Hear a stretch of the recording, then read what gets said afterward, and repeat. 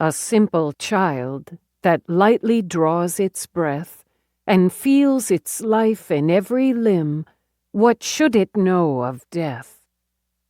William Wordsworth.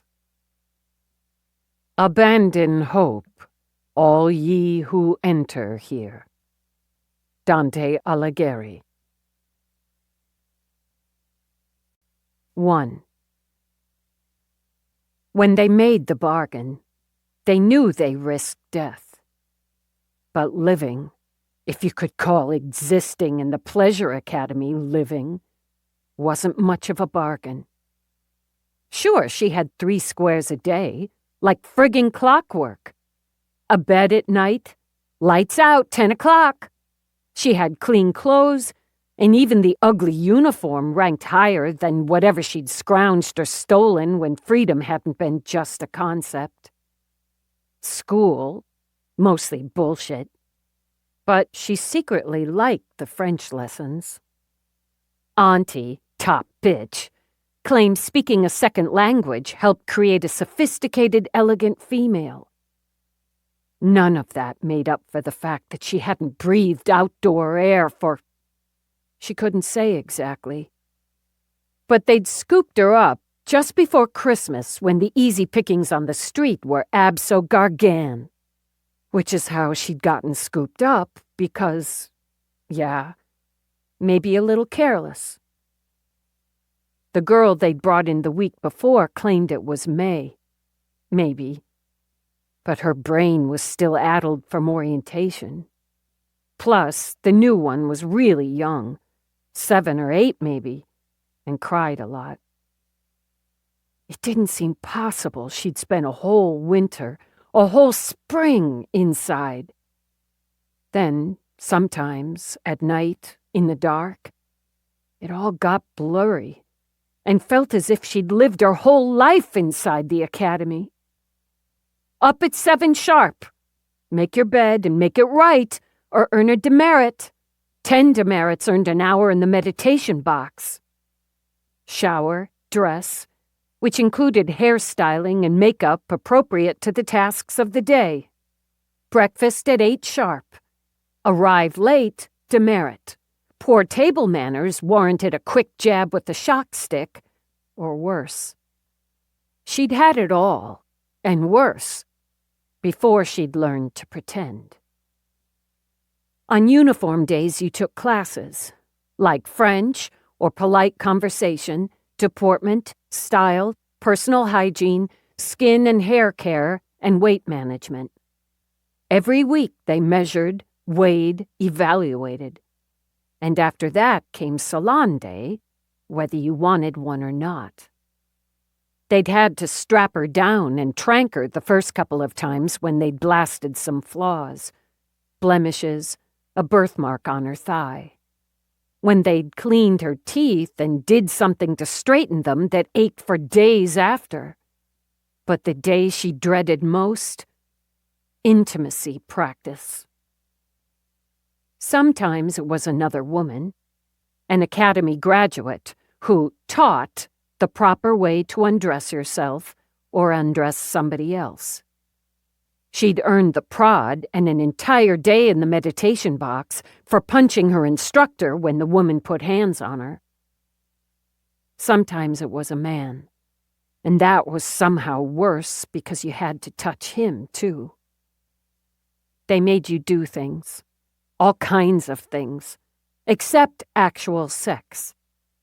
If they had to tie you down for it, they said that served as another lesson. Some owners enjoyed tying down their consorts. Sometimes they paired you with another student because some owners were women or just got off watching 2 girls together. And that's how she connected with Mina. Naked in the bed, the cameras recording it all for evaluation, Dorian resisted, turned her face away from Mina's lips. Mina just rolled on top of her, pressed those lips to Dorian's ear. "I hate it too. I hate it," she said, then moaned, rubbed her body against Dorian's. "Pretend you don't. It'll be over faster." You have to go somewhere else in your head. You have to pretend it isn't you, because it isn't. Get off me. Then we both end up in the damn box. You're going to roll over, get on top. Put your hand down there between us. Just do it. I'm going to make myself come. That's what they want. She rolled over and pulled Dorian's hand down, stronger than she looked. Then she bucked, made crazy sounds, flung her head side to side. To Dorian's shock, Mina wrapped her legs around her, ground their centers together. "Fake it," Mina hissed. "Now, fake it now, and we're done." Humiliating, yes, but better than being tied down, better than the shock stick or the box. So she cried out as Mina had done. And if a couple of humiliation tears escaped, it didn't matter. "Well done." Auntie rose from her observation chair. "Very well done, both of you. Trainee 232 as expected. Trainee 238, much improved. Enough to erase one demerit and hopefully move you beyond the restrictions of bondage-only status." She waited, eyes keen. "Thank you, Auntie," Mina said dutifully, and with a hand between their bodies, pinched Dorian. "Thank you, Auntie." "You're quite welcome. Now, shower thoroughly. You can have 10 minutes in the relaxation area before you dress for dinner." The showers in the intimacy area ran plush, a small benefit. Cameras recorded, of course, as the small benefit never included privacy. But water ran hot and steam rose. Mina spoke in whispers under it as she shampooed. "I'm Mina. I've been here 6 months and 10 days, I think. Dorian. I'm not sure. Maybe 5 months. I've seen you in some of the classes. You have to pretend better. If you keep getting tossed in the box, drugged up or smacked around, you'll never escape. There's no way out. I've tried. I've looked. If there's a way in, there's a way out." She sent Dorian a sidelong look as she carefully worked conditioner through her long red hair. "Maybe I've got a plan I'm working on, but I think it needs 2. Then she smiled, poured liquid wash onto a pink poof. "You're doing really well in French class," she said in normal tones. Since Dorian didn't need to get hit with a brick to catch on, she shrugged. "I really like the French class. Polite conversation is boring." "Oh, it's not so bad, and it's nice to have conversation. You know, you could maybe help me in French, and I could help you with the other. Improvement means more time in the relaxation area, which is totally iced." Which was beyond boring, but Dorian shrugged again. "I guess. Is it allowed? Auntie let me help a trainee with reading, so I guess. I'll ask." "Yeah, you ask. She likes you." "I'm likable." Her pretty, heart-shaped face lit up with a smile that fell short of her eyes. "I like being likable. One day I'll have a master who'll like me and give me beautiful clothes and lots of orgasms. I can't wait." Dorian saw the lie. Mina wanted out, and so did she. So they formed an alliance. As Dorian saw it, they had nothing much in common. She was black, or mostly, and Mina was as white got. Through snippets of conversation, she learned Mina had lived in a nice house in the burbs of Philadelphia. She'd been scooped up walking home after soccer practice from her school. Private school. She had a younger brother and 2 parents, 4 grandparents, and 3 best friends. She had a sort of boyfriend, too. Dorian had lived on the streets for months before she got scooped. She'd run away from her hard-handed mother and her mother's series of idiot boyfriends and a crap-hole tenement in Freehold.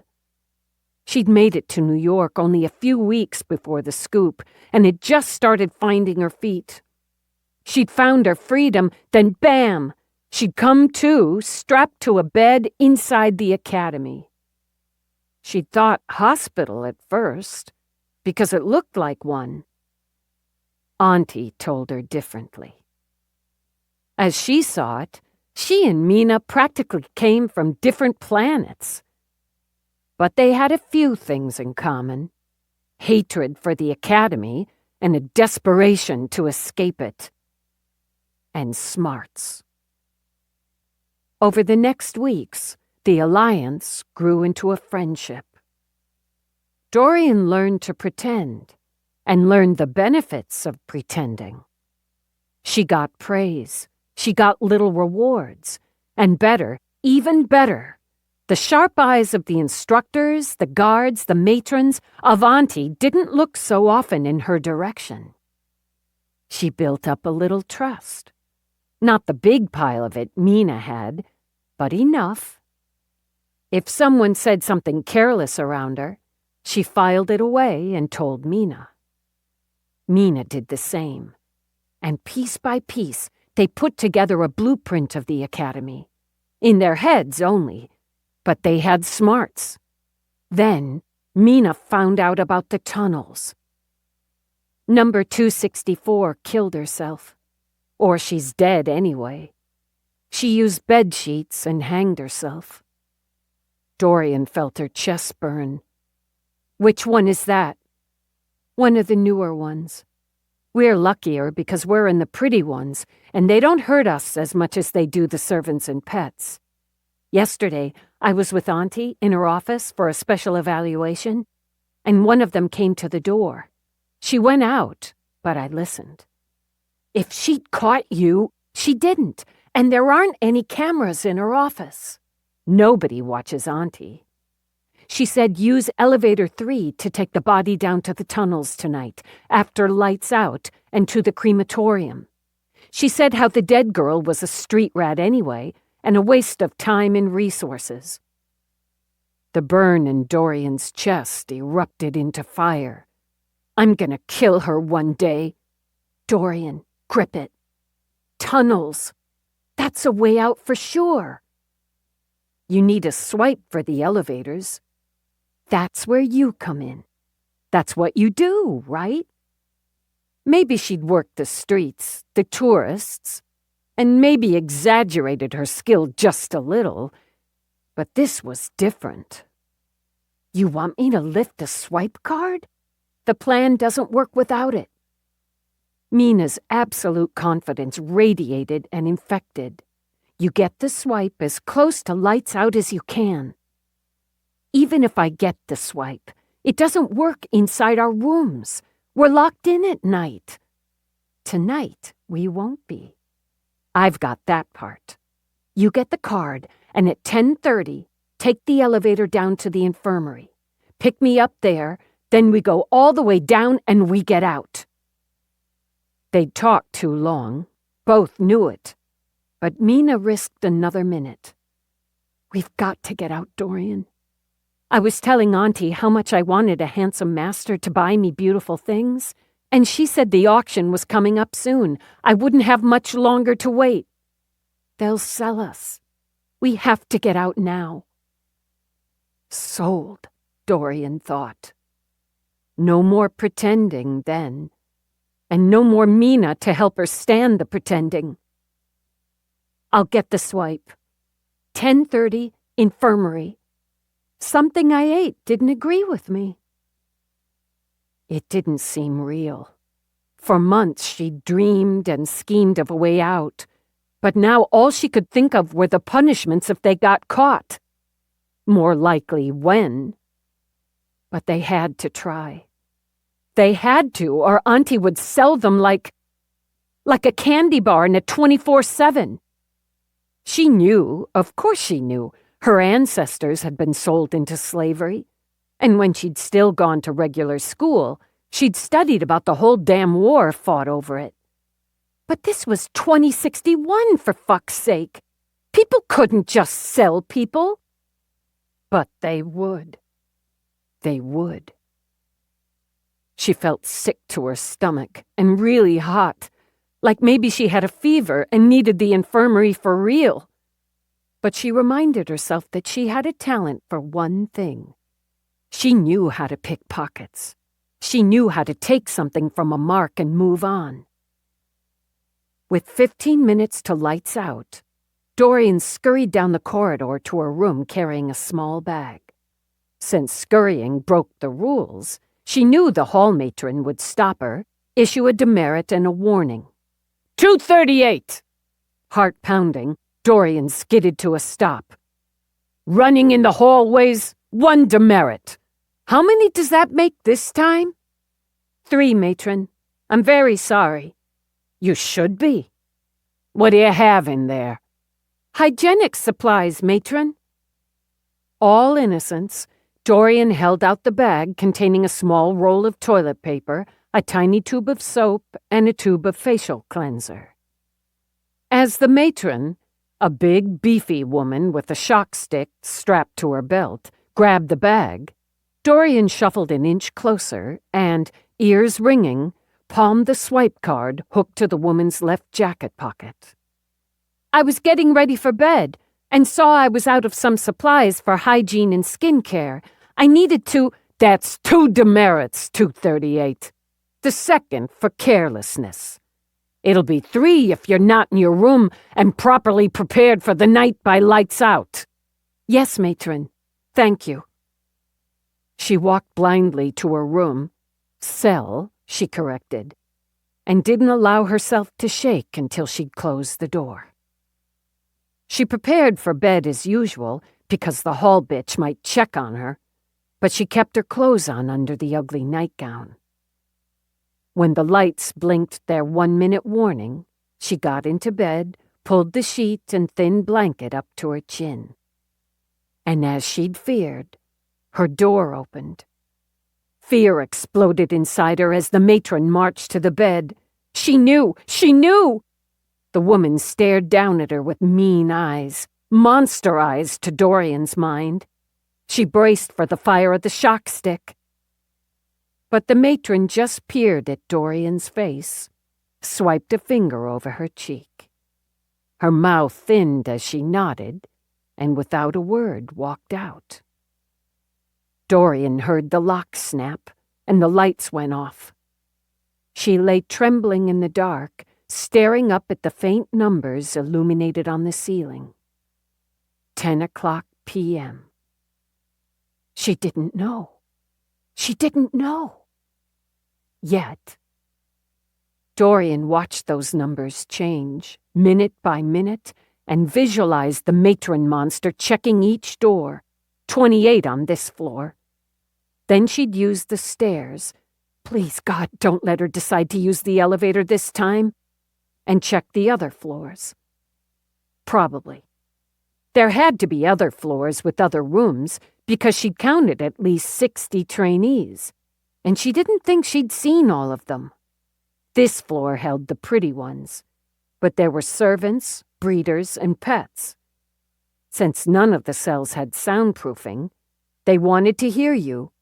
She listened for voices, footsteps, alarms, any sounds. She heard the heavy door of the stairway thump shut and closed her eyes as tears leaked. She still didn't know. In the infirmary on the narrow exam table, Mina rolled on her side, stuck her fingers down her throat, and puked on Nurse's shoes. God damn it, 232! I'm sorry, she added a few pathetic moans. I'm sorry. Nurse shoved a slop dish into her hands. Use this if you have to vomit again. Stay there. Since the door to the infirmary was locked, the drugs, the supplies, the everything locked, where would she go? She moaned, held her breath, moaned, then leaped up, dashed to the computer on the desk. Nurse had had to check her in, so no passcode needed. She'd paid attention in computer class, had a geek friend. She knew what to do. She pulled up the locks, hit the release for Dorian's door, crossed her fingers for luck, then yanked open drawers. Nurse chewed gum. All the damn time. And there was a pack of it. Mina grabbed 2 sticks and, chewing madly, dashed back to the exam table. She had time to tuck the wad into her cheek when Nurse came back, wearing fresh shoes. "I'm so sorry, Nurse. I'm sorry, but I feel a lot better. Just really tired and sort of weak, but my stomach doesn't hurt anymore." Nurse grunted, took her temperature, checked her pulse. Mina knew her skin felt clammy, but that was fear and excitement. "I'm not hauling you upstairs, then having somebody haul you back down again if it starts up again. You'll stay in the sick room tonight." "I just want to sleep." Nurse helped her up, and Mina leaned against her as they went across the hall to the sick room. Half the size of her bedroom upstairs, it held a cot, a rolling chair for a medical. At the door, Mina swayed, leaned a little more weight on Nurse as she covered her mouth with her hand, spit out the gum. "I thought—" She breathed out as she shoved the wad of gum against the latch. "False alarm. A little queasy, but not like before." Nurse dumped her on the cot, used the mini tablet in her pocket to record the sick room stay. She set a bucket beside the bed. "You have to go. You have to vomit again? Use that. If you need medical assistance, press the button on the bed guard. Don't bother me unless you need medical assistance. Understood?" Yes. I'm so tired. I just want to sleep." "Easy for you. I have to clean up your mess." "Lights 10%, she ordered, "so you don't miss the bucket." She stalked out. Since Mina didn't have a clock, she counted off the minutes. Nurse had to get cleaning supplies, mop up the puke, then she'd probably go back and clean up her shoes. She had a little room with a sleep chair and a screen. Maybe she'd sit at her desk first, write up the report on the puking incident, but if she did, she'd face the comp screen, not the glass door. Quietly, Mina slipped off the cot, moved to the door. She pressed her ear to it, heard nothing. Now or never, she told herself, and eased the door open a crack. No alarm sounded, so she picked the nasty gum off the latch, then crept out. Nurse sat at the desk, and everything inside Mina trembled. She pulled the door closed behind her, heard the lock click. Though it sounded like an explosion in her head, Nurse didn't even glance away from the screen as she worked. Mina made the dash to the elevator. "Come on, Dorian. Please, please, please." If Dorian didn't come... No, she would. She had to. They had to get out, go to the police. She had to call her mom and dad. They'd come get her, and Dorian too. They'd be safe, and all these terrible people would go to jail. But the minutes ticked by. What if Nurse decided to check on her? What if someone else got sick and a matron brought them down? What if Auntie... She heard the elevator hum and instinctively stepped back, looked wildly for a place to hide, then braced her shoulders. If the doors opened and she didn't see Dorian, it was over anyway. Everything. She'd be punished, beaten, tossed into the box. She'd be sold at auction like a painting or some fancy necklace. A thing. She wouldn't live as a thing. When the doors opened, she nearly cried out. Slapping a hand over her own mouth, she leaped in with Dorian. Forgetting the gum, she gripped Dorian's hand. "What the—" "Sorry, gum. I used it on the latch. SB? Sub-basement, right? That's gotta be it. Mina pressed the button. Authorization required for that level. They both jumped a foot. Swipe card. Try the swipe card on the pad. It has to work. It has to. Dorian gripped her own wrist to steady her hand, swiped the card. Mina pushed the button again. Authorization verified. The elevator started down. Someone could be down there, Dorian said. What do we do if somebody's right there? I don't know. We run. Or try to fight. I don't know. We got this far. Oh God. I guess I never really believed we'd get this far, so I don't know. It took forever, or seemed like it as they wrapped arms around each other. Then the doors opened, and still wrapped around each other, they stepped out into dim light. It really is a tunnel. It goes both ways. Dorian pointed right, then left. Which way is out? We have to pick one. You pick. I feel like I might puke again. Dorian chose right. We should run. We might not have much time. The matron monster might need her swipe. She shoved it in her back pocket in case they needed it again. Maybe she'll think she dropped it, but maybe she'll put it together. Hands clasped, they ran. The tunnel echoed, so they spoke in whispers, filling each other in.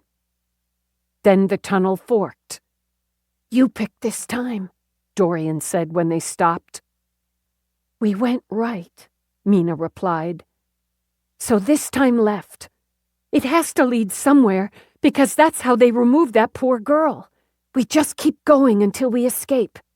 Then we have to determine where we are. You were in New York. I was in Devon. We could be anywhere now. We break free, find out where we are, get somewhere I can call my parents. And the police.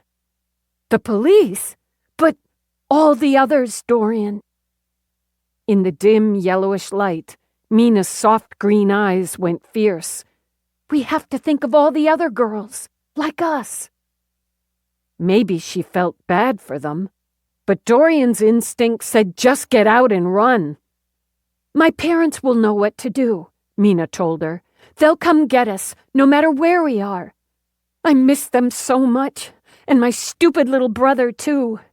I know he's a pest and annoying, but not always. And I know I get pissed at my parents sometimes. I mean, so clueless, right?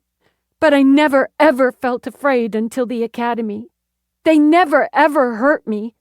And your mom, she's not like them. You've been gone all this time. She's got to be worried. She's not like your parents, okay? Everything inside Dorian hardened, coated over even the fear. I felt afraid plenty, and she hurt me when she felt like it. If we go to the cops, they'll send me back to her or toss me in juvie or a foster. I might as well stay here. Don't say that. Don't. My parents will take care of you, too. I promise. I swear it. Nobody's going to screw with you. They won't let that happen. And they won't let these fucks get away with everything they did. Rather than argue, Dorian shrugged.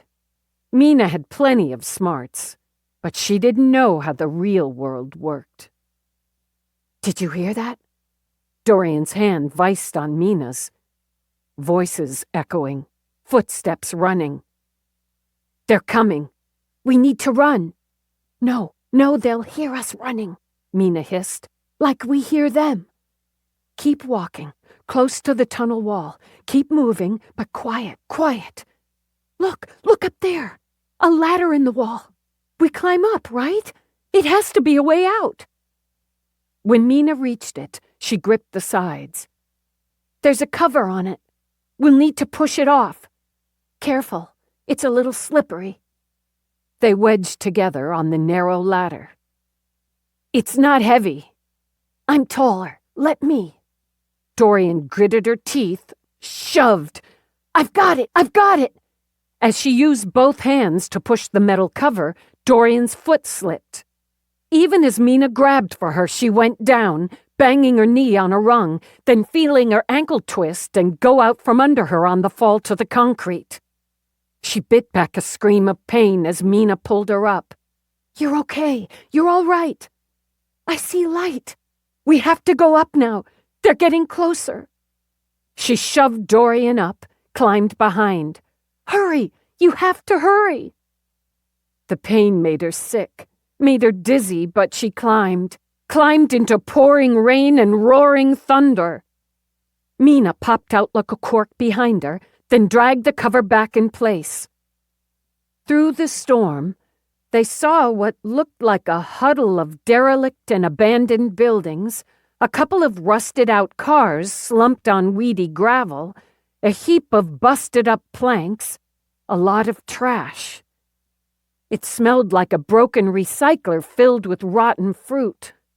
But in the distance, lights gleamed through the wall of rain. "That way! I can't run, Mina.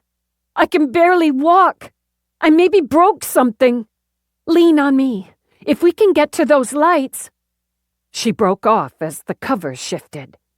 With an arm around Dorian, she dragged her friend to the old lumber pile. "We hide," she whispered. "Stay down until they go away." A man pulled himself out of the hole, spoke to someone below him. "There's blood on the ground. The ladder.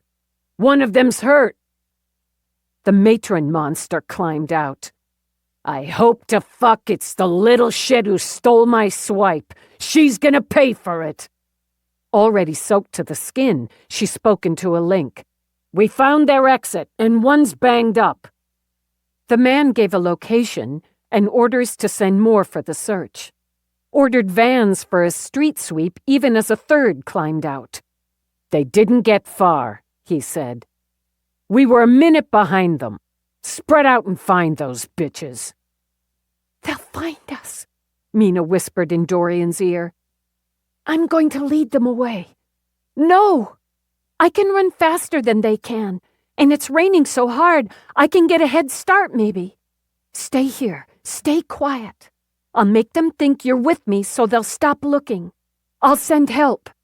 "You can't!" Mina picked up a broken piece of wood with a jagged edge and shoved at the bright hair the rain plastered to her face. "Stay down. Stay quiet. We got out, Dorian. We're not going back." She gripped Dorian's hand one last time. "Partners," she whispered, then ran. "There! I see one!" "Go, Dorian!" Mina screamed. "Keep going! Don't stop!" As Mina ran, Dorian squeezed her eyes shut. She'd tried praying a few times in her life, and it never worked, but she tried again as hard as she could. She heard a shout, and then a scream. "Mina?" Following her gut, she lurched to her feet, managed one running step before her leg crumpled under her. Her head cracked hard against a plank on the way down. She saw stars, then nothing at all. Under a black umbrella, Auntie stood over the body. The trainee she'd put so much time and effort into, had such high hopes for, lay like a soaked rag, impaled with a jagged spear of wood. Useless now, she thought. Useless. No sign of the other one. Her head of security stood next to her. What a fuck-up. I'll have a full report for you after I debrief. Do you want her taken to the crematorium? No. 238 may go to the police. It's not her nature, but in case she does, we'll turn this on her. Have that idiot nurse get the last blood draw from 238. When the cops find the body where you'll deposit it, it'll have 238's blood on it. And have whatever 232 was wearing when we recruited her brought up. Get this disappointment in a van. You'll take care of this tonight. Yes, ma'am. I'll relay precise instructions. I want no more carelessness. Understood? Loud and clear. Stupid, ungrateful bitch. Auntie kicked the body once, viciously, then walked away. 2. Dorian woke with her head pounding like an air jack. Her knee felt sick and squishy, like her stomach. She didn't know where she was or what had happened. For a terrifying few minutes, she didn't know who she was. Everything went blurry when she tried to sit up, so she lay still. The air smelled bad, and the ground felt rough and bumpy under her. Her ankle throbbed. She tried hard to think of the last thing she remembered, but just couldn't, so she concentrated on what she did know. Somebody had hurt her, and she didn't want to be wherever she was. That somebody might come back, hurt her again. This time when she sat up, she braced against the dizziness, hissed her way through it. She saw some buildings, crap holes, some junk. She wore gray pants. They looked like good pants, except for the bloody tear in the left knee. Wet and clingy pants like her shirt. Her white shirt.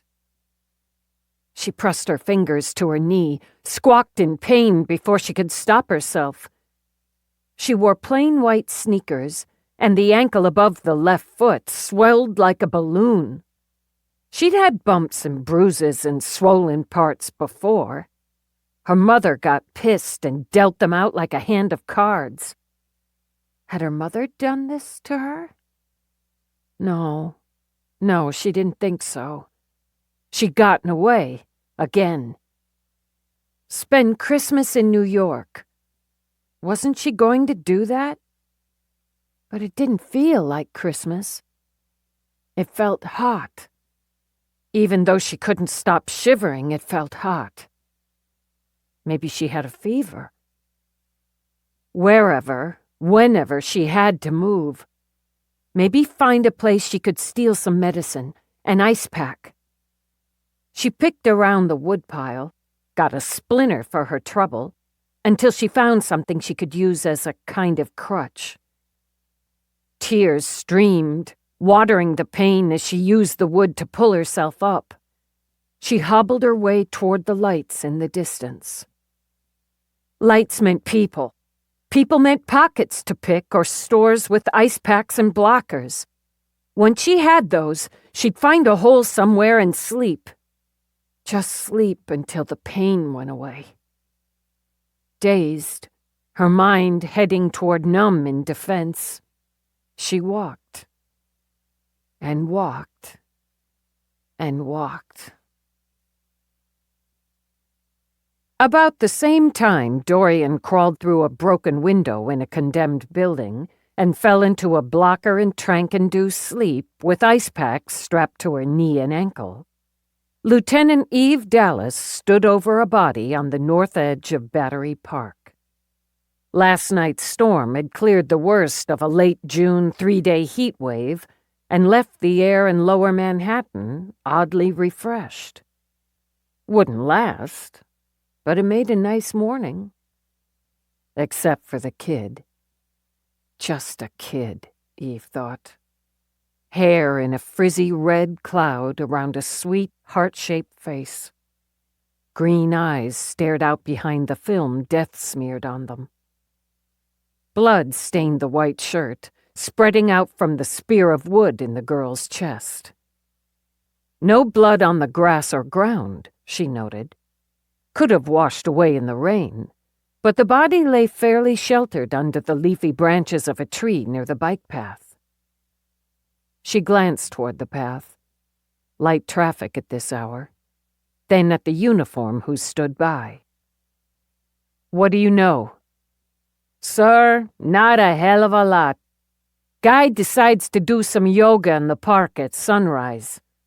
The uniform chin-pointed at a man of around 70 in compression shorts and tank holding a rolled mat. He stood by a second uniform. Wilfred Meadows. He lives a couple blocks away and says he likes this spot for his, sunrise salutations. He saw the body, contacted 911. The officer cleared his throat. When we arrived on scene, the witness was sitting cross-legged a few feet away from the victim, with his hands pressed together. The officer demonstrated. He said he was trying to send positive energy to her spirit on her journey. And he cried a little because she's just a kid. Says he's got a red-headed granddaughter about her age. He comes here most mornings, he said, and rides his bike on the path 3 afternoons a week. Leads a Tai Chi class in the park 2 afternoons a week. He hasn't seen the victim around before. He thinks he'd have noticed because of the hair and his granddaughter. Okay. Get his information and let him go home. We'll follow up. Wait. She spotted her partner, Detective Peabody, walking fast toward the crime scene tape. We'll follow up now. Peabody. Eve crossed to the tape. Sorry, subway glitch, so I ditched it. I put half a mile on my feet and shift just started. Yoga guy there found the body. The uniform's got his statement. Follow up before you let him go. Got it. Peabody took off her rainbow sunshades, slid them into a pocket of her jacket. Maybe the sun beamed, but she knew how Eve felt about rainbow sunshades on the job. She looks like a kid. She was. 12, 13, 14. I'll take the body, you take the wit. Eve turned, walked back, crouched down. Opening her field kit, she took out her identipad first and pressed it to the victim's right thumb. Victim is identified as Mina Rose Cabot, age 13, of Devon, Pennsylvania. Caucasian, red and green. 5 feet 4 inches, 106 pounds. Parents, Ray and Oliver Cabot, same address. One sib, Ethan, age 11. She got out her gauges. TOD 2306. COD appears to be the approximately 18-inch by 3-inch piece of wood or wood product impaled mid-chest. ME to confirm. Lab to verify weapon. With her sealed hands, Eve picked up and examined the victims. Some bruising on the knuckles, some dried blood. She took a sample of the blood, sealed it, then put on micro-goggles, studied both palms. Looks like a couple splinters in the palms, both hands. Blood on the shirt around the wound, consistent with the injury. Some drops on the cuff of the shirt, some on the pants. Not consistent with the wound. She shook her head. Where the hell did that spear thing come from? She sat back on her heels. Put up a fight, didn't you, Mina?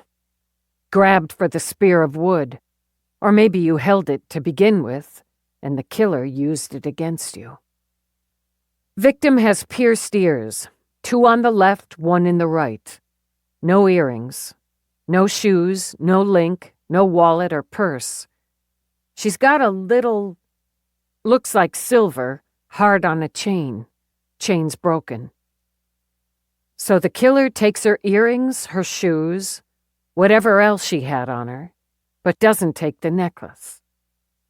Maybe he heard somebody coming and ran before he could grab it. Maybe. She replaced her tools. No visible facial wounds or other visible injuries. Clothes are intact. ME to check for sexual assault or rape, but it looks like a mugging gone way wrong. What the hell were you doing in New York, Mina from Pennsylvania? Family trip, Eve thought. A runaway? She sure as hell didn't look like a kid who'd spend any time on the streets. She pushed up as Peabody walked to her. Mr. Meadows' statement jibes. I've got all his information. He's lived here for 18 years, works as a life coach for Healthy You and Me, 33 years there, married for 41 years. His wife's a fitness coach, same company. His wife's a redhead, so are their daughter and their oldest granddaughter. He said he had one horrible instant when he thought the victim was his granddaughter, Abigail. He knew it wasn't, but he had that instant. She's Mina Cabot from Devon, Pennsylvania. Looks like a mugging, but... Eve looked back. See how she's laid out? Not posed or anything, but it's still neat. Not like she took the spear in the chest and fell. And no grass stains on her clothes. No blood on the ground. We'll have the sweepers check that, but... Let's roll her. Together they went back to the body. Peabody sealed her hands with the can Eve passed her. Then they carefully turned Mina on her side. Let's amend the size of the spear to closer to 24 inches, noted Eve. Look at the blood on the back of the shirt.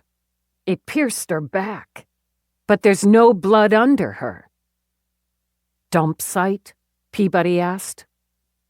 Her shirt's damp, hasn't dried through, and TOD confirms she died during that storm last night. But the pants? They're dry. And the blood on them? Rain didn't hit that. They fit her, though. Well, maybe just a tad short, like she had a little growth spurt. Her ID lists her at 5'4". Morris to verify. They're good pants. School uniform navy. Eve's eyes narrowed. School uniform? That's how they strike me. Private school uniform. They're usually navy or gray, maybe khaki for the summer. These aren't summer weight, though. Not summer weight, Eve repeated thoughtfully. Morris will check for rape. Why change her pants? Take her shoes. You can see by the condition of the bottom of her feet, she wasn't walking around the city barefoot. Why take her shoes, remove her earrings, take her ID, her link, if she had all that, but take the time to change her pants? Because I'm damned if she died in these, or died here. Pretty kid, Peabody said. Seriously pretty. Yeah, she was. Look at her nails, fingers and toes, perfectly kept. Clean, neat. Soft hands. She hasn't spent any time on the streets. Check with missing persons in Devon, see if they have anything on her. I'll call for the dead wagon and the sweepers. Moved her here, Eve thought as she made the contacts. Set it up to look like a mugging. But it wasn't about a pair of shoes or a pocket link. Dallas. There's been an Amber Alert out on her since last November. November 9. She didn't come home from school. Best or middle, private school. I've got the names of the detectives assigned. And there's a notation the parents have offered $200,000 to anyone with information that leads to their daughter's return. This kid hasn't been on the streets for over 7 months. A runaway, possibly. We'll see what the investigators say. But she's had a decent place to stay. You know this shit. Is that actual wood or composite? Peabody crouched down. It's pine, she said. The real deal. Looks like it has some age on it. The lab'll have to pin that down. I think it's an old stud. Like your grandfather? Ha! Funny. Like a wall stud, maybe, and somebody who didn't give a shit about decent wood ripped it out. Somebody rehabbing a building, like we're doing with the house, but we'd never treat material like this. It's warped some, so it's been out in the weather, probably for a while. Another point, she was dumped. The killer didn't just happen to pick that up lying on the ground here. We'll have uniforms canvass, but somebody brought her here after that storm blew out, dumped her under that tree. Could have weighed her down. Dumped her in the river. It's close enough. They wanted her found. Eve nodded at her partner. And why's that? She was out in that storm and she fought. Nothing under her nails, so she didn't get any scratches in, or the killer cleaned them before the dump. No facial bruising, just a little on her knuckles. Fight didn't last long, Peabody concluded. No. Eve looked down at the body again. Not long. Eve waited until she got to Central, into her office, grabbed some life-giving coffee from her auto chef before making the first contact. Rather than start with a notification, she contacted the lead detective on Mina's missing persons case. Oh, hell! Oh, fuck it all to hell! Detective Charlene Driver scrubbed her hands over her deep brown face, then pressed her fingers to eyes several shades darker. Then she dropped them, and the eyes went cop flat. I'd appreciate the details, Lieutenant. And you'll have them. My partner's writing the report now and will copy you. I'll answer any questions you may have. I have some of my own. How about I anticipate some of them, answer, and reciprocate by sending you our files? Appreciated. It's a good family, Lieutenant. Mother's a civil rights attorney, does a lot of pro bono work. Father's a doctor, a GP, has his own practice. They're financially solid, but not crazy rich. Not kidnap a kid for a big fat payday rich. Mina did exceptionally well in school. Had a solid circle of friends. No serious boyfriend, but she was sweet on a guy in her class. We talked to him, his family, the friends. Nothing pointed to her running off. Nothing. Driver paused. You have to look at that. Kid gets pissed off, takes off, but not here. She'd negotiated a vid date. Her first group date with the boy and 2 other couples, and was looking forward to it. She was walking home from soccer practice. Usual time en route? Yeah, and that's the thing. It's only about a half mile. Nice neighborhood, with this little grove of trees along her way. The other thing is, while the parents had the talk about strangers and all that, and Mina was a sharp kid, she was also the type, look at her parents, to try to help somebody she thought needed it. Somebody knew her route, used her nature, grabbed her up. That's how we saw it. No ransom demand. We got some hotline calls, but mostly bogus and nothing panned out.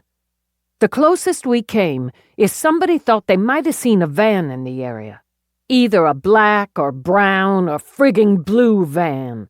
With windows. No windows. I hear you. The dad picked up the son at his friend's, where the kid habitually went after school, just before 5. Mina was due home by 5, but he didn't worry until about 5:30 when his wife got home. They called Mina's link, but couldn't connect. Started calling her friends, her soccer coach. Then while Oliver, the dad, went out to drive around the area, Ray called the police. They haven't given up, Lieutenant. This is gonna crush them. If you could do me a solid, let my partner and me notify them. We have a relationship. I'll make sure you get the report quickly. I'll want to talk to them, but it can wait until later in the day. I'll tell you they're going to be on their way to New York today. They won't wait. Give them my contact. I'll make time. They're going to ask me if she was raped. I can't give you that information. She's with our ME now, and he'll determine that. What was she wearing the night she went missing? School uniform. She'd have had her soccer clothes in her bag. White long-sleeve shirt, navy pants. She had a habit of shoving her school blazer in her backpack because it was lame, and wearing a white zip-up hoodie. Same with her uniform shoes, dark brown loafer style. She'd more likely have worn her white kicks.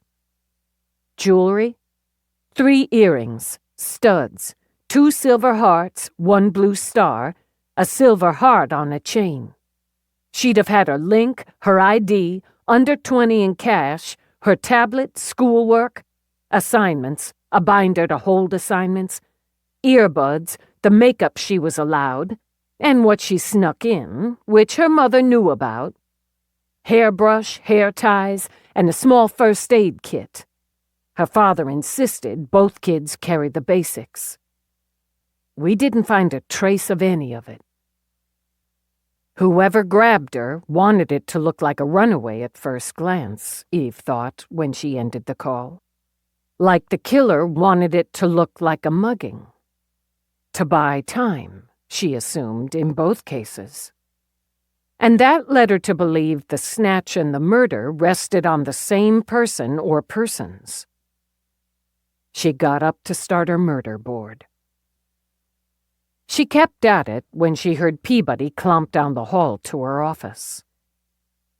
"Send a report to Detective Driver." Peabody pulled out her PPC and did so. "Devon's going to do the next of kin notification and reciprocate by sending us their files. They concluded a snatch, not a runaway. I'm going to agree with that. The victim didn't strike out for the bright lights of New York after soccer practice with under 20 in her pocket." Eve didn't turn. "I can feel you giving the AC begging glances. Get your damn coffee. Get me more." It was more like longing glances than begging. "We're going to run the parents to cover it. Look for any debts, any payouts that don't square. Devon's done that, but we cover it. She had a boyfriend, sort of. We're going to look at him and see if he has a perv older brother, uncle, father. Runner coaches and teachers, same deal. Okay. And we look for any connection to New York, because they brought her here and they kept her here. No sign of restraints or force. So far. Maybe kept her drugged. The tox will show it, just like Morris will determine if somebody used her for sex. Why do you grab up a pretty young teen, if not for ransom, and no ransom demands made, or sex? Like a house droid? Slave labor? Not with those hands and nails. If anything, she'd had some pampering there with that, what do you call it, kind of manicure deal. French. You're right. She had a classic French manicure. Fingers and toes. Nothing flashy, all classy. Classy, Eve repeated, and grabbed her coffee. If it was for sex, he wanted that classy. Or... let's check child pornography. 13's on the cusp of that. It's more pubescent porn. Photos, vids. Eve looked at the ID shot on her board. That young, fresh, open face. Pretty redhead. Clear white skin. Some curves. Youthful, but what? Budding? It's so sick. Yeah, and so's jamming a sharp piece of wood in a kid's chest. McNabb did some time in Vice. Check with him. Since the EDD ace was Peabody's cohab in Main Squeeze, checking with him added a plus. Eve stepped back from the board, studied it. A pretty young girl walks the half-mile home from school, same route every day. That makes a snatch easy. But the nice neighborhood makes it stickier. Somebody took some time to watch, to plan, had transportation. I'm betting somebody's done this before. Maybe selling the kids he snatches. For sex, for underground porn sites. It has to be worth it. To keep her for months, to keep her clean and healthy, closed in or drugged, or convinced she's living the high life. Has to pay off. Has to pay enough to transport her out of state. Maybe that just happened, Peabody suggested, and something went wrong there and she got away. Could be. Could very well be. You've had her all this time. You maybe get a little careless, and she tries to bolt. She looked at the picture from the crime scene. Where the hell did that weapon come from? Close to where she bolted, if so.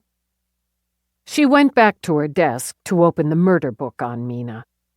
Check with McNabb, and let's put together a list of known pedophiles in and around Devon, in New York. Holy shit, that's going to be a long list. Girls, 11 to 14. Younger won't work. Older's beyond that scope of sick. No brutality, unless Morris turns some up. He kept her school uniform, Eve murmured. The pants. But the shirt? Rose said long sleeves when she was snatched. We need to verify that absolutely, because she had on short cuff sleeves when she was killed. Maybe we can track the shirt. They could change the pants, but not the shirt, Peabody concluded. But why keep the pants? Maybe he has a collection. That's the file from Devon coming through. Go. Eve read the files from the initial incident report through the steps and stages of the investigation, the interviews, statements, the timeline the investigators put together. She studied the map of the neighborhood, the location of the house to the school, both to the grove of trees. Thorough, she decided. The Devon detectives weren't morons or slackers. They'd worked it, and hard, covered the ground, then covered it again. And attached to the file, she found a list of known pedophiles that included nearby Philadelphia. She'd go through those interviews, too, but first she entered the list, then ordered a new search, narrowing it to her parameters.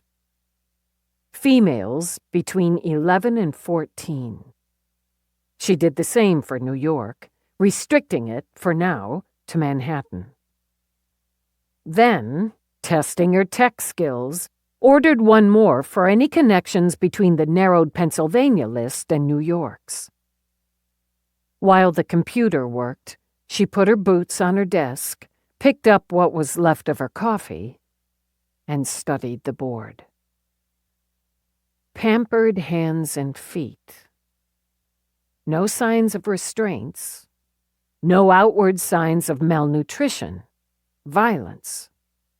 Morris would confirm or refute that, but for now, what kept a 13-year-old girl with an abductor for months?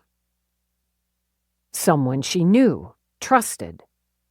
But nothing in Driver's report indicated anything like that, and she and her partner hadn't missed a trick that Eve could see. No physical restraints didn't mean she hadn't been locked up or fed drugs to make her compliant. Brainwashed, threatened. School uniform pants and a plain white shirt. The necklace. Odd, really. They'd allowed her to keep the necklace, but not the earrings. Because it sure as hell hadn't been a standard botched mugging.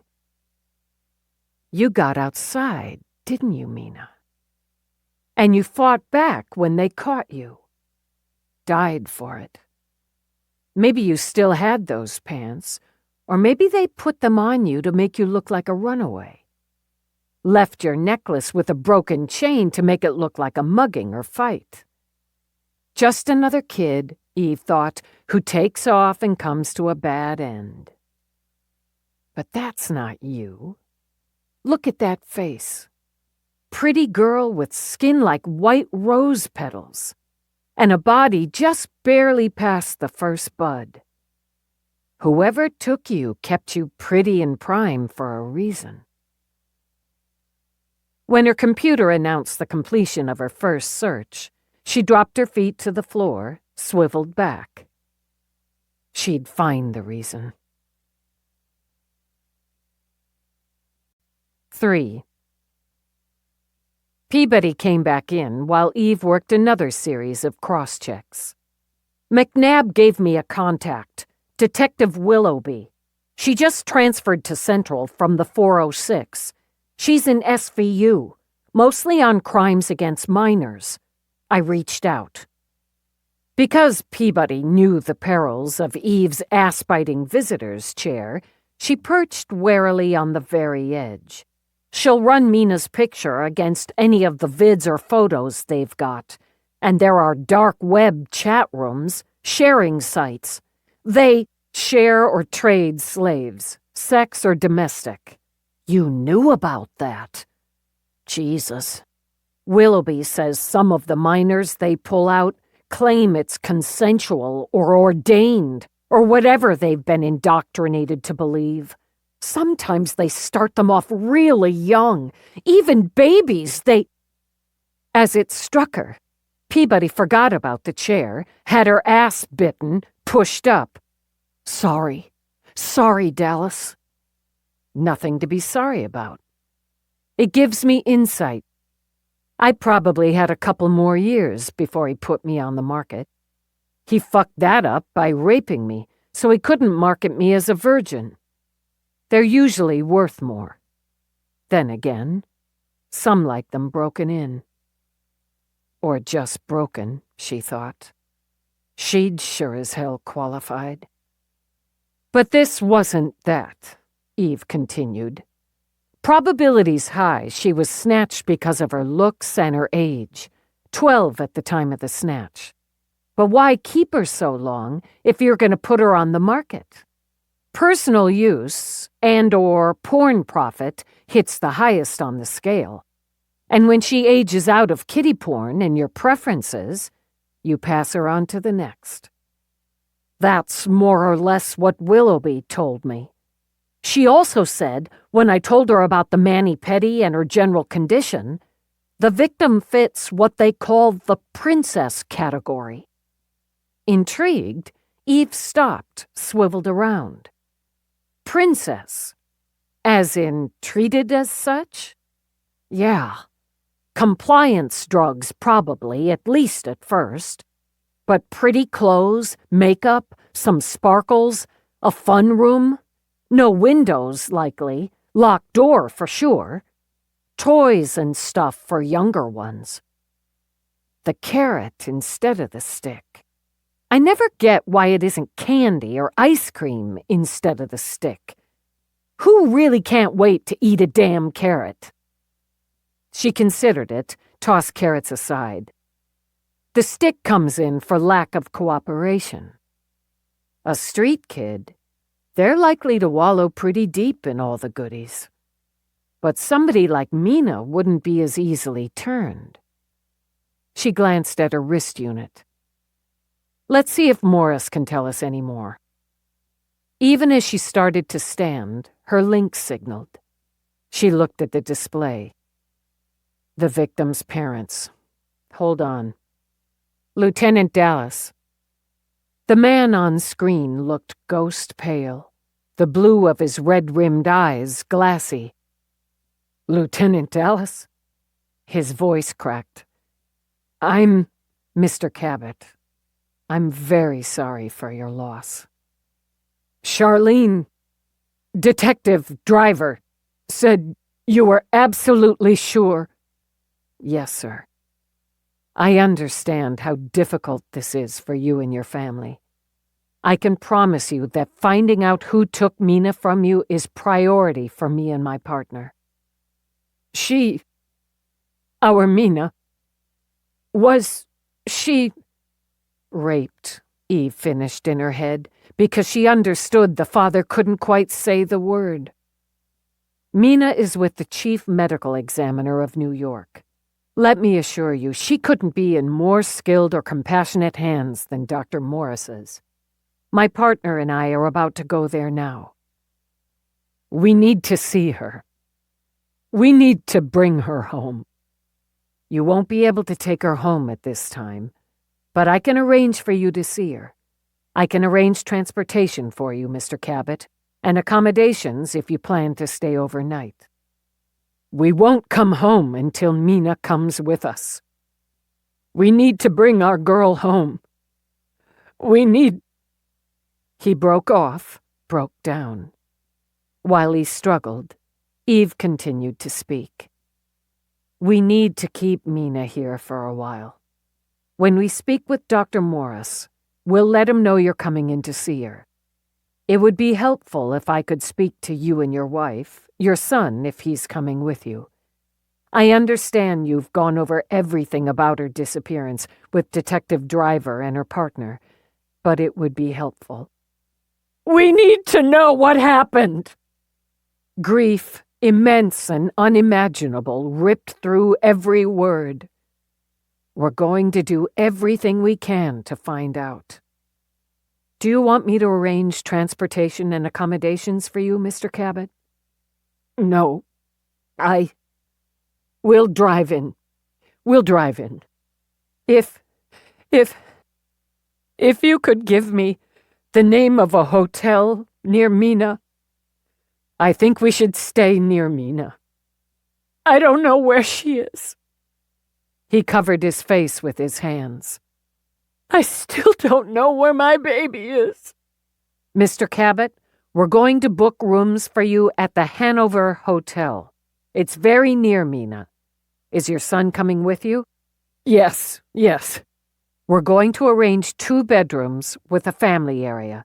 Will that work? Yes. Thank you. Yes. She shot a finger at Peabody as she gave Oliver Cabot the address. They have a parking garage. I can arrange for someone to meet you there and take you to Mina. It's only a few blocks. You're very kind. Just contact me when you arrive. Again, we're very sorry for your loss. I think you mean that. Lieutenant, can you tell me fairly? Are you good at what you do? I'm good at what I do. I hope you mean that, too. Thank you. We'll leave here within the hour.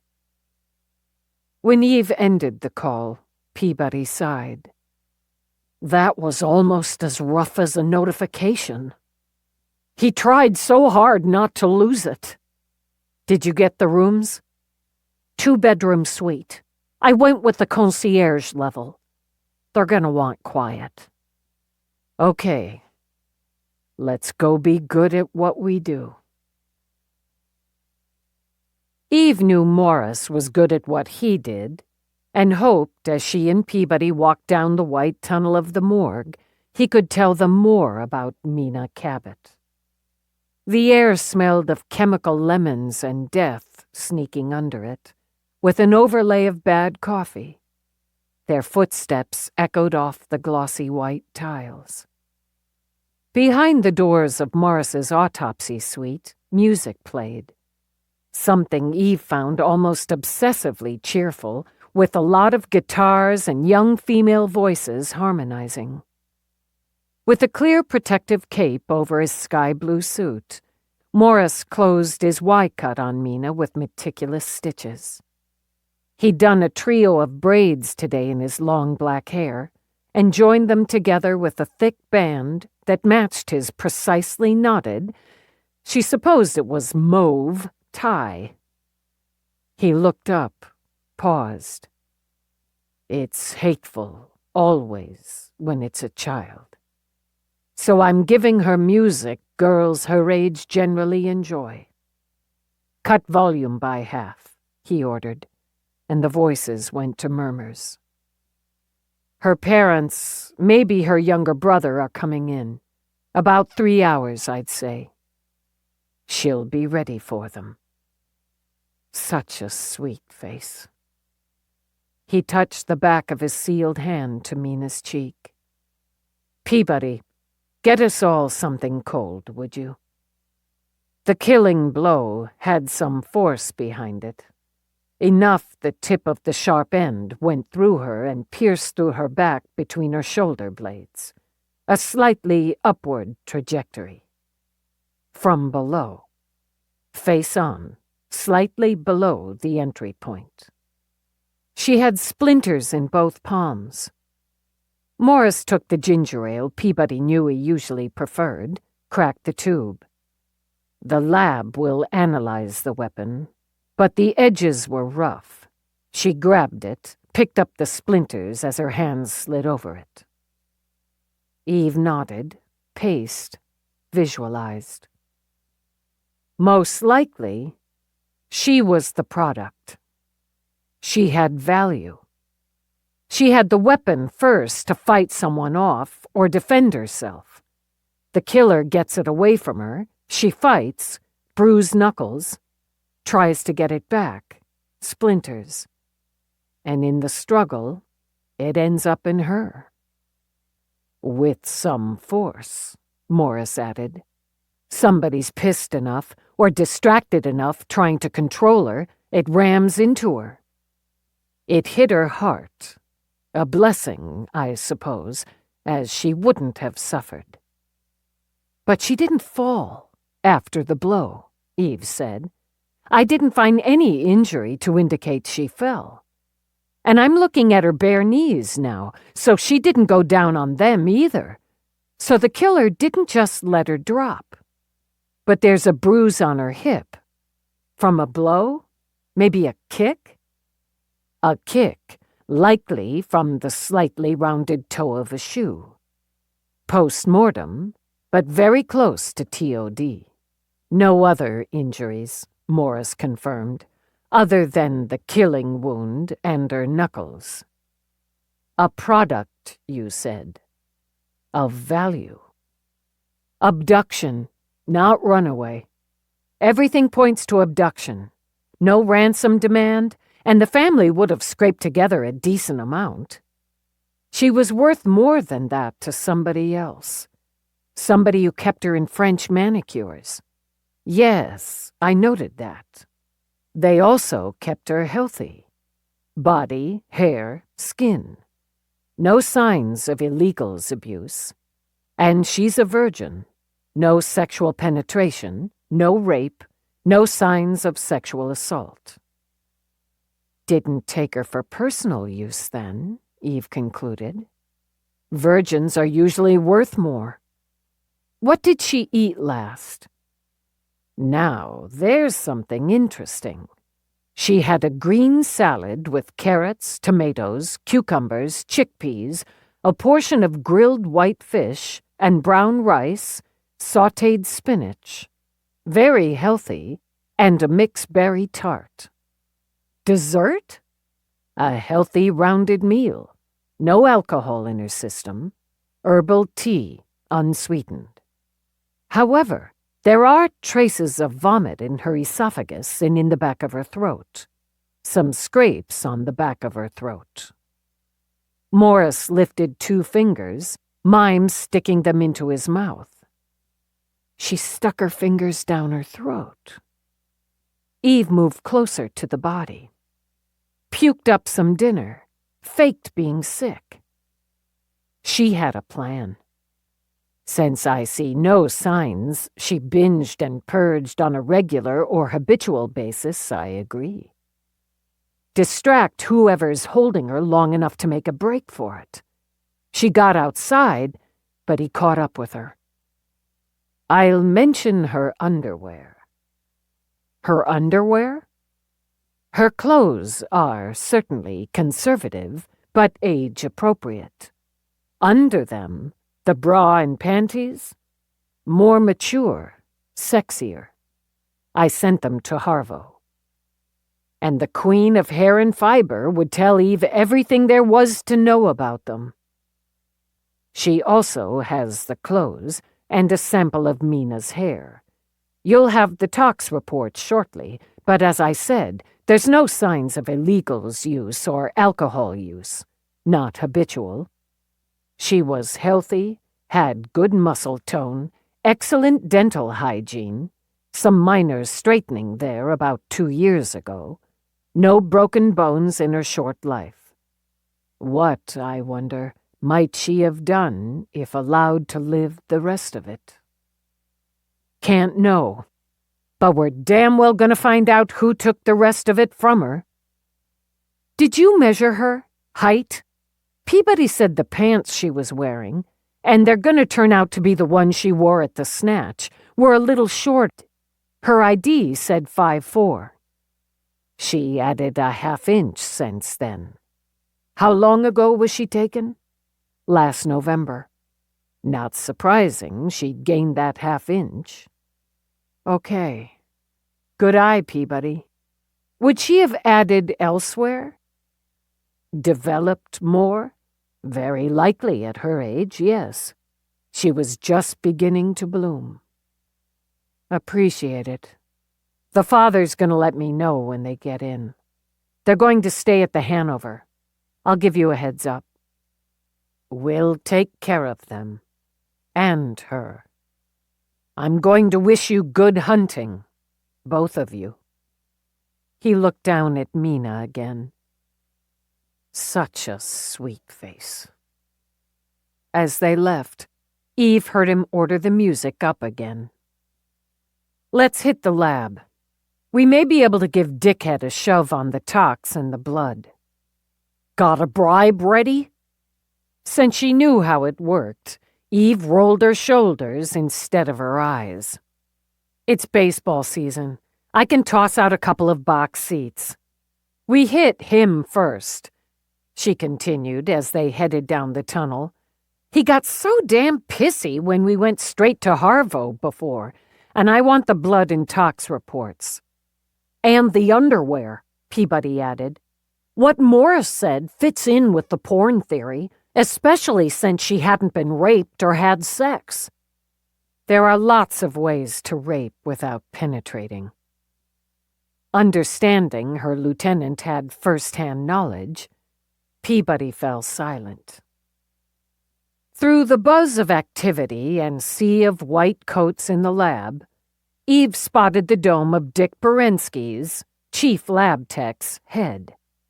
It moved right, paused, moved left as he used his rolling chair to cover his work counter. Maybe she'd have preferred to go straight to Harvo, but antagonizing Berensky, he'd earned the name Dickhead, wouldn't get her the reports. He might have sensed her as his gaze flicked up, then narrowed on her as she and Peabody moved through the maze toward his workstation. He'd shaved the molting caterpillar off his top lip, so at least she didn't have to test her willpower by not looking at it. His spidery fingers continued to work as he curled that naked top lip. You know how long ago we got those samples? How many cases are ahead of yours? The victims' parents are on their way into New York. I'm checking in with you before we see if Harvo's got anything on hair and fiber. The victim's clothes are an angle we need to pursue. Harvo's got a load of her own. You're not the only cops who want results yester-fucking-day. Right now, to my knowledge, we're the only cops who have a 13-year-old victim who was abducted walking home from school, brought to New York, and held for over 7 months before she got a jagged plank of wood through her chest. She started to bring up the box seats, but wanted to vent a little first. Right now, our theory is a kiddie porn operation, and I'm going to ask Harvo to prioritize the sex underwear she had on as we might be able to track that back to the son of a bitch who snatched her, so some other son of a bitch can pay to jerk off looking at her in the goddamn sex gear. And, she added, fired up now, since you made it clear you're king of the lab, we're notifying you of same. Jesus, please us, take it down a notch. He hunched his thin shoulders and scowled. I got your tox results right here. He jabbed a finger at one of his screens. Clean, no alcohol, no drugs, legal or otherwise. I bumped you up. Vic's a kid. Vic goes to the front of the line. Not a complete dickhead, she thought. This time. Nothing? Nada. No way to tell if somebody dosed her previous, say 48 hours before TOD, with something that dissipates. But her tox is clean. So's the blood samples you sent in that aren't the Vic's. Eve's antenna quivered. Which weren't hers? I did the blood myself. My people are jammed. He rolled down the other end of the counter, nodded at another screen. The sample from the shirt sleeve, the pants, both right side, don't match the Vic's. Wrong blood type. I need DNA. He sent her a sour look. Are you looking at the screen, Dallas? If I knew what the hell's jumbling around on there, I'd be sitting in your chair. I'm running the DNA. You should have paid more attention in science class. I have people like you for that. How long before you ID the blood? I just started the run, for fuck's sake. Takes time, doesn't it? Even if the DNA's flagged for prior bad acts or whatever. I'm damn good, but I'm not a magician. Then his machine dinged. DNA sample identified. Well, kick my ass and call me Sally. There you go. Dorian Gregg, Eve read, age 13, a few weeks younger than the Vic. Freehold, New Jersey. Mother Jewel Gregg, professional mother status. Father unknown.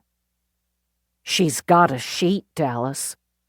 Eve nodded, studying the thumbnail photo on screen. That's why she popped so quick. Shoplifting. Peabody scanned her PPC. Age 10. Truancy. Got nailed twice there. Runaway. Twice there, too. Ages 9 and 11. She's got an assigned caseworker. Kids killing kids, Berensky muttered. I don't think so. She was there, Eve said. Same age as the victim. And look at her. That's a really pretty girl. This one likes really pretty girls. Morris said that wood spear went into her with some force. Maybe another kid could manage it. Maybe. But she's 5'6" and $110. That's slender. They got away together, Peabody concluded. That reads more probable to me. Maybe, in the heat of battle, one kid could ram that weapon into another. But no way this kid then manages to get the body to another location. Not alone, anyway. Thanks for the quick work, Eve told Berensky. Send me the reports and copy Mira. Peabody, send Mira what we've got and let her know I need a consult. If not late this afternoon, tomorrow morning. You figure some doucheballs snatching little girls and using them for porn shit? Berensky curled his lip again, but in disgust. You get anything else on it. Front of the line. Appreciated. Let's see if Harvo has anything. Tell her I said it's priority, Berensky called out. Peabody trotted behind Eve's long strides. You didn't have to use the box seats. So they'll be handy next time. It's gonna be more than one. More than one kid. It already is more than one kid as I see it. Eve worked her way through the counters and cubbies. More than one running this, or grabbing girls. Pennsylvania, New Jersey, close enough to New York, but different locations. You have to see to want. You have to study to get. And Mina wasn't restrained. Not like Mary Kate Covino and the others. Not like with Dauber. Exactly. They've got a way to keep them contained. Maybe Mina managed to avoid the drugs if they used drugs. Cheek them or dump food. 2 different types of girls. Body type, coloring. Need to think. She checked the time. We need to talk to Dorian Gregg's mother and her caseworker, then speak with Mina's family. Harvo sat in her fishbowl, keyboarding something while one of her strange tools hummed merrily along. She'd kept the purple hair, at least on the top, and a thick eyelash-skimming fringe, but had gone pale pink on the rest. Rather than a lab coat, she wore a pink t-shirt and purple baggies, purple sneaks with pink laces. She spotted Eve and Peabody. "Yo, detecting duo! Figured you'd do the drop-by. I'd have leapfrogged you on this one, but the chief beat me to it." So he said. It's appreciated. Harvo shrugged. I have to try not to think too much when it's a kid. It gets inside you. Hair, no issue. Natural color. Healthy. It got soaked with rainwater, but I found some traces of argan oil and linseed extract. In her hair? Frizz fighter, right? Peabody said. Harvo did an air check mark with the purple-tipped finger. You got it in one. A hydrating leave-in spray to kick the frizzies. I'm running the compound for brand ID. She jerked a thumb at the humming machine. Nailed the pants, but can't take credit. They had a label. Wool blend, navy, size 5, regular. Morset uniform suppliers. They have their main branch in Philadelphia. That fits. They'd been professionally hemmed. A good inch, so I'd say the regular length was too long. But short, too, short. The shirt? 100% cotton, broadcloth, and that'll cost you. How much? Well, considering the stitching, the buttons, the cut, I'm gonna say a solid $250. No label, which is a little odd, right? No evidence a label was removed. It's a size medium, I can give you that, and I can tell you it had some tailoring for fit. Taken in some at the torso, shortened about a ½ inch. Damn good job, too. Like it was made for her? Eve asked. Tailored to fit, abso poso. And no manufacturer or brand labels either a glitch or deliberate. I can run a search, but you're going to end up with multitudes for a white, short-sleeved, cuffed cotton broadcloth shirt. It's a staple, right? You'd have zillions more in a blend, but higher end, still multitudes. Run it, Eve decided. Stick with outlets in the city to start. We could get lucky. Here to serve. Now, the undies? Who puts sexy virgin undies on a kid that age? Pervs, sick fucks. Harvo put up both hands, closed her eyes, took a breath. Have to stop thinking. No labels. No labels in the underwear? Nada. You've got a silk georgette, white push-up bra with white lace trim size 32A and matching thongs size 5. I'm giving you US sizes. Okay. These are high-end. The material, the design, the craftsmanship. I'm going to be able to narrow them easier than the shirt on a search. Best guess? The bra's going to go for $700, $800, even up to $1,000. Dollars? Dollars? Eve repeated. For a tit lifter? A silk tit lifter with exceptional architecture and construction. The thong's an easy $300. Eve jammed her hands in her pockets. $300 for something designed not to cover your ass. People are just screwed up. I've got a black thong and a baby pink one, so I have a choice on my tonight's the night undies, Harvo commented. But $30 for a thong's top of my limit. Eve just nodded. I'm gonna file that data away, somewhere I never think of it again. Hold on. Harvo pushed her stool over to the machine. Hair products, Greta Giselle's hydrating frizz barrier spray. Retails for $2.50, and yeah, dollars for a 16-ounce bottle. Higher-end retail stores, salons, and like that. She pushed back. I'll need some time to get you manufacturers and outlets on the shirt and the undies. Undies, like I said, should be quicker. As soon as you can. This is good information, Harvo. Thanks for the quick work. It's what I do. Hey, Peabody, next time I want some pictures of the Great Mavis and Peabody House project progress. Oh, I got them. I'll text you some. Solid. As they headed out, Eve ran it all through her head. Tailored a pricey but basic white shirt. How much you figure for that end? Taking it in, shortening it? At least 50. If you had basic skills, it's an easy do-it-yourself. Maybe whoever had her knew how to tailor, or had somebody on tap who did. That's about $3.50 for the shirt. No label, so, yeah, maybe somebody knows how to sew, how to tailor. But it has to be different for the bra, right?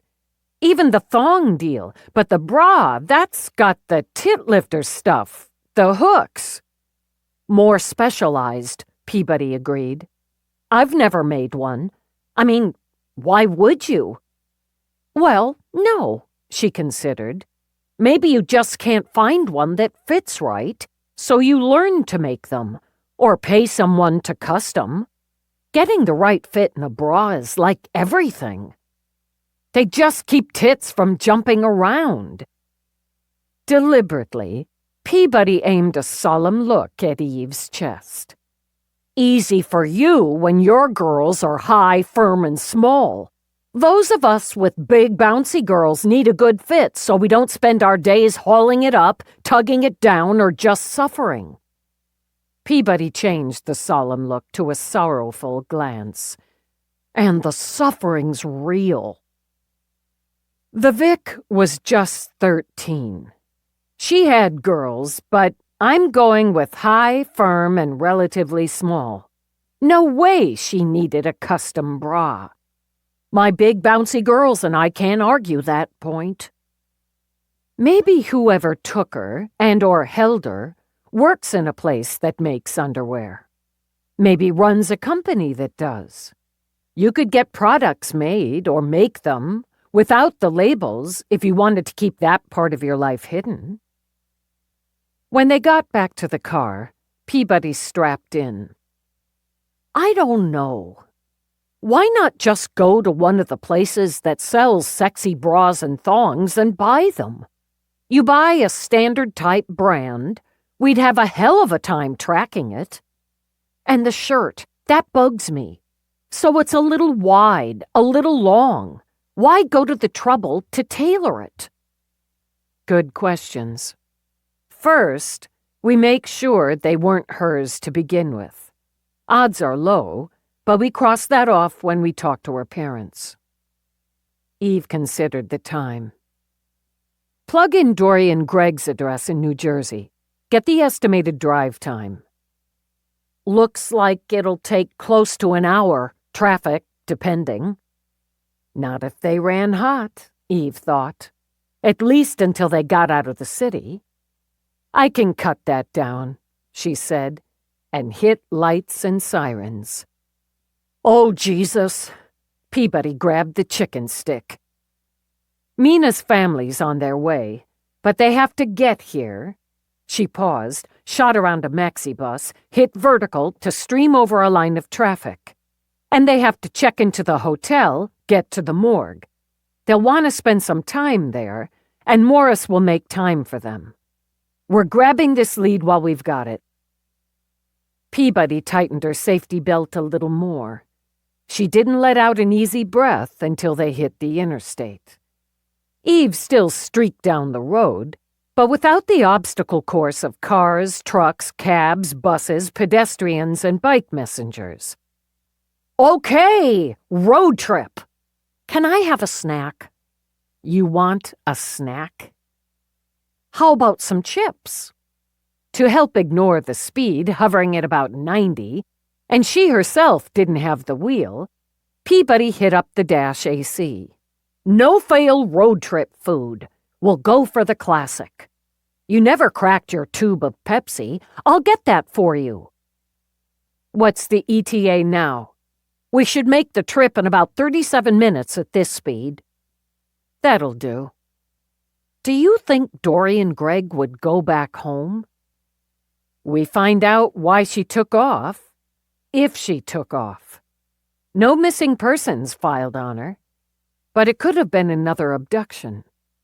If she and Mina broke out together, if that's how it plays, home might be her first thought. That's if they didn't grab her up again, and that's just as likely." Focused on the road, Eve ran through her thoughts. Same age group, both really attractive young girls. And look at them together. The contrasting coloring in body types. If you're making porn, they'd make a good girl-on-girl duo. No drugs in the VIX system, but that doesn't mean they weren't forced. It doesn't mean they weren't willing either. You do a few of these, we pay you. You get to wear sexy stuff, then we'll let you go. But Mina was taken months ago, so willing doesn't cut it for me, unless they managed to indoctrinate her. Add they got out, and she's dead. Willing goes bottom of the list. No rape, no penetration strikes me as a marketing tool. Maybe any photos or vids they made, if they made them, serve as the same. Because there's a serious investment here. Investments need a payday. There could be others. Other girls. Boys, too. Hard enough to hold two for all that time. No drugs, no restraints. But, yeah, it's possible. Maybe they have more locations to keep them. A network. Richard Troy didn't get the idea of making me, selling me out of thin air. It's a business. An old, tried-and-true business. It has to cost a lot to buy a human being, especially a young girl or boy. Then it has to cost to keep them somewhere. Feed them, clothe them. You could get a licensed companion who'd do role-playing. You could buy a damn sex droid. Those don't hit the mark, Eve said simply. What I mean is, it costs. So you have to have that kind of money. Maybe Roarke. Eve shot Peabody a look that had Peabody mentally rolling up in a ball. I don't mean Roarke. Not like that. God. I just mean maybe he heard some stuff about somebody with that sort of money. Or he could, in his Roarke way, dig around in that pool. And you probably don't want that. That's a terrible idea. Delete. It took Eve a minute. A struggle against her personal feelings, those flickers of her past. No, I can't say I want it. But it's a good idea. He's got connections, not just with stupidly rich people, but with the shelter, the school. And he does have a Roarke way. Let's see where we are after we cross some of these angles. All right. Peabody waited until Eve blew past a pair of 18-wheelers like they were parked. And maybe we could have like a safe word if I say something or suggest something that hits you wrong on this, like aardvark. Aardvark? It's the first thing that popped into my head. What's wrong with shut the fuck up, Peabody? Aardvark could be code for that, so co-workers, suspects, and witnesses wouldn't know. And if I shut the fuck up when you said Aardvark, you wouldn't feel obliged to put your boot up my ass, which is painful. I might feel obliged to put my boot up your ass before I said Aardvark. Yeah, there's that. Eve let silence hang for nearly a mile. We don't need a safe word, Peabody. And we're not doing the job, not putting the victim first if you're afraid to say or suggest something, or I'm touchy about what you say or suggest. What happened to me happened. I got through it. Whatever happened to Mina, she didn't. We do the job and find out who and why. She waited another beat. That doesn't mean my boot won't meet your ass for other reasons. I'm aware. Then Peabody brightened. But it's a little bit of a smaller target now. Eve just smiled. I have excellent aim. 4.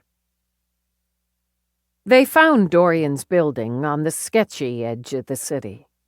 The 8-story concrete block tower butted up against a strip mall and faced a road thick with grumbling traffic. It looked as if it had seen better, brighter days, and all of them had passed half a century earlier. Considering the gray dinge over the peeling puke-green paint and the visible weeds growing out of sagging gutters, whoever owned the building didn't trouble with pesky details like upkeep.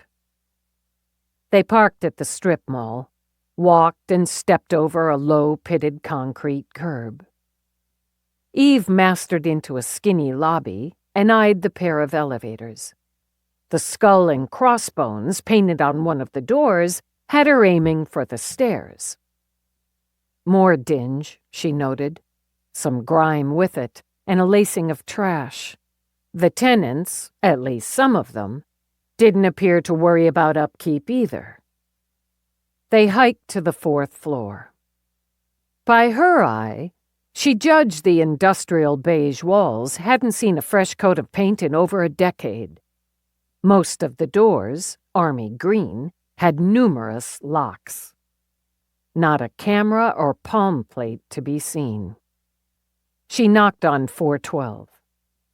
It took several more knocks before the door across the hall creaked open a few inches and thumped against the security chain. Eve saw a single eye, the side of a nose, and the corner of a tight-lipped mouth. "She's in there, all right." The door creaked shut again. Taking the neighbor's word for it, Eve gave the door a solid pounding. "Ms. Gregg, this is the police. We're here about your daughter, Dorian. Open up, or we'll come back with an entry warrant." An empty threat, but it got the desired result. As locks snicked and clacked, a chain rattled, a bar thumped. The door opened, and Jewel Gregg barred the way. A tall, mixed-race woman with a head full of gold-tipped black twists, she folded her arms over her chest. She wore snug red shorts that showed off the snake tattoos slithering up the outside of her left leg, and a tight white tank. Despite the pouches under her eyes smeared with yesterday's mascara, she owned a dissipated sort of beauty.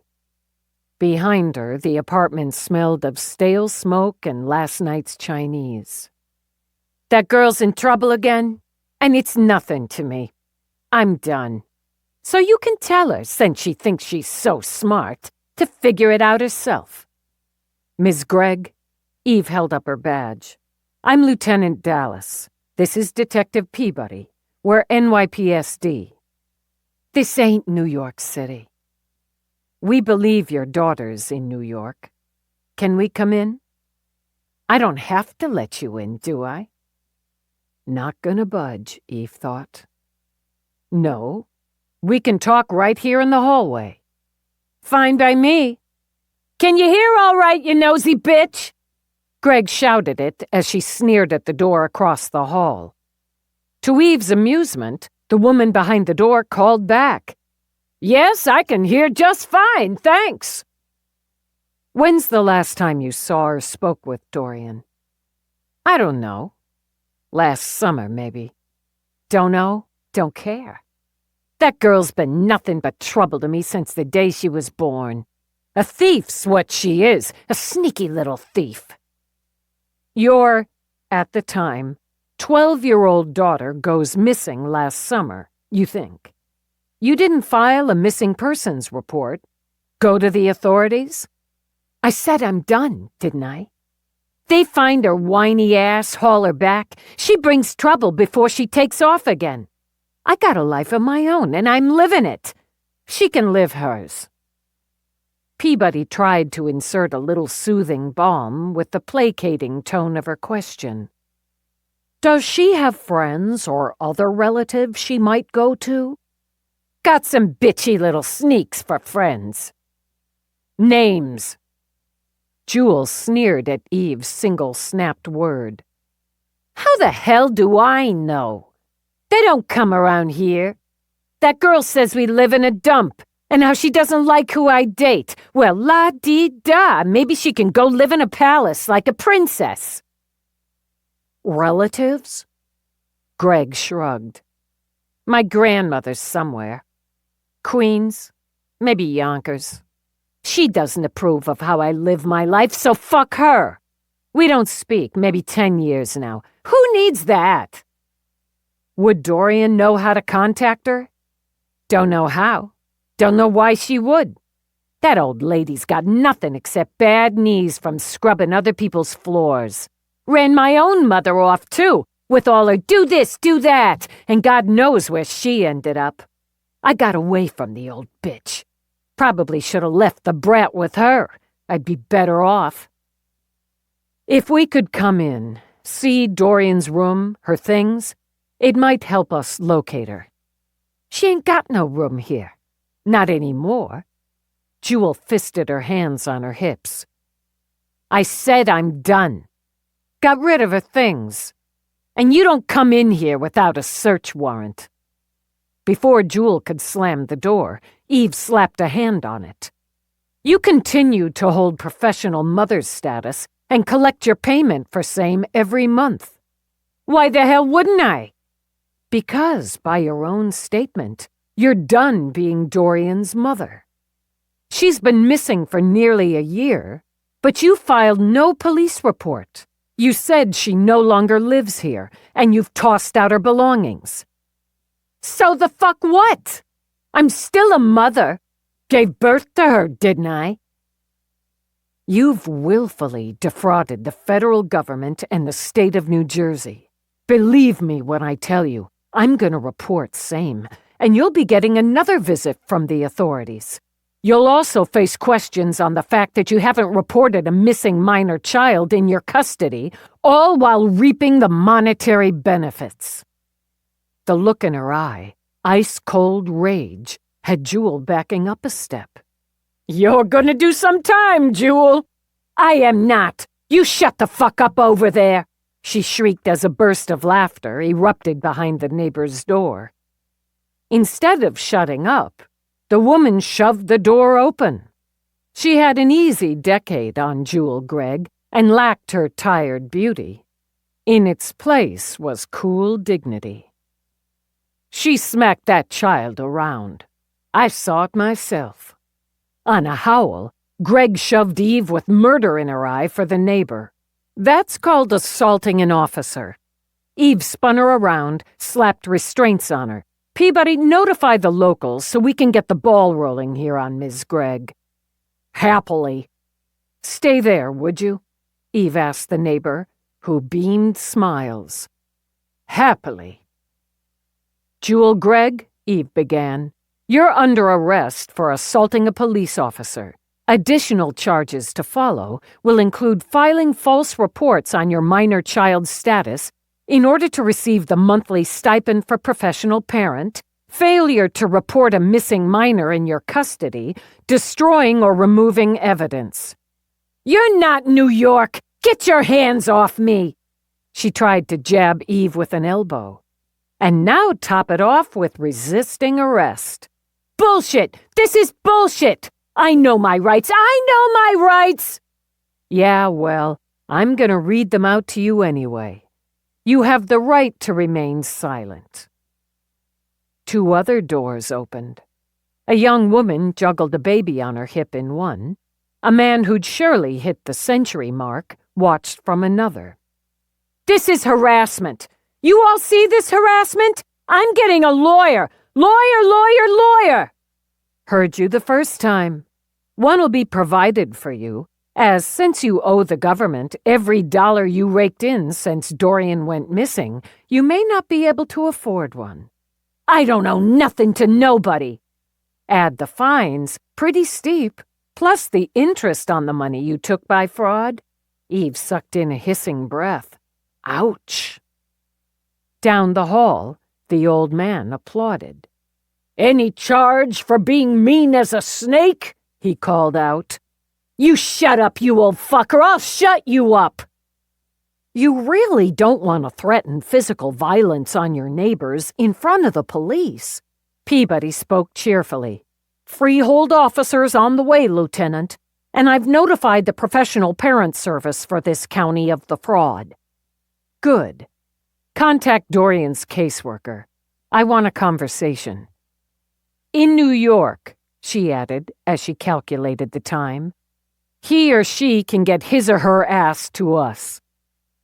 It took time, more than she'd bargained for, to brief the local cops, file the assault and resisting charges, and turn Jewel over. But she took more to speak to the neighbors, starting with the one across the hall. Ms. Rhymes, just call me Tiffy. I feel like we've been through a battle together. I told the social worker that woman mistreated that girl. Smacked her in the face. I saw it myself more than once. Last time I saw her shove that girl out the door, smack her twice, and tell her to get the fuck out.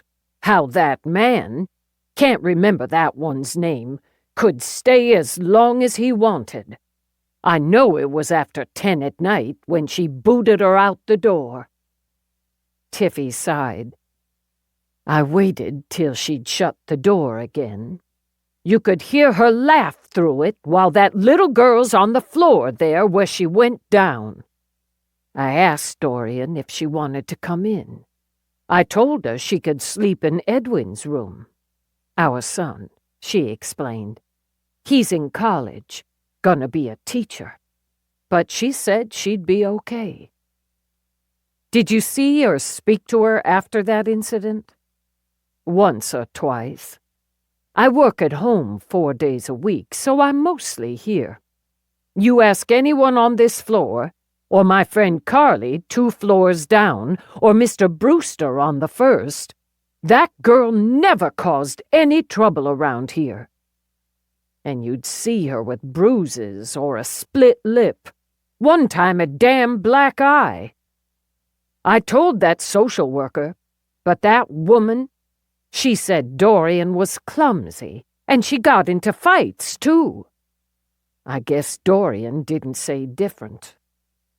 I last saw her, I think it was last August. I know it was hot because Hank and I, my husband, went out to sit on the fire escape to get some air. Building's going to hell, as you can see.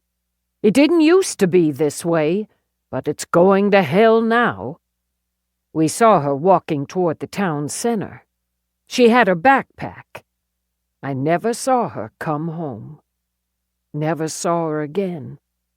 I hope she's all right. So do we. I know I'm no relation, but I'd sure appreciate it if you'd let me know when you find her.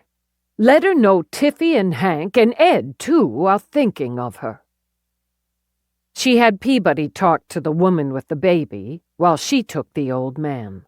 Statements and memories ran close enough to Tiffy's to solidify the pattern. The Freehold police secured a search warrant and opened the door for New York. It didn't surprise her to find no trace a kid ever lived there, or to find Jewel had a closet full of clothes and shoes, a decent supply of wine and beer, and a tidy supply of illegals. "No wonder the kid took off," Peabody said as they got back in the car.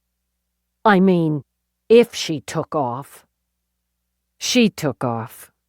She may have gotten snatched up before she got far, might have spent some time on the streets first, but she took off. And no, it's no wonder. That woman, it's like she hated the kid. Not just she didn't love her or take care of her, but there was real animosity there.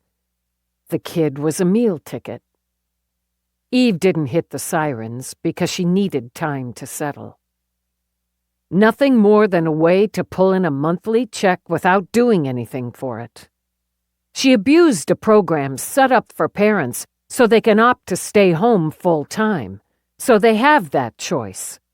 Or because the job they can get won't cover childcare. It was a damn good day for her when Dorian took off. Now she could get the check and not have the annoyance of the kid. "I thought you were going to punch her."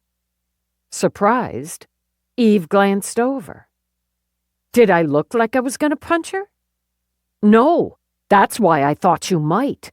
You were so pissed and not letting it show." Eve looked at the signal on her in-dash. The Cabot family's on their way to Morris. "I imagined punching her," she added. "Arresting her, knowing she'll probably do 2 to 5 for the fraud, and that's before they found her illegals, and doesn't include charges, if they go for it, of child abuse, neglect, and so on. I'm going to imagine she does a solid 5 inside." Better than a punch, Eve decided, then hit the sirens. Peabody grabbed the chicken stick. "Here we go again." When Eve walked into Homicide, Jenkinson's tie assaulted her eyes. He'd outdone himself, if such things were possible, with a single huge atomic pink, googly-eyed cat staring out from a neon purple background. She pointed at him. "My office. Peabody set up a conference room." She went straight to her auto chef, waited as Jenkinson shuffled in. "You like cats," he began. "I like my cat. I mostly like cats. That cat looks like somebody shoved a shock stick up its ass." Desperate to ignore it, she jerked a thumb at the AC. "Want coffee?" Suspicion flickered into his cop's eyes, but he stepped over to program some. When you got a shot at Dallas's coffee, you took it. "Give me a roundup." Suspicion flickered away again. "Carmichael and Santiago just caught one. Headed out about 10 minutes ago. Stabbing death. A customer in one of the fancy boutiques in the meatpacking district. Baxter and Trueheart are in interview A, pushing the prime suspect on the one they caught a couple of days ago. Strangling, loft apartment, East Village. That's the one. They liked the ex for it all along, but he's been slippery. But the slippery slipped up and they think they've got him. Me and Reinecke, we pulled out a cold one until something comes in hot." He eased a hip on the corner of her desk. "Remember that double, 7 years back? Married couple, well off, both about 50, bound and gagged in their living room, throat slit?" Eve flipped back in her mental files. "Upper East Side, private residence. Looked like a break-in, but that didn't jibe. Was that yours?" "Yeah." He shook his head in disgust. Knew it had to be the son, but couldn't shake his alibi. Insurance money. That's why he did it. $5 million policy on each of them with double indemnity. He walks away with 20. He just had to slit Mom and Dad's throats to get it. Got a new angle on it? He thinks he's in the clear, right? Smug bastard. He's got himself a fancy penthouse.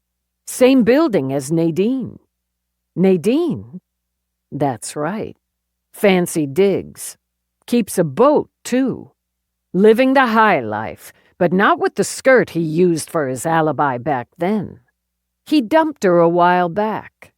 He's got a new one now. And maybe the old one will find her memory adjusting. That's the hope. Eve nodded as she programmed coffee for herself. It's worth the push. Meanwhile, in defense, Jenkinson pressed a hand over his atomic cat. Now, boss, it's not about the damn ties. Don't make me think about the damn ties. They brighten up the bullpen. They burn the air in the bullpen. However, I've put you up for the sergeant's exam, and I'm asking you to seriously consider taking it. He looked pained, like the cat had given him a quick, sharp swipe. Aw, now, Lou, why'd you do that? I'm gonna tell you why. Your end first. You're the highest-ranking detective in my bullpen, and with the longest tour of duty. Just because you figure I'm old, shut up. It's about experience, instincts, skill, and knowledge. You have all of what's needed to make DS. If you're thinking you'd outrank your partner, I outrank mine by a lot more. It doesn't matter. Studying him, she drank some coffee. It's the rhythm, she continued. The relationship and the trust. You know that. And you're not going to stand there and bullshit me saying you don't need the boost in pay. He shuffled his feet. More money's always a plus. You'd have gotten a nice boost if you'd taken the captaincy when they offered it. I hear things, he added. I know Whitney offered it, and it was overdue, and you turned it down. I figure it's because they'd boot you upstairs and take you off the streets. You figure correctly, which is another reason I want you to take the exam. I'm a street cop. So are you. I don't intend to change that. I run this division, and I'd be stupid to take my most experienced detective away from what he does best just because he makes detective sergeant. You do what you do now, but with a boost in pay and rank. Don't you be stupid. He rubbed the back of his neck. The administrative shit. Yeah, and that's my end of why we're having this conversation. Unless you're out in the field, you already handle things when I'm jammed. I've got a family coming in shortly. I've spent most of today away from my desk on their daughter's murder. The kid in Battery Park. Fucking fuck does that to a kid needs to fucking rot in a cage for a couple lifetimes. Since she agreed wholeheartedly, she nodded again. I hope to make that happen. I have more room to, because I know damn well I can come in here and ask you to catch me up. You can and will. I can ask you to take charge if I need to, and the rest of the bullpen respects that because, despite the damn ties, they respect you. And god damn it, I'd fucking love to dump some of the paperwork on you now and then. He smiled at that. You're the boss. You could do that anyway. You make sergeant, and I can dump some of it now and then without feeling guilty about it. So that's my end. But it circles around to this. You've earned it. He stared down into his coffee. I'll think about it. I'll talk to my other boss, the one at home, and we'll think about it. Good enough. Now take your electrified cat and get out of my office. I don't have much time. He drained his coffee first. I appreciate you putting me up for it. I appreciate that. The minute he walked out, she switched gears, updated board and book, wrote everything up with a copy to Mira. She considered more coffee, boots up, time to think, and heard Peabody coming. "Heard back from the caseworker," Peabody told her. "Prue Truman. She's coming in. It'll take some time, but she's coming. I got the feeling her supervisor ordered her to come." If the supervisor's not an idiot, that's a good call. Her charge is missing and has been, yet no report on that? Custodial parents arrested, which would have happened before if the caseworker paid attention. Yeah, she's under the hammer on this, and so's her department. A few hours, she thought. She'd have the victim's family, then Dorian Gregg's caseworker, and the day was bleeding away. She needed a consult with Mira and had to find a way to squeeze it in. "We'll keep the conference room," Eve decided. "I ought to put her in the box, but we'll keep it cool and professional." In the meantime, she broke off when Roarke appeared in the doorway. You never heard him. Those former cat burglar moves. So seeing him could come as a jolt to the heart. Those wild blue eyes, that mane of black hair, that incredible face, and a mouth sculpted by artisan angels that curved for her in a smile that could turn the brain to mush. He said, "Lieutenant," and the whisper of Ireland made her want to nibble on that excellent mouth. "I'm interrupting."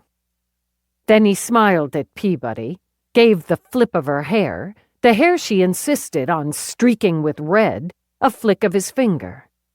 "I'm hoping to get to the house and see the current progress." "The kitchen cabinets!" Peabody spoke as if she spoke of gods. "They're just so mag. Ours and Mavis and Leonardo's. I can't believe it's really happening." "Sorry," she said to Eve, "but wait till you see. I'll go extend the conference room." "You're pressed for time," Roarke observed as Peabody hurried out. "I expect this is new." He stepped to the board. "Children? Oh, God. She can't be much more than 12. 13.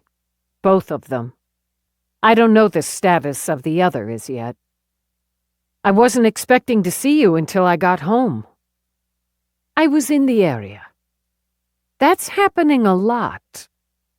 "A project," he said vaguely. "Am I seeing this correctly? The second girl's blood found on the first's body? You don't think one child killed the other?" "I don't. Not that it can't and doesn't happen, but not here. And since he was here, why not use him? Tell me what you see when you look at them. The ID shots." "Lovely young girls. Exceptionally lovely. Different types, certainly. The second looks defiant, a little angry, while the first seems happy to pose for the ID. I think the exceptionally lovely plays in. Mina Cabot was abducted last November, early November, on her way home from soccer practice. Devon, Pennsylvania. Nice, affluent neighborhood. I think Dorian Gregg, Freehold, New Jersey, the hard side of town, abusive, neglectful asshole of a mother, ran off. She had a history of it. Then got grabbed. I don't know where or when, but I think the two of them got out from wherever they were being held together. Considering her time, she filled him in quickly. Even before she'd finished, he took her by the shoulders, and the worry in his eyes had those shoulders going tight. "Eve, working a case like this?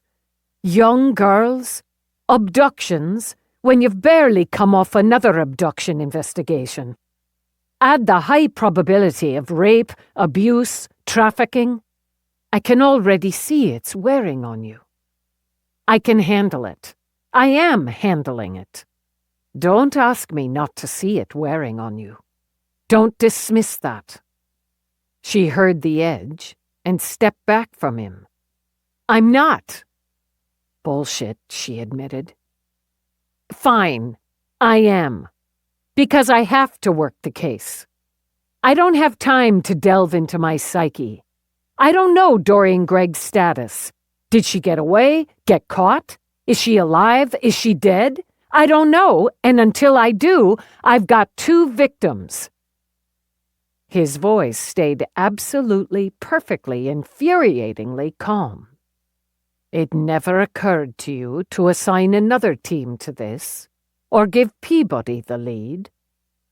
She didn't know exactly what hackles were, but she knew when hers rose, hard and sharp.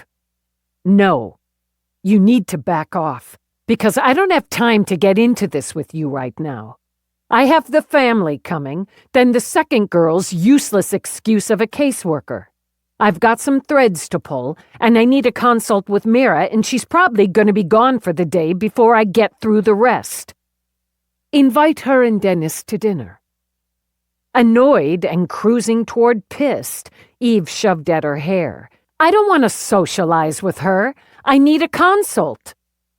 A working dinner, he countered in that same even tone. I'll grill some steaks. I've got the hang of it now. Somerset can take care of the rest. You'll have time to do what you need to do. And you, she knew him. You'd see what the shrink thinks about how I'm handling it. Yes, if you don't think I'm entitled to that, you're wrong. It's probably even somewhere in your bloody marriage rules. I'll stop by her office and take care of it. Good luck getting past her dragon. Her admin, Eve said when he looked blank. Then he smiled, and she hissed out a breath. Never mind. You won't have any trouble there. But I haven't said this works for me. You want me to back off? Make it work. I'll see you at home. Pissed at her, she thought when he walked out. A little bit, maybe more than a little, pissed at her. And damn it, if anyone should be pissed, it was her. Nowhere in her marriage rules did it say he could walk into her office and question her competency on a case. Nowhere. And they'd get down and dirty on that one the minute she had time.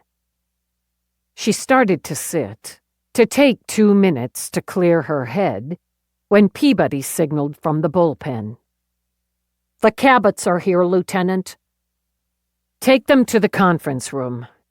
I'll be right there. 5. The Cabots sat at the conference table with their son between them. A unit, Eve thought when she walked in, bound together by grief.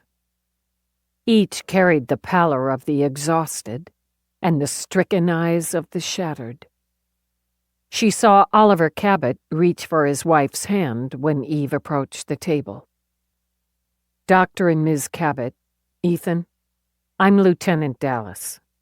Again, I'm very sorry for your loss and appreciate you coming in to speak with us. Eve took a seat next to Peabody. Instinct had her speaking to the mother first. This is hard, and the questions we'll ask may make it even harder. I promise you, they're necessary for us to find who hurt Mina. Nothing you can say or do could make this harder than it is. Ray Cabot, her bright hair drawn severely back in a tail, held Eve's gaze with her devastated eyes. All these months we believed, had to believe, we'd find her and bring her home. Now that's gone, and Mina's gone. Nothing can make it harder. Do you know if Mina had any contacts or connections in New York, or any reason to come here? She was taken from us. She was brought here. If you think she ran away, I don't. The simple response tempered some of the fire that leapt into Ray's eyes. I've read Detective Driver's reports and agree with her conclusions, but it's a question I have to ask. She didn't know anyone here. Oliver spoke now. We brought the kids to New York a couple of times a year to see a show, to visit museums. She always wants to go shopping. Head down, Ethan mumbled it, then knuckled his eyes.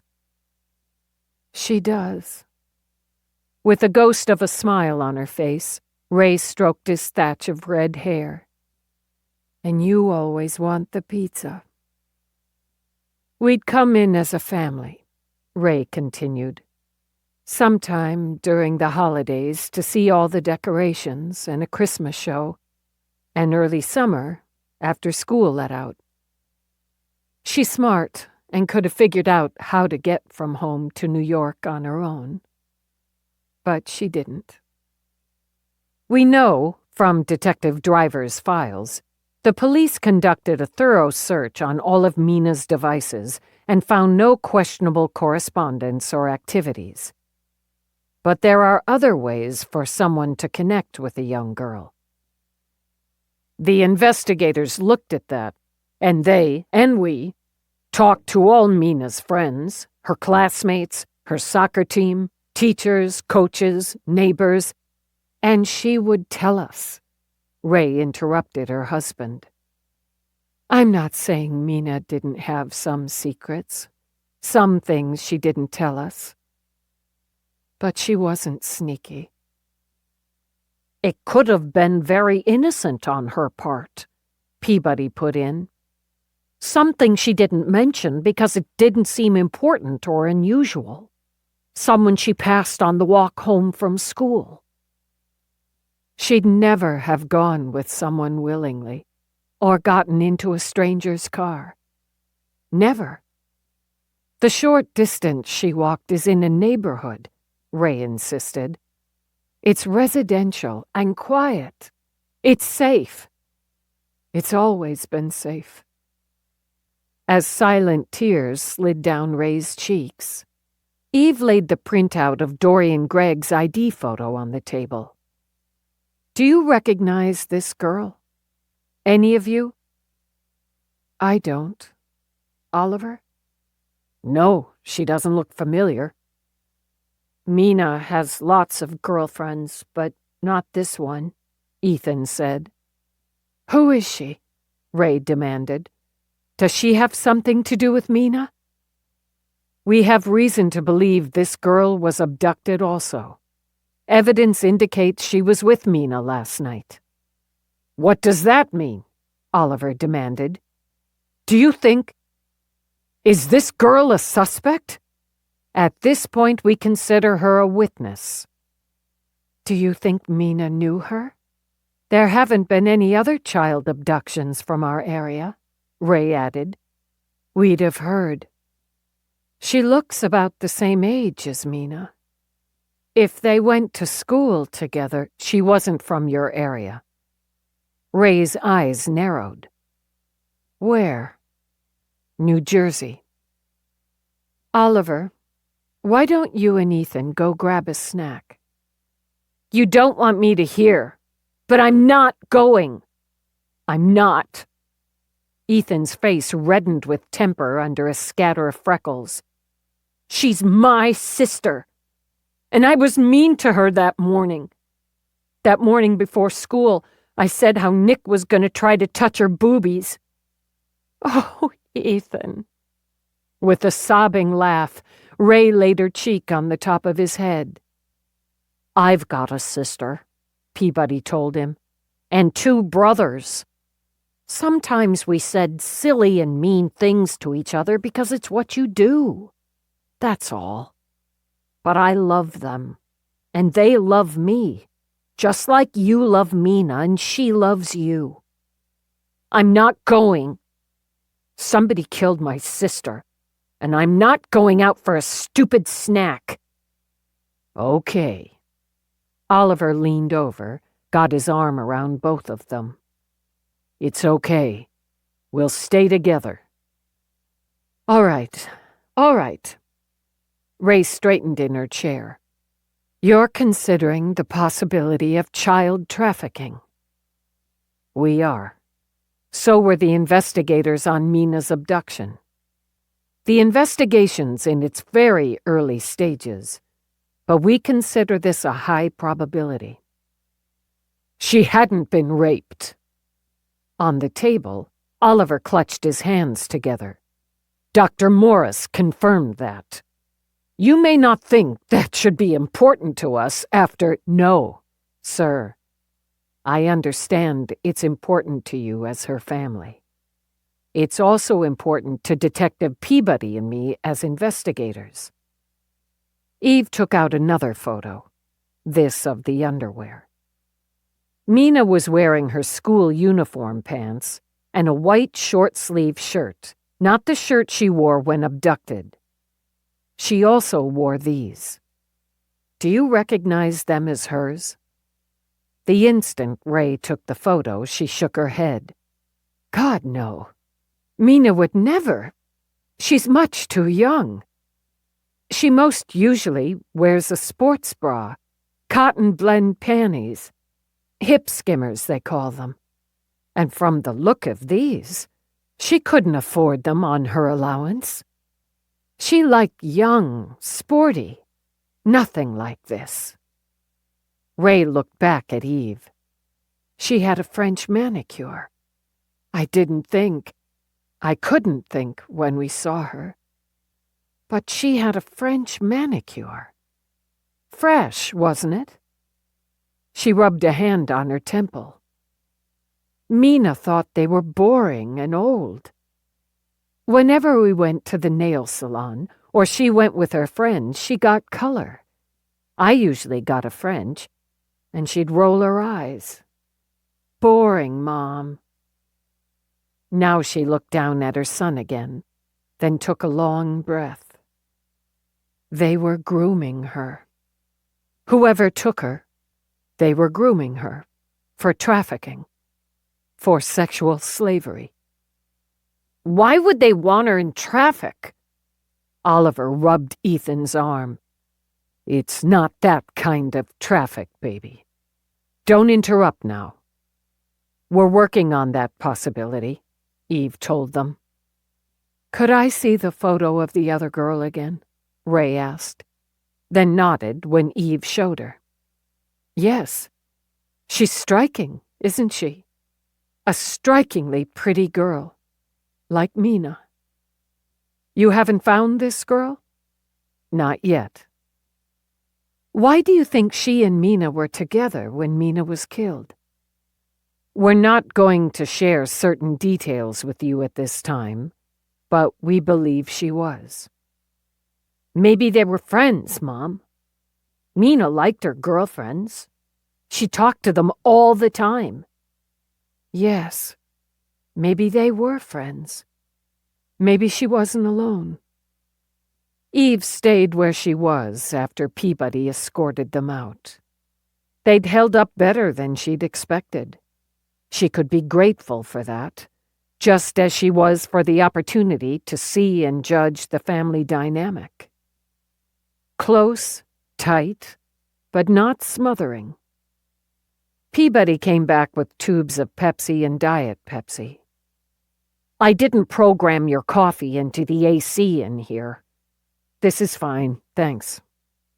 They're going to stay, at least a day or two. They're going to visit the spot where we found her body. Did they tell you that? They didn't have to. Nodding, Eve cracked the tube. The possibility Mina ran or got into a vehicle with someone was always low. It's now below zero for me. She didn't run from that, from them. And everything says she had too many smarts to climb into a ride. The mother? She's smart, sharp, and observant. She knows her kids. That's right. The underwear, the manicure. Not a choice.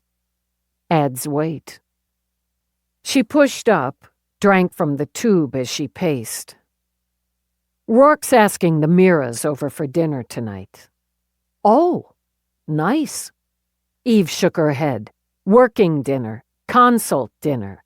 I don't much like the combination, but it got away from me. He got away from me. He keeps popping up here at Central unexpectedly lately. Have you noticed that? Well, not really, but I guess. Projects, meetings. Eve waved a hand in the air. Whatever. Bad timing on this. He's decided he has to worry about me, given the circumstances. Peabody followed the dots. Hard to blame him. Not for me, it's not. She broke off when her comm signaled. Looks like the caseworker got here a little early. I'll go bring her back. Peabody stood. You know, my mom's pretty smart. Scary about it, Eve agreed. She's proud of me. She and my dad didn't really want me to be a cop, much less in New York, but they let me choose, and they're proud of me. But she worries, and I know it. She says worrying is part of loving. So, I'll bring Truman back. He's not my mother, Eve pointed out as Peabody walked from the room. But he loves you. Yeah, she thought, then put it away. She sat, started reviewing the file she had on Dorian as Peabody brought the caseworker in. Prue Truman looked like a human rag that had been wrung dry too many times and tossed aside. Pale and bony, in what even Eve's unfashionable eye noted as an ugly suit, she clutched an ancient briefcase and kept her thin mouth pursed tight. If Eve hadn't skimmed her data, she'd have gauged the woman as early 60s, but her bio claimed a decade younger. I'm Lieutenant Dallas. Thanks for coming in, Ms. Truman. Have a seat. Can I get you coffee? Peabody asked her. A soft drink? I don't consume caffeine, faux or otherwise. Still water, please.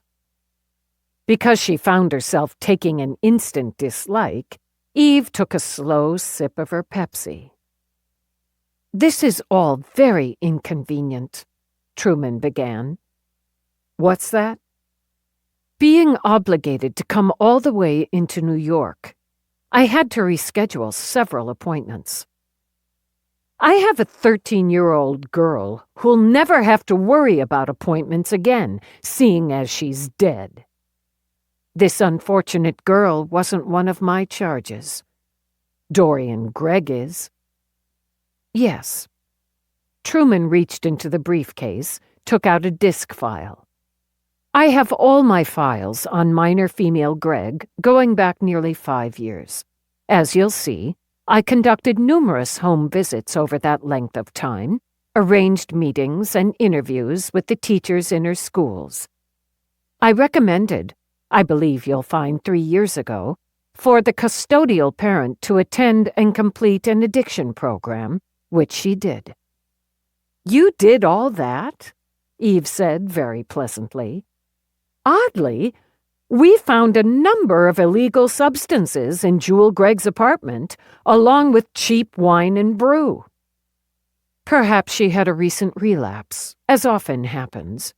No mandatory testing? She had completed the program. Perhaps she had a recent relapse, Eve repeated. And we will look into the matter. A little late for that, isn't it? Since Dorian hasn't been in that apartment since sometime around August of last year. Truman's pointy little chin jutted up. I was not aware of that circumstance. It's your job to be aware.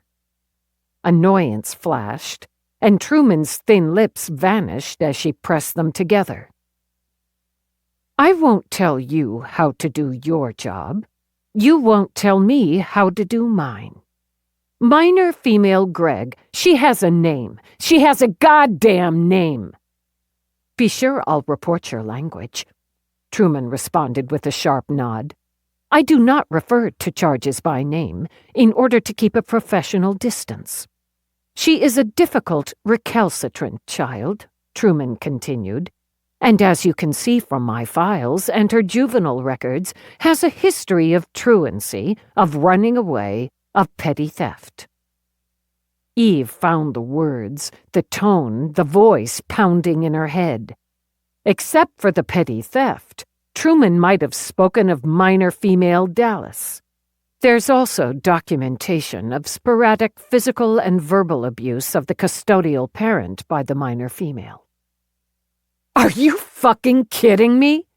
I won't tolerate that language. You have copies of my files, so we're done here.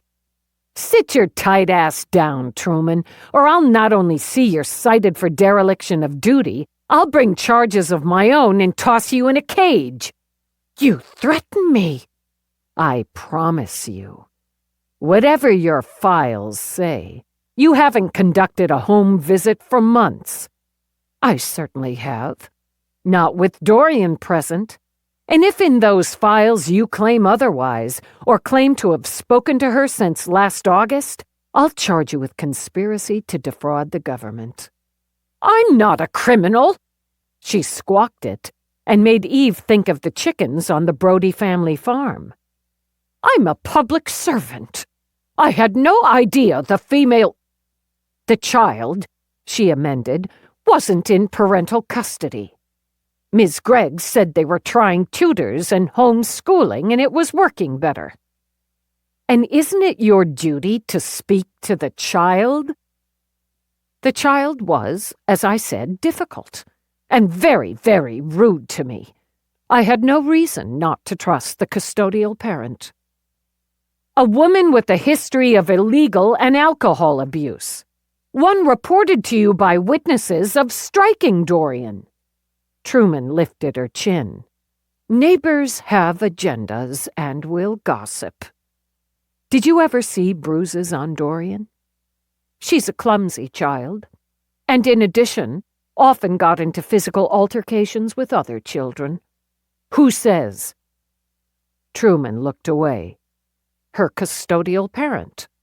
The one smacking her around? Booting her out of the apartment when she wanted alone time with her newest date? The one pulling in a monthly check, even when the kid doesn't come home for months? The one who never bothered to file a missing persons report on her own daughter, send up an Amber Alert? That custodial parent? Obviously, Ms. Gregg wasn't forthcoming and failed to inform me and the authorities. Naturally, she'll be disqualified as a professional parent, and I will certainly recommend foster care for the child. The missing child. The child who may be dead because you couldn't be bothered to do your job. I did my job. Truman's face bloomed red at the accusation.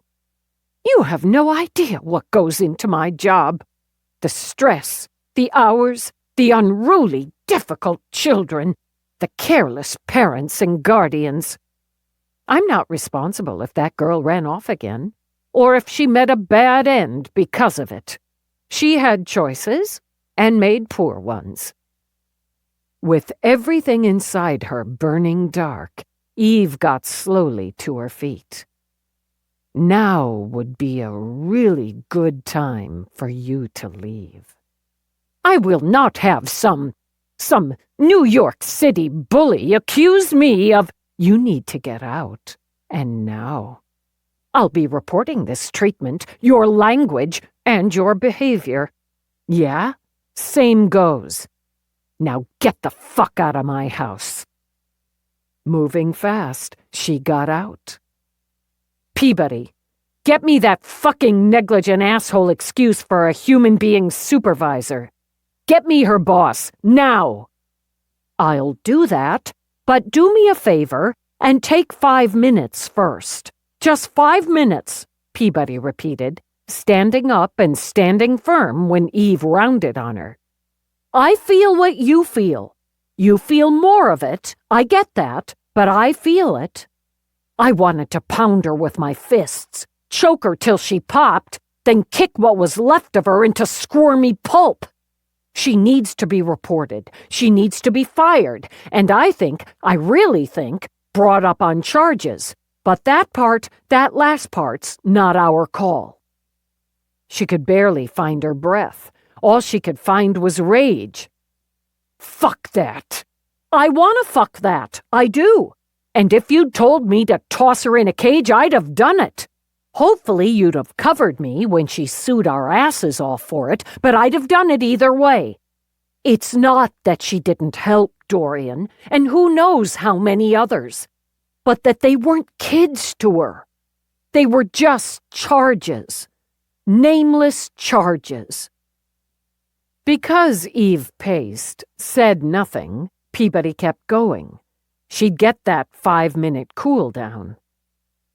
We've worked with child services before, and we know most of them are dedicated, caring, compassionate, overworked.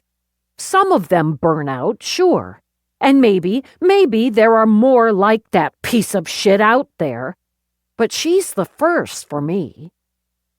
Not for me, Eve muttered. Not for me. But she ranks high on the worst list. You're right. Most of them go into it because they care and want to help. It's not like it pays the big bucks. And that's just one more reason she's revolting. Eve stopped pacing, turned. I don't need the 5. Dallas, no. You did the job, and it's appreciated. I can be outraged, but not throw a tirade, and that'll have more impact. I'd have you do it, but I'm rank, and that'll have more impact. Okay, I'll get you her boss. Now, for the first time, Peabody let out a breath. You scared the crap out of her. Did I? Eve pressed the knuckles of her fist to the headache drilling between her eyes. She's lucky I told her to get out. I was close to pounding her. Then I'm the one you'd be tossing in a cage. She's not worth it. No. It would have felt good, but she's not worth it. I'm gonna need to pound something. Please, not me. I'll just bust up another sparring droid when I get home. Thanks. And I mean it. I'll get the boss. You want to take it in your office? Yeah, better. And I'm going to write all this up.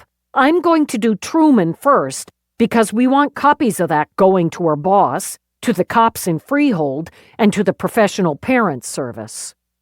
Good thinking. And now, with the red haze of fury subsiding, Eve could think too. Copy Mira and Whitney on it. I'll write up the interview with the Cabots. You can take off and go visit your kitchen cabinets or whatever. That can wait. No, we're already near end of shift, and I'm going to work from home. But first, I have a date with the sparring droid. Since the meeting with Truman had lit a fire in her, Eve willed a coating of cold professionalism over her tone when she spoke to Truman's supervisor. She knew the heat burned through in spite of, maybe because of, the supervisor's shock and lame, to her ear, excuses. Maybe she found some satisfaction in Truman's immediate suspension and the internal investigation to follow, but not enough. She drove home pissed, which suited the traffic that snarled and bitched all the way uptown. Most days, driving through the gates, winding up the drive toward the castle-like house that was home, brought relief, even gratitude. She had a home, and she had all its beauty, its grace, its peace. But tonight it made her feel itchy. She firmly believed Roarke had pushed buttons he had no business pushing, and now she'd have to slog through the whole thing with Mira instead of just getting down to work. And fine, she thought, as the lush green lawns spread and the glorious flowers bloomed, slogging through the whole thing with Mira equaled work. But she didn't know exactly what followed but, because she was too itchy and pissed to think about it. Her go-to solution, when something stuck so hard in her craw to make her itchy and pissed? Punch something. An inanimate something. She parked, and with visions of beating the crap out of a sparring droid in her head, walked into the cool, slightly fragrant air of the foyer. Somerset stood, of course, the black-clad, silver-maned scarecrow with the pudgy gray cat at his feet. It occurred to her Somerset could almost qualify as inanimate. The cat pranced over to whine between her legs before she headed for the stairs. "The Miras will arrive at 7:30. That should give you enough time to make yourself presentable." She kept walking. Punching him could be fun, but... And she knew what followed this one. She'd feel guilty, then be duty-bound to arrest herself on assault charges. And Roarke would be justifiably pissed.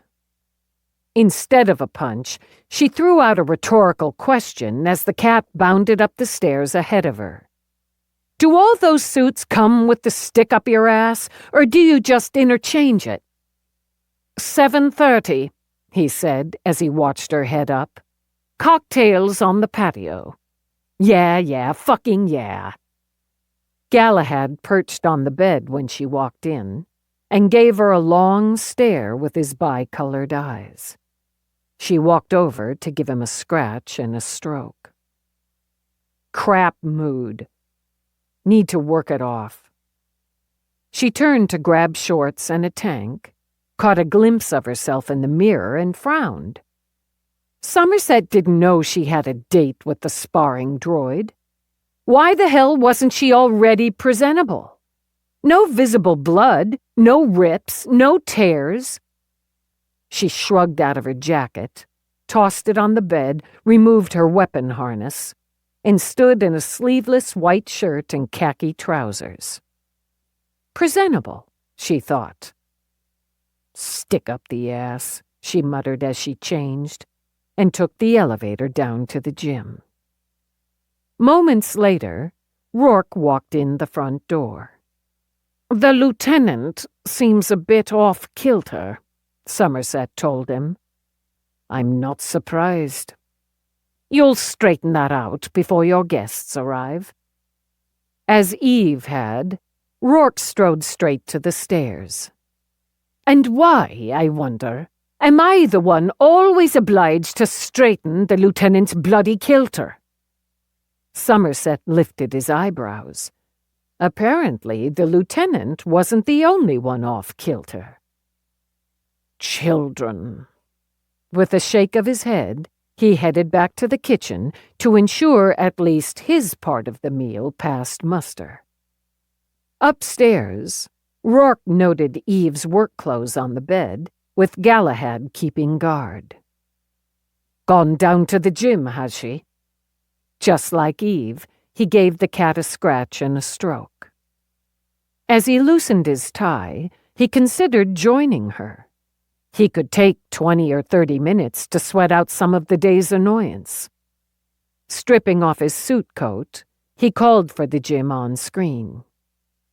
He watched Eve execute a sidekick to the sparring droid's breastbone, pivot, then follow up with a left jab to the jaw.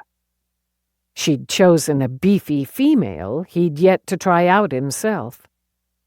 And obviously programmed for full contact, as the droid's countered right cross slipped by Eve's guard and connected high on her cheekbone. Bloody hell. Eve went for a leg sweep that knocked the droid off balance enough for her to land a body blow and a solid uppercut before the droid's elbow jab snapped his wife's head back. He took 2 steps to the elevator before he stopped himself. He could go, shut down the droid, turn Eve's obvious fury on himself. They could go around, and Christ knew he wouldn't plant a fist in his wife's face. Hell with it. Let her do it her way. He turned off the screen and took himself off to the shower. When she came up, he finished buttoning his jeans. "Your mouth's bleeding," he said as he reached for a t-shirt. She swiped the back of her hand over it. The droid said it needed some minor repairs and needed about 12 hours to deal with it. "Might take you a bit longer," he said in a voice like a shrug. "You've got a black eye coming on, and your jaw's swelling. It's got a sneaky left. You might opt for light contact rather than full next time." "What's the point in that?" "Look, I am, and I take it you feel getting punched in the face multiple times was somehow worth it."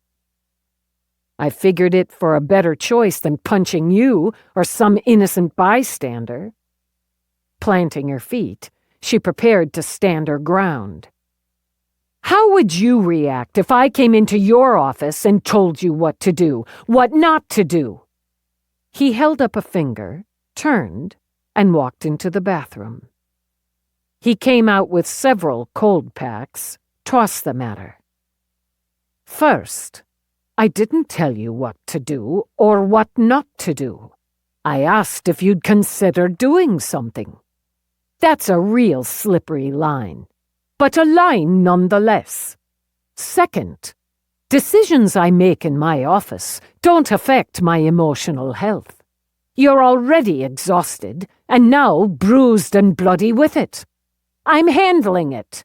If I can't handle any case I catch, I've got no business on the job." He just looked at her. "You wouldn't say that about anyone in your bullpen." "My bullpen," she tossed back, firing up again. "I'm the boss. I'm in charge, and that makes it different. You know that. You know it." "And I know this. Every day you strap that on." He gestured to her weapon harness. "And you walk out the door. I know what you risk every day, and I accept it, support it, respect it, even admire it. I know what I risk every day because you're my goddamn world, but I stand with you, and you know that. But I question something I can see hurts you, and I have no right. I'm to back off, have no voice, no say, no opinion. Well, bugger that. I'm your husband, not your pet." Stunned, she took a step toward him. "I never—" and he stepped back, very deliberately. "You've about a half hour before the Miras get here." He walked away from her, left her frustrated, furious, and flummoxed. Okay. So he was a lot more pissed than she'd realized, but that she thought was bullshit. Pet my ass. Turning to the cat, she threw up her arms. "What the fuck is that?" Galahad, apparently opting to stay neutral, stretched out and closed his eyes. "He questioned my judgment. That's just what he did, so he can bugger it right back." She stalked into the bathroom for a shower, caught sight of herself again. Damn it. She did have a black eye coming on. She stripped, then slapped one of the cold packs on her eye before stepping into the shower and ordering jets on full. 6. She did what she could toward making herself presentable, even digging into her rarely used makeup to cover the worst of the bruising. Probably, she admitted, Not the best idea to go full-contact sparring before a dinner meeting. But meeting was the key word, she reminded herself.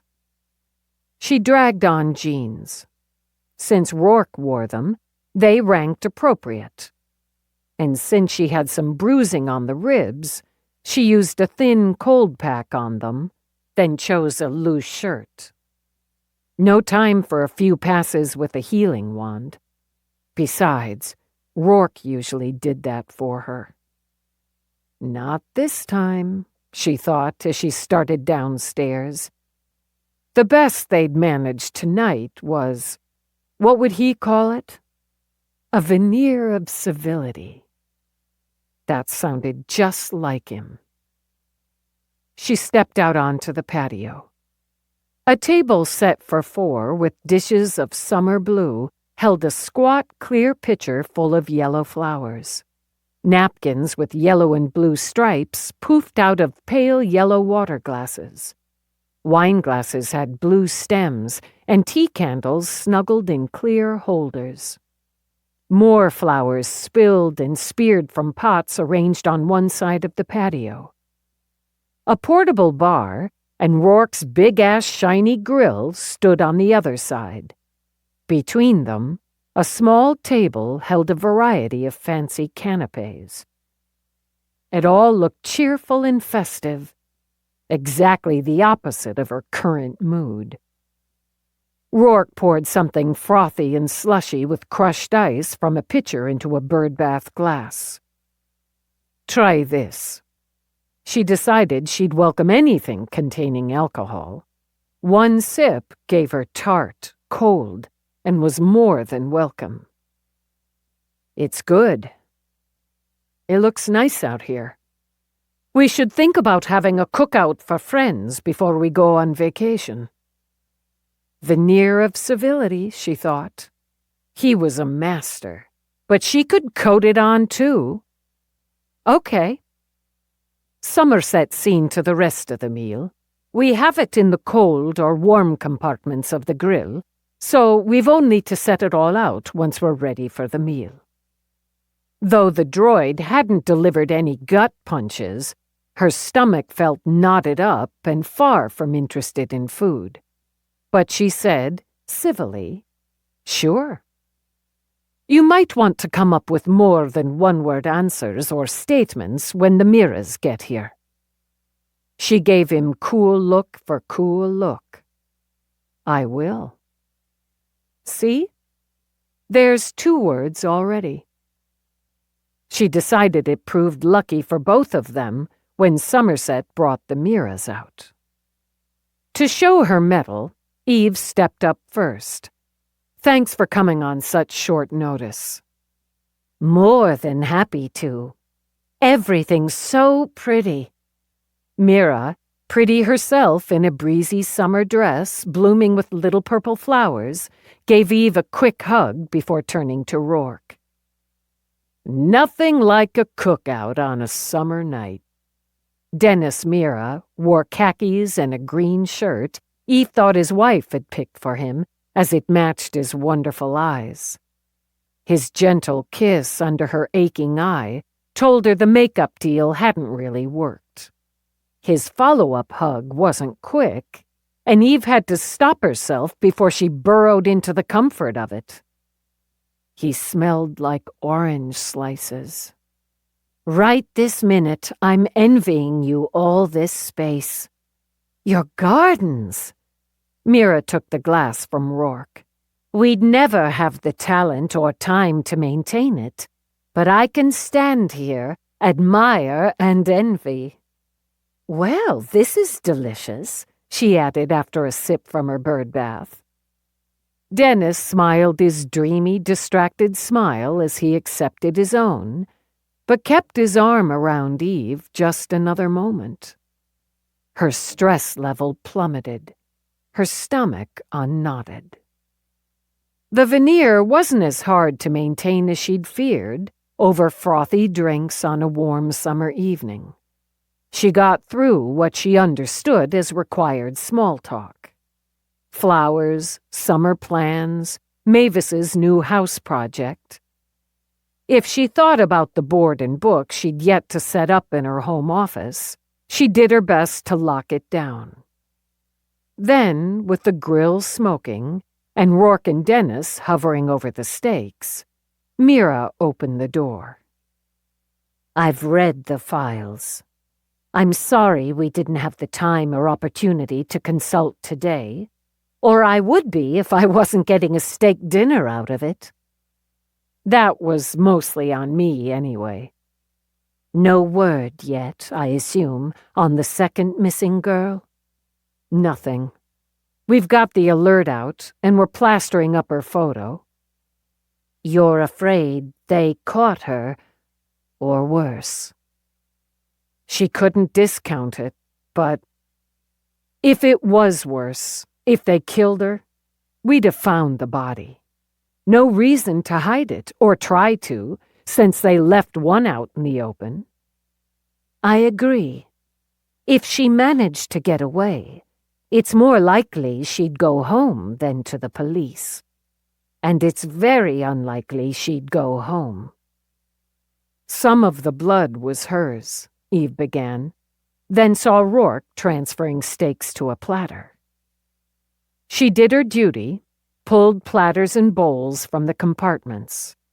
Grilled vegetables, roasted potatoes, slices of tomato and mozzarella, crusty little rolls. "Everything looks amazing." Mira lifted her glass of the red wine Roarke poured. "Compliments to the chef." "You did the vegetables on the grill?" Dennis asked. "Those compliments go to Somerset. But I may give that a try next time.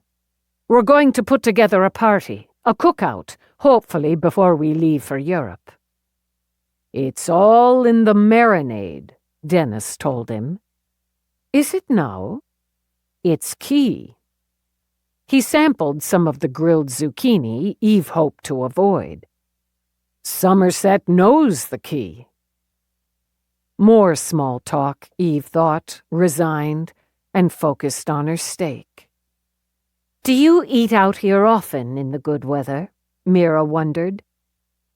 "My office, usually." "Working dinners." Mira reached over to pat Dennis's hand. "We often do the same. If not my work, Dennis's, or both." "We live the lives we live." Dennis just smiled at her. "We do. And so, I agree with your conclusions, Eve, that the second girl, Dorian Gregg, did not kill Mina Cabot.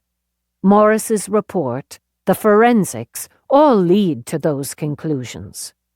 Although the evidence isn't conclusive, and we may find Dorian was and is a willing participant, my profile of her says differently." "Why?" "Here's where I get hung up on that," Eve continued before Mira answered. "Even though I lean, and lean hard, away from her willing participation, she came from a crappy apartment in a crappy building in a crappy neighborhood. She has a history of petty theft. Her mother was abusive, and Jesus, her caseworker ranks even worse for me." "Yes, and we'll discuss that and her." "So they snatched her, yeah, off the streets, most likely. But once she's in, French manicures, pretty underwear, good food, and I bet decent living conditions. All she has to do is go along, pay for it by doing some porn, if we're right on that. Pose for some pictures, maybe end up in some fancy house somewhere." Eve shrugged a shoulder. "She's a kid. What does she know about it? It might look and feel pretty damn good after what she got away from." "She had no choice with her mother, and the caseworker failed her. The system gave her no choice. Why would she accept, even with the questionable advantages, having no choice again?" Mira paused. "And I believe she knows all too much about it. More than a child that age should in a perfect world. More, I'd imagine, than Mina did when she was taken.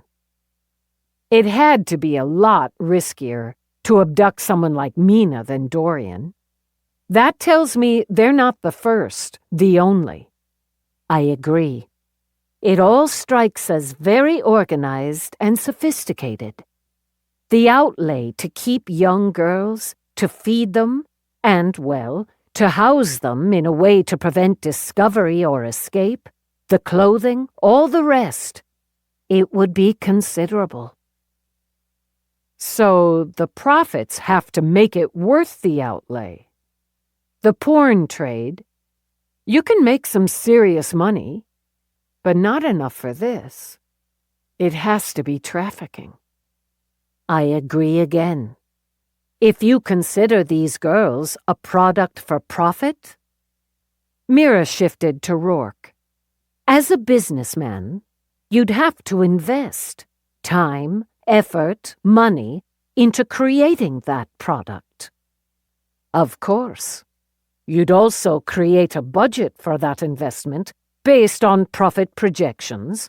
Otherwise, your outlay may, likely will, eat into those profits, even erase them. What if you have a lot of the same product, kind of product? Eve wondered. Like a vehicle, a car.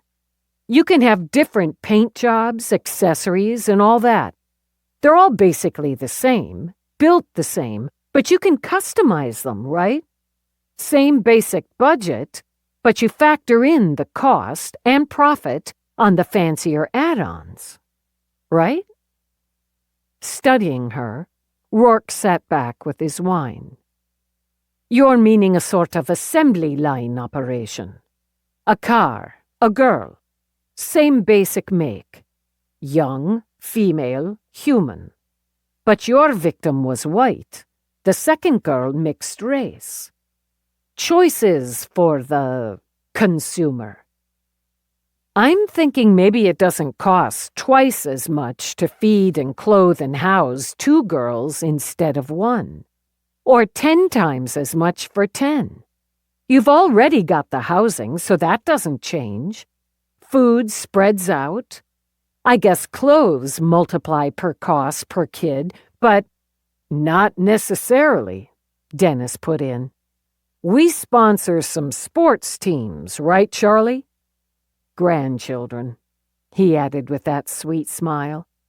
If you order 24 jerseys, they cost less per item than if you order 1 or 6, for instance. A quart of paint costs more per volume than a gallon, Roarke said. More product, more profit? In theory, but these are children, not cars or widgets. I'm aware, Eve responded in the same flat tone. I'm trying to get a handle on a possible business plan. And the human element must be factored in, Roarke countered. They're abducted, so not willing participants. They may not eat what they're told when they're told. Take food away for a day or 2, and most children will eat what you provide. Roarke nodded at Mira. True enough, he said, as he'd known hunger as a child.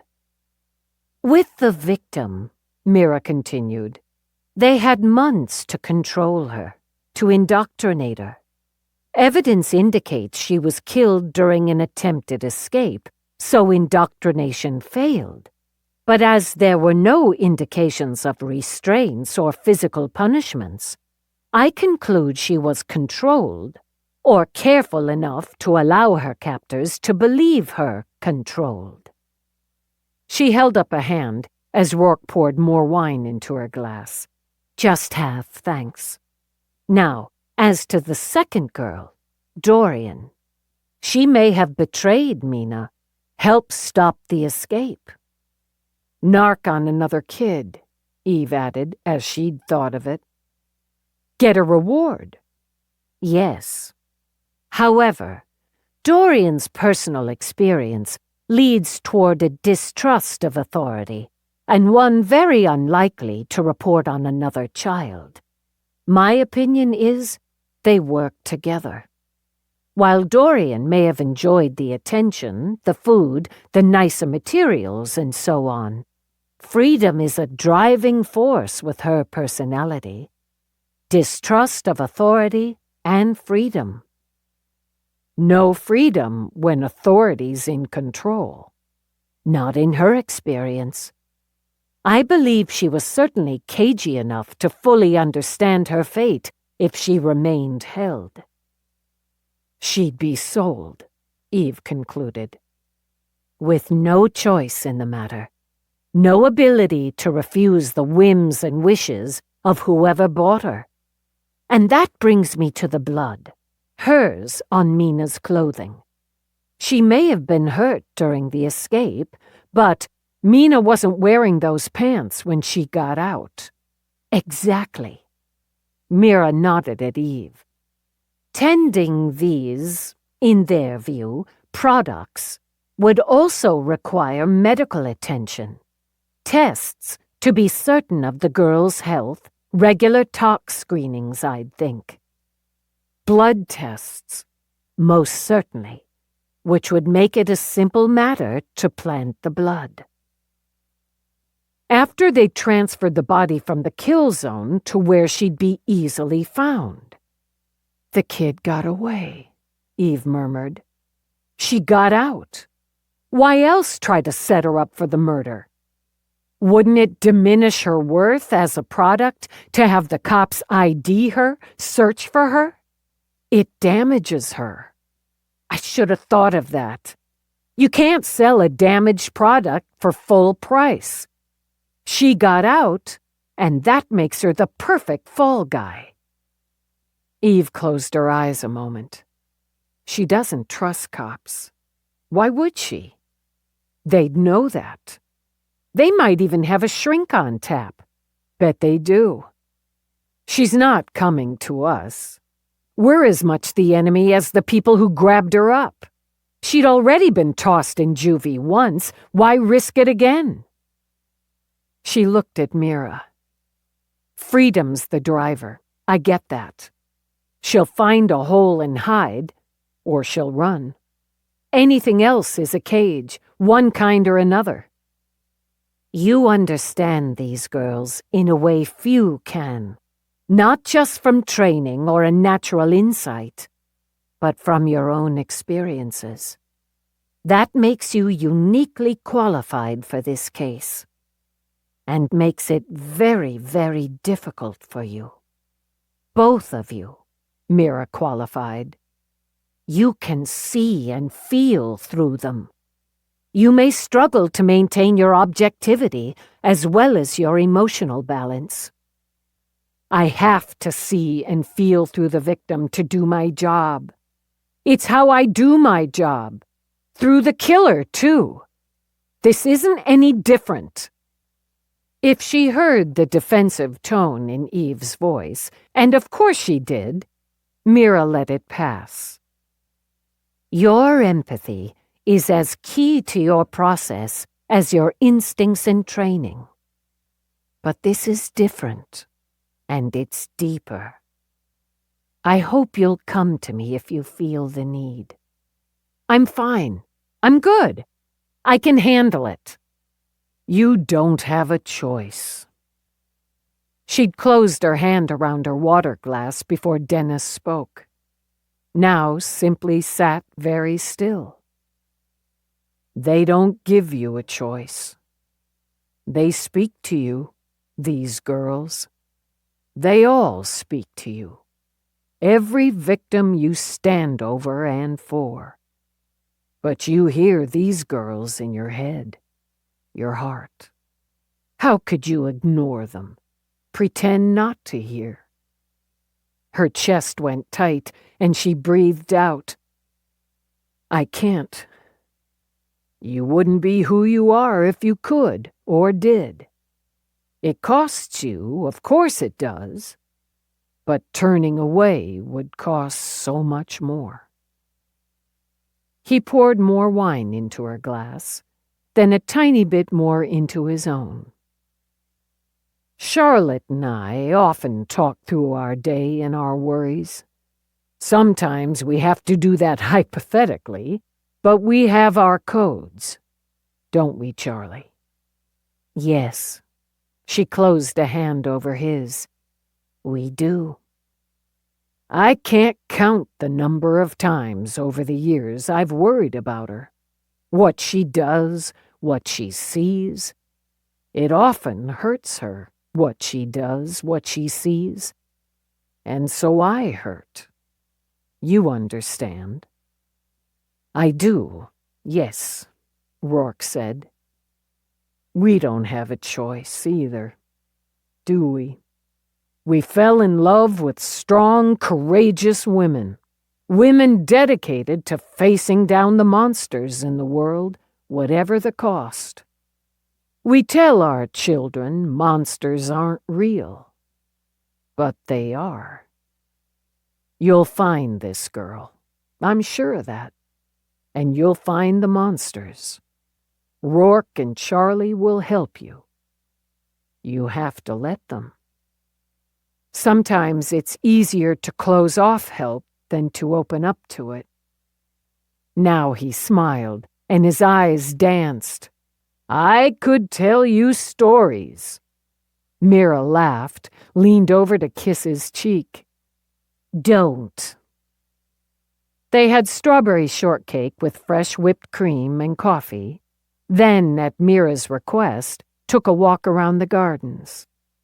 Roarke guided them through the grove of fruit trees to the pond. Now I have serious envy, Mira sighed. What a beautiful spot. I could dream away a day right there on that bench.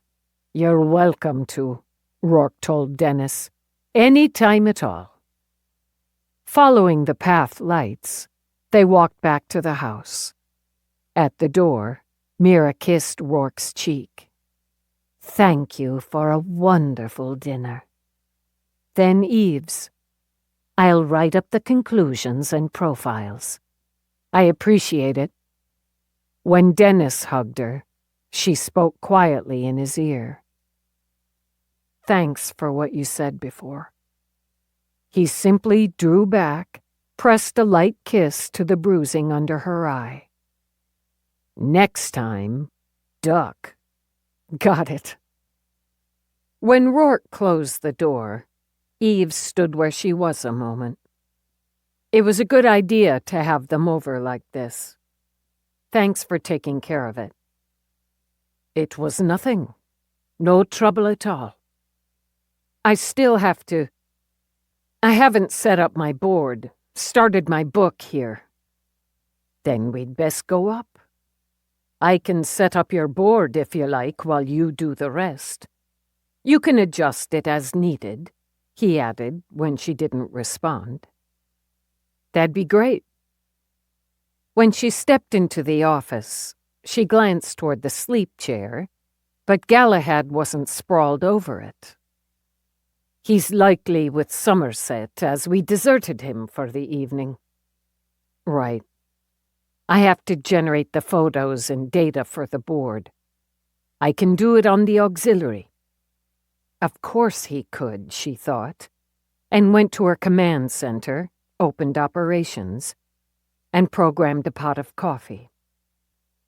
For a time they worked in silence. Such silence, she thought, and keenly missed the cat's presence. Roarke broke it as he arranged her board. This Prue Truman, the child services caseworker. We didn't get around to her at dinner. Peabody's report, copied to her supervisor, is there too, who also got a call from me. Stupid, careless, lazy bitch. The outrage ripped back, tearing her out of her chair to pace. It's all the kid's fault, as she sees it.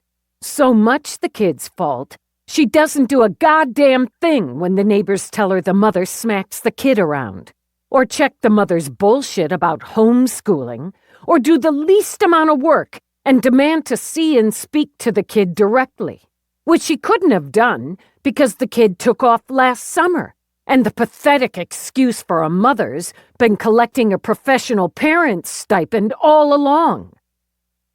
Where is she now, the mother? Well, she didn't make bail, so she's in a cage in Freehold, New Jersey, and facing fraud charges. Had illegals in the apartment, and the caseworker fuck never screened for them. And where is she now, this caseworker fuck?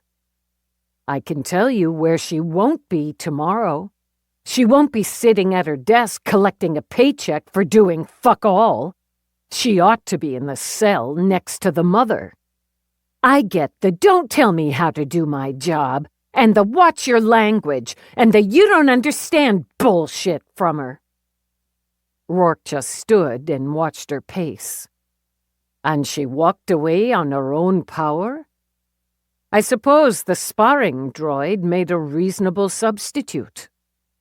Almost. I don't know where to start with Dorian. We don't know if she came to New York on her own, got grabbed up here last week, last month. If she got snatched a block from that crap apartment the night she took off. Anytime, anywhere between. Because nobody gave enough of a damn to look for her. Eve's breath shuddered out. Nobody cared. Now someone does. You'll find her. She could be dead. You don't think so? He crossed to her now, laid his hands on her shoulders. Trust your instincts. I do. It hurts. I know. He drew her in, held her close as she wrapped her arms tight around him. I know. Just as I know Dennis was right. Don't say you're sorry. His lips curved against her hair. That wasn't top of my head. She sighed, then rested her head on his shoulder. Can we both be right? I think we are. This time, in any case. Both right, both wrong. That makes it a wash, doesn't it? It hurts you, too. I can't even wish it didn't, or it would mean you didn't love me the way you do. And then I feel stupid and selfish and... He cut her off, kissed her, soft and slow. I didn't fall in love with a stupid, selfish woman. It's insulting to imply otherwise. Shutting me out would be stupid and selfish, but you're not going to do that. I'm not, even though it'll be hard on you. She stepped back, but took his hands. You didn't like it when I talked about these girls as products. Like cars. I didn't, no. Even understanding you looked at them through the eyes of the monsters. That's a good word for them. It's the business, the profit angle. It doesn't feel personal.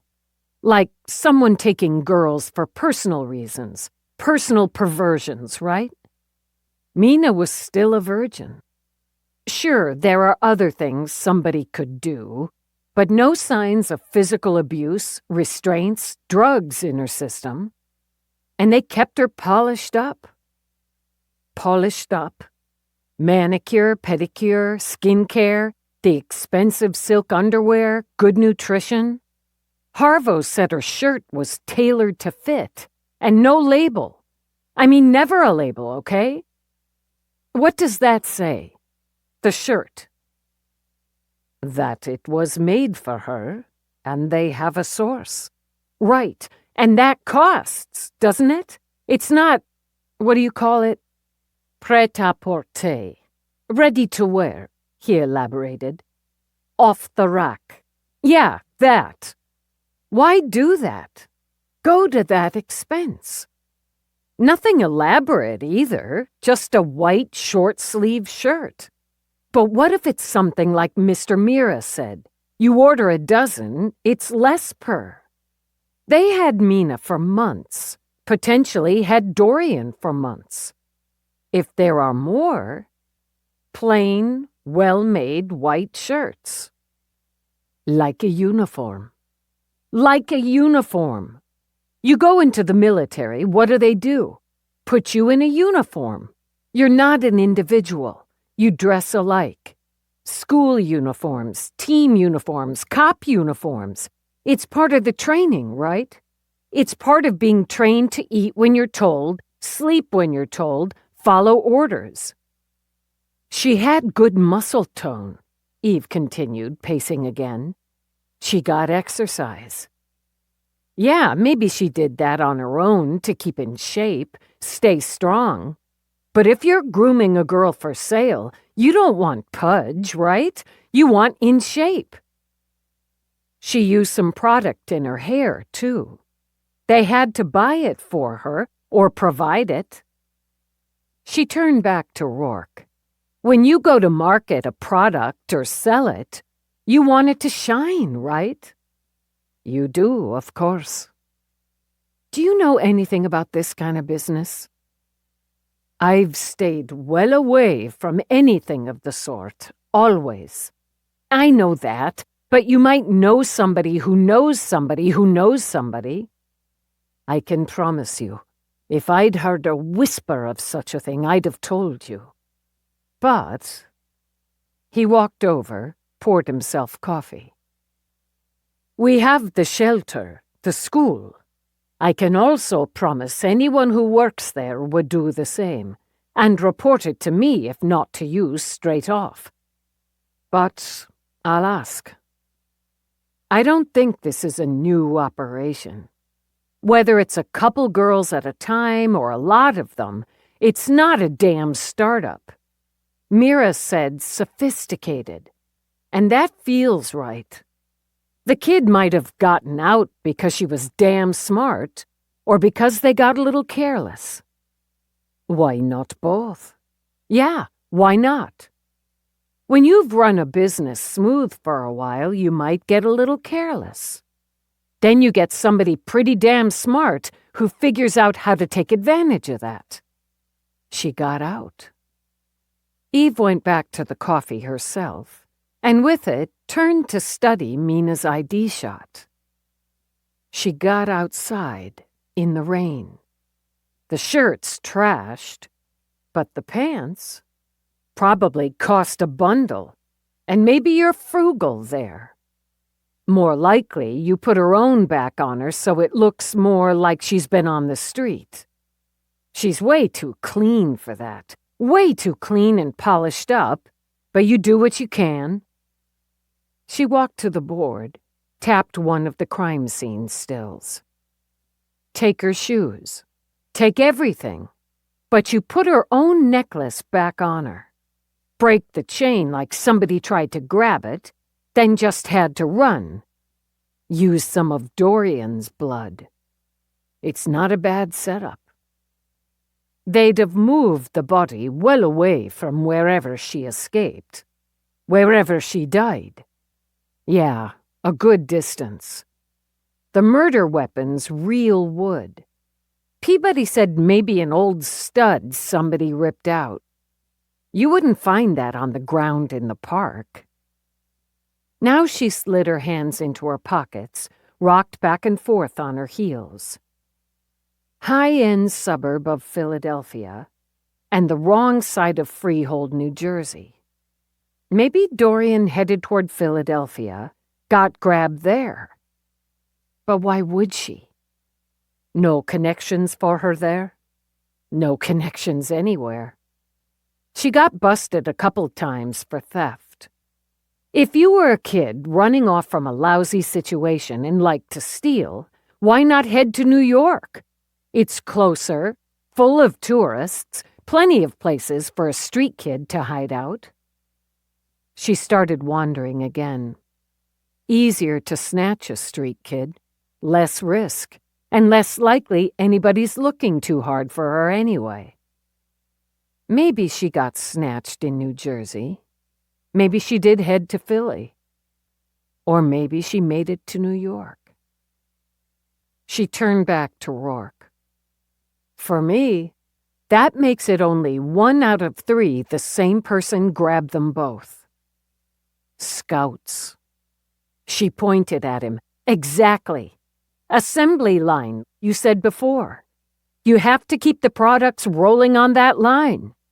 I've got nothing on another kid, male or female, wide age range, missing from Devon, Pennsylvania. Following her logic, he went back to studying the board. You wouldn't want to dip into that pool too often. It's far too small. And you know why you dip in that pool in the first place?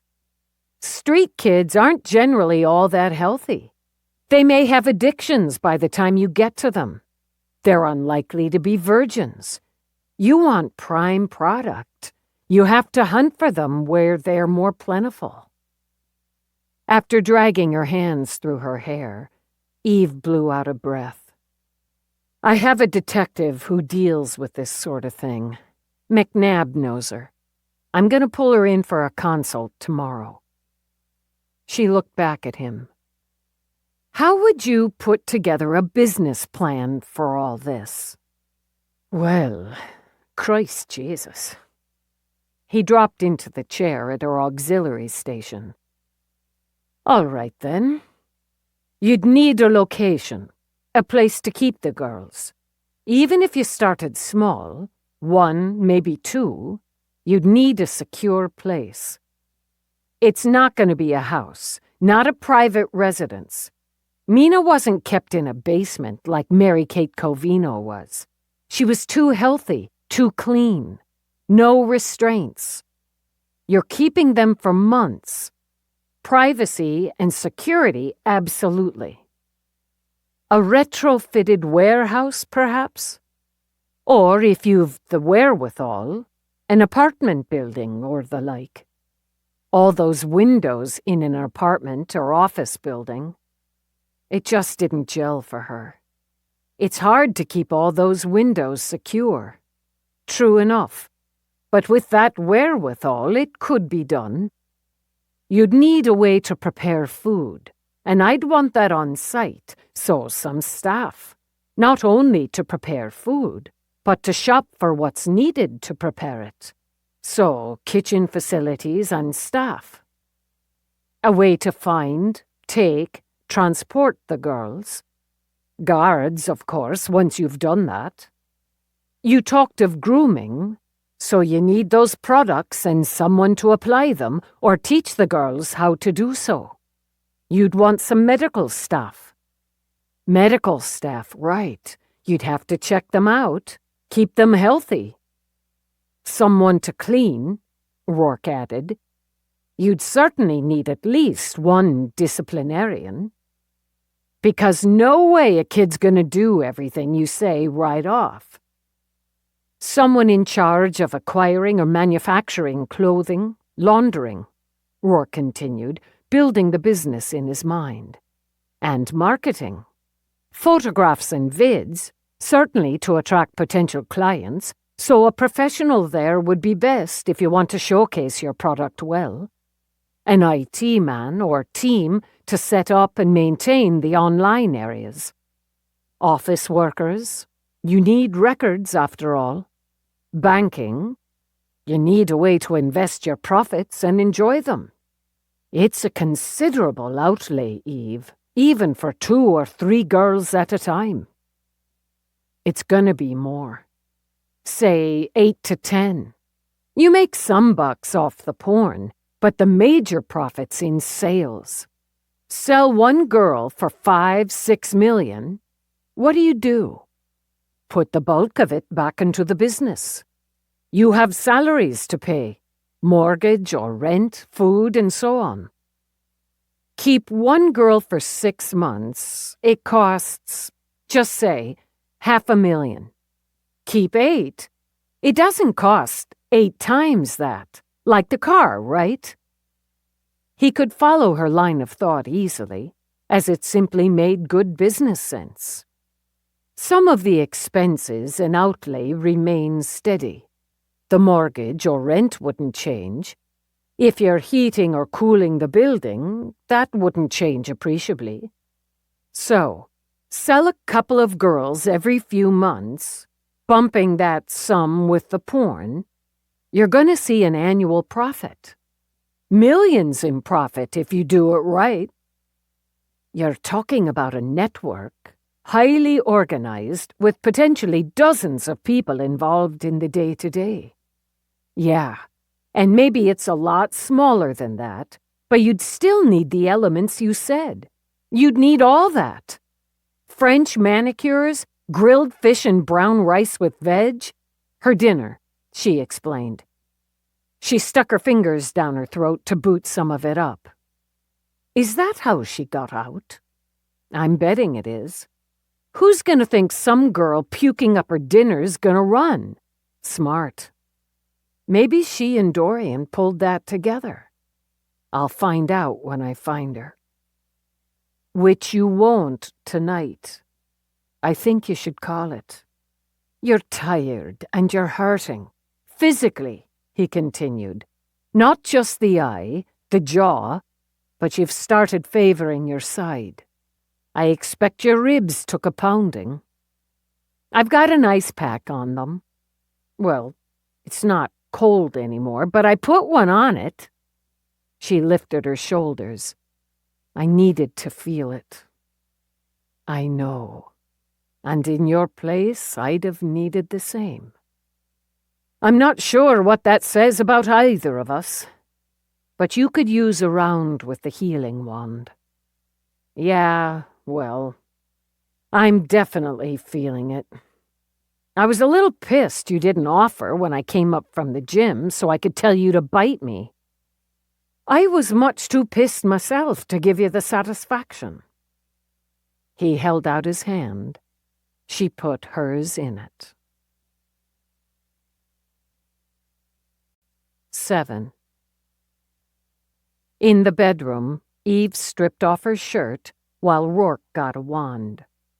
Sprawled on the bed like a chunky gray ribbon, Galahad opened his eyes, gave her a long and clearly disapproving look as she peeled off the gel pack. That droid had a sneaky left, Eve insisted. Annoyed, she reactivated the pack, then pressed it to her jaw as Roarke came back in. He gave her ribs a long and clearly disapproving look before he shook his head. And was it worth it, then? Not really. I didn't get enough out, I guess. I thought programming the female would make it more like I was pounding Truman, but that bitch is built. The droid, not Truman. She let out a hiss as he passed the wand over her ribs. Truman wouldn't have landed any, he said. She's a bag of bones. The droid's solid muscle. An easy $1.50, with a sneaky left. You dropped your guard. I did. Damn it. Maybe. How do you know? Even if I hadn't watched for a moment or two, I can see the results, can't I? In some circles, that's considered spying. As you like, he said easily. After I saw it land this one, he tapped a finger lightly on the cold pack on her jaw. I took a shower and changed for dinner. She couldn't bitch about that. She sort of wanted to, but she couldn't find a logical way to bitch about that. The comp said I won on points, and it was actually minor to moderate repairs. Well, sit down now, and we'll finish your minor to moderate repairs. When she sat on the side of the bed, Galahad rolled over, squiggled forward, and nudged his head under her hand. I should have held off. Just let Mr. Mira level me off. As he passed the wand over her jaw, Roarke's eyes met hers. He has a way. I don't know how he just gets to the core of it right off. And he said what I didn't know how to explain, really. I don't have a choice, Roarke. I know it. I know it as I know you. I wonder how it is it twists me up so much more, seeing you tired and hurting inside, than it does seeing these bruises. Then again, these bruises heal quick enough. He switched from her jaw to her eye. We're never going to be all the way done with all the before. It made us who we are, after all. I guess. Mira said. She said I understood someone like Dorian because, basically, I've been there. That distrust of authority, I know where it comes from. And still, you chose authority.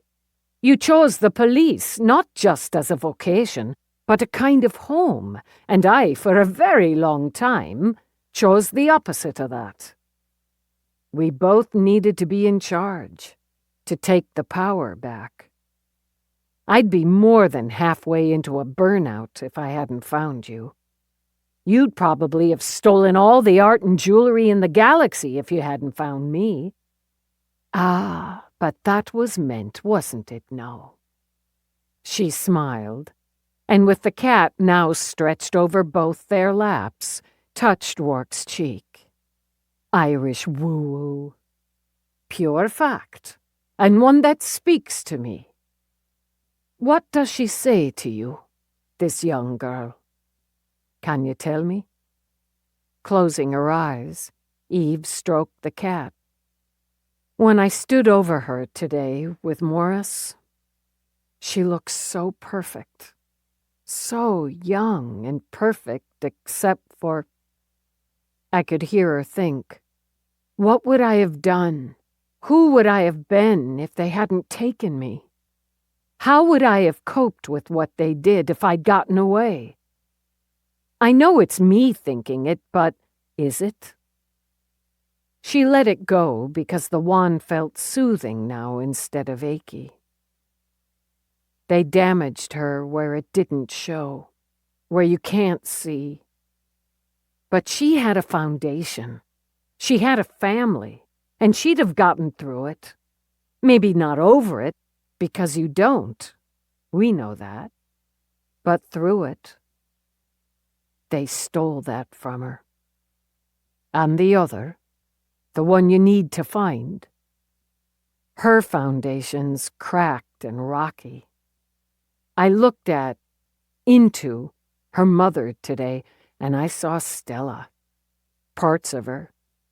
I'm not going to beat myself up for that. Nor should you. There's a type, isn't there? Stella, Meg Roarke, this woman. A mold that makes them vile and vicious. Truman fits it, mostly. She's not going to smack a kid around physically, like I damn well know Jewel Gregg did with Dorian more than the neighbors ever saw. She's the type that punches the heart, the self-worth, the trust until it's all broken and bleeding. It made her sick inside, the thought of it, the memories of it. It's worse. She's not required or expected to love them, right? But she has a duty, and she uses that, twists that, to batter where it doesn't show. You'll see she's fired. Absolute priority. But it's not enough. She's already damaged Dorian Gregg, and God knows how many others. Fury simmered inside her again. I recognized her, too. Damn right I did. I had a couple like that. Like a wrong cop, they fuck it up for all the ones who do the job. He rose, walked to open the panel that held the bedroom auto chef. Eve checked her ribs. Definitely better. Her jaw? Absolutely less swollen. I'm making time to dig into it. See if I can hang her up on anything illegal. She's gonna lose her job. Greg defrauding the PPO and Truman not verifying? Yeah, she's gone. But unless she took a kickback, not a crime on her part. Even if I find something, it's probably a slap on the wrist. Not enough. Roarke came back with 2 glasses filled with the peach-colored liquid. Is this a soother? I don't need a soother. We're splitting one. It's a new flavor. It should taste a bit like a Bellini. She knew he'd found a way to get around her with the whole splitting thing, so she took a sip. I haven't had that many Bellinis. We'll have to remedy that. Anyway, it's okay. Not bad at all, he agreed. Civil suit. What? When you find Dorian, she can file a civil suit against Truman. CPS will get dragged in, but they should have done a better job overseeing this woman, shouldn't they? And a good lawyer's bound to find a few more children, perhaps adults by now, who have similar stories. Class action suit. The idea added a zing to the soother. Sue her lazy, fucked-up ass. I'll wager a court would levy more than a slap on the wrist. Unlikely she has the funds to pay off a judgment, but it would make her life hell for quite some time. Then you have a good friend who excels at exposés. Nadine. As she rolled it around, that simmering fury turned to satisfaction. She'd lap this right up. Why didn't I think of that? Because you have to focus on finding her, and on finding who abducted her and Mina, who killed Mina, and if there are others being held. This is extraneous. Also brilliant. It's handy having a business genius around. Absolutely true. Finish that up now. We'll do another round with the wand in the morning after you've had some sleep. He shifted the cat, then got up, set the wand aside. Eve considered as he took off his shirt. I think, since you did the wand thing, the soother thing, you should finish me off. He angled a look at her as he took off his shoes. Emotionally, physically, or sexually? She wound a finger in the air. All of that. Feeling better, are you now? Nothing hurts. I'd like to keep it that way. If you don't think you have the finesse, she lifted her shoulders. Aren't you the clever one? He unhooked his belt, then gestured for her to stand as he took off his jeans. He stepped forward to unbutton hers, added another gesture for her to lift her arms. She wore a simple white sports bra. Wiser, he thought, than her usual support tank that would have put pressure on the ribs. Eyes on hers, he peeled it up and off, slowly, before cupping her breasts, sliding his thumbs over them. She wrapped her arms around his neck, met his mouth with hers. He tempered the heat she put into the kiss, kept it soft, gentle, deep. When his hands glided down her, butterfly wings, her arms tugged to take them both to the bed, but he held her in place so they stood, body to body, as he nudged her jeans over her hips. His mouth moved from hers to brush lightly over her jaw, then to her throat where her pulse beat. She ran her hands over his shoulders, then they locked there when he skimmed his lips over her breast. A feather of a touch that tripped her heartbeat while her hands skimmed through his hair to press him closer. Closer until he took more, until he felt her heart sprint under his lips. When once again she would have pulled him down to the bed, he turned her until her back pressed against the bedpost. Then his hands, his lips, traveled down so he treated himself to the taste of her skin. He could never get enough. The length of that narrow torso, the hard body under soft flesh, and the quiver he could bring inside that tough, disciplined body, all enchanted, aroused, overwhelmed him. She felt those clever fingers ride her jeans down her legs, then slide back up her thighs until her legs went weak and wobbly. He could make her float, make her want to float, weightless and weak and willing. Then she was bared to him as his mouth found her, as his tongue slipped over, around, into her. Okay. God. She had to wrap an arm behind her, around the post to stay upright. Wait until... But he didn't wait, so the orgasm spread like a fever, so it rocked through her, left her gasping. Helpless, desperate, thrilled, she moved against him and took more. Again. He nipped at her inner thigh, then soothed that tiny, glorious pain with his tongue. He'd take all she had, then find more. When she came again, quaking with it, crying out from it, he slid slowly up her body and set off a storm in her with his fingers. Take me now, he said, as he slipped slowly, into all that heat. As I take you, where we stand, together. She saw his eyes, only his eyes, that wild, wonderful blue, and she knew love so keen she wondered it didn't slice through them both. Perhaps it did.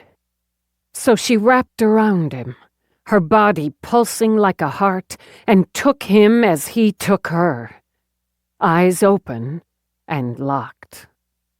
When he dropped his forehead to hers, when he found the ability to draw breath back into his body again, he gathered her up. Her body felt so lax, he wondered she didn't just pour like rainwater through his hands before he got them both in bed. There he drew her against him, stroked her back. Enough finesse for you. Any more, I'd be in a coma. He felt the cat leap back onto the bed, take his place. All's well, then, he thought, as she fell asleep in his arms. The dream didn't surprise her. She'd expected it. But even in the dream, she willed herself to handle it, not let it weaken her. Maybe she hadn't expected to find herself in that room in Dallas with the red light blinking, the air so goddamn cold, but it didn't hold the terror for her it once had. She wasn't a child now, and Richard Troy was dead. She'd killed him after all. She stood there, in the room of so many nightmares, dressed in black, her weapon in place, and waited for Mina Cabot to speak. Mina stood in her school uniform, her hair bright and shiny and smooth, her eyes bold and alive. You think you understand me? You came from this. I didn't. I had a family who loved me. You didn't. I had friends and a nice room of my own. You didn't have anything. What do you know about me? I know they took all of that from you. I know what that's like. You didn't have anything to take. Tell me something I don't know. Something I don't know I know. They wouldn't have taken you and dolled you all up. You weren't pretty. Eve glanced over as Mina pointed, saw the pale, skinny child she'd been, the dirty hair, the hopeless eyes. Guess not. He'd have sold you on the cheap, all broken and used up. He's the one who broke me and used me up. They didn't break you, did they? Not until the end. I had brains and something to get back to. You didn't save me. It hurt. Even in the dream it hurt. You've got me there. She's not going to save me either. Dorian stood beside Mina now, her hair groomed in perfect curls. She wore the same school uniform. That was wrong, Eve thought. She hadn't gone to private school. She doesn't even know if I'm dead or alive. What does she care? I'm here because I care. Bullshit! Rage. Eve recognized it as it slapped out at her. You're here because they pay you, like they paid the cops to drag me back to that shithole so my mother could collect her stipend. I put your mother in jail. A lot of good that does me now. You can just fuck off. I can take care of myself. Were teenage girls really that bitchy? Eve wondered. Or did she just see them that way? You want to be pissed off at me? Fine, but I'm what you've got. You think I don't understand you? She does, and she's me.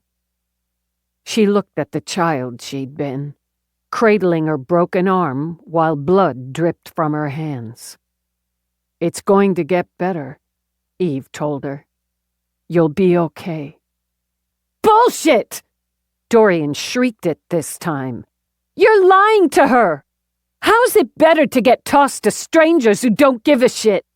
If they'd known what she did, they'd have tossed her in a hole. Kill her, kill her, kill her! At least I never killed anybody. I didn't do that! Mina stood, the blood turning her shirt red around the spear through her chest. This really sucks. And you didn't stop it. You didn't stop any of it. So, just fuck off, the girls said together. She woke with sunlight trickling into the bedroom and a fully dressed Roarke sitting behind her. There now, just a dream. I know. I'm okay. Damn it. She sat up, laid her head on his shoulder when he put his arms around her. It wasn't that bad. Well, bad, but not... I don't know. She eased back, pressed a hand to her head. Headache. Not a question, I can see it. It'll be all right. He rose, went to the AC for coffee, and bringing it to her, took out a blocker. Take it, or no coffee. That's just mean. She took it and the coffee. You got a full night's sleep before it hit you, he commented, and had her checking the time. Shit, I've got to get moving. He simply put a hand on her shoulder to hold her in place. You'll take a moment to tell me about it. I need to wake up, grab a shower. I'll tell you. All right then, with breakfast. Can it be waffles? He pressed curved lips to her forehead. It can. Get your shower. Not as bad as he'd feared, he thought when he walked to the auto chef to program breakfast. He'd checked on her during his early morning conference calls, and she'd slept peacefully. So it had hit sometime after he'd left his office and come back to the bedroom to find her muttering in her sleep and the cat butting his head against her shoulder. But not that bad. She hadn't been shaking, and the request for waffles meant she didn't feel ill. He dealt with breakfast, and telling himself, perhaps with partial honesty, he'd save her time, laid a work outfit on the bed for her. When she came out wearing a short, cream-colored robe, he sat with the cat curled in his lap while the morning stock data scrolled on the wall screen. This thing's silk, right? It is, yes. Is it sexy? He gave her a studied look and sipped his coffee. What's in it is... Come on. Is it like fuckware? With a laugh, he sat back. A loaded question if I ever heard one, but we'll treat it seriously. In my view, it's subtly sexy. Kinda classy, right? As I see it, yes. It suits you. Nobody's gonna accuse me of being classy. You're in a class by yourself. After a quick snort, she grabbed her PPC. Look at this underwear. What a fascinating start to the day. He took the PPC, nodded at the image. Yes, I remember this from your board. And if he hadn't, he thought, the bloodstains on the bra would serve as a clue. Set that aside a minute. Is it fuckwear? Ah, Christ. I know, but put that aside. Just judge the pieces on their own right now. All right, then. They're provocative, certainly, and designed to enhance the body. Given the color, the touches of lace, I'd say subtle again, and yes, classy, even romantic. On an adult woman, she punched his shoulder. Yes. On a kid, not subtle or classy because just wrong, but they still have that, Mavis would say, vibe. I get that vibe. Or it hit me when I put on this robe. It's not bang me against the bedpost. Did that. That wasn't banging, she corrected, taking the PPC back. And maybe I'm putting too much into a couple scraps of silk, but I think they wanted more from her than banging. Banging's easy. You don't have to spend a couple grand on underwear for that.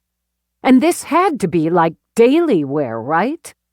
Like you buy me stuff like this, and some of it's straight fuckwear. I'm not stupid. But for work, I'm not going to wear anything like this on the job. Thinking, she set the PPC down again. Anyway, I'm going to get dressed before waffles. Roarke pointed toward the bed. She looked at the clothes laid out, then looked back at him. Seriously? A time-saving offer only. Accepted, she decided, and took his coffee, finished it off. I've got too much jumbling through my brain to think about clothes anyway. Let me see the ribs first. When she rolled her eyes and opened the robe, he set Galahad aside and rose to give them another pass with the wand. Bruising's nearly faded off. They feel okay. Not bullshit, she said quickly. If somebody punches me in the ribs, I'm gonna feel it, but otherwise they're okay. Don't drop your guard. Swelling's down, he added, as he passed the wand over her jaw. Your eyes bloomed a bit more, but it's not swollen. I'd tell you to give the eye another pass this afternoon, but you won't. I will if I remember. He kissed it lightly, just, she thought, as Dennis Mira had. You'll do. He went back to sit as she wiggled into the simple cotton briefs he'd set out. See, she said as she pulled on the support tank. You know. He'd gone for brown trousers. Not Feeney's shit brown, but something that edged toward copper. And the shirt, nearly the same cream color as the robe, had needle-thin stripes of the copper and some navy. Navy, she assumed, because of the navy jacket. She strapped on her weapon, added the belt, also navy, with a copper buckle, the navy boots with thick copper soles, then the jacket that hid at her waist. This jacket has the magic lining, like the coat. It's a prototype, he told her, removing the domes from the breakfast plates. Removable, so transferable. Something we're working on. Huh. It's really light. In testing and simulations, it blocks a full stun, a blade, and, should it come up against someone who's managed to get hands on a gun, a bullet. Of course, I'd prefer you not put any of that to the test, but in case. He poured her coffee. Now, tell me about the dream. Right. Mostly annoying, she began, as she drowned the waffles in syrup. It was in Dallas. In the room in Dallas. Ah, Eve. No, it doesn't hit me like it used to. They're dead. They're dead and gone. I'm not saying it was sex on a tropical beach, but I handled it. First, it was just the victim. Just Mina. She told him as she ate, occasionally stabbing a fat berry between bites of syrup-soaked waffle. They were pretty damn bitchy, she added, waving a piece of bacon that had Galahad's nose twitching as he started casually toward the table. And stopped dead at Roarke's warning look. I know it's me bitching at me, really. My subconscious and all that. Or how I figure 13-year-old girls would bitch. I mean, what do I know? The only thing I remember about being 13 was it meant 5 more years until I could get out. She crunched into the bacon. But I figure my brain worked out some truths. Mina had something to get back to. And if Dorian feels anything like I did, getting out's enough. You put them both in school uniforms. Yeah, because I think that's probably how it works. You've got a couple of girls, or a handful, they're all the same. Products.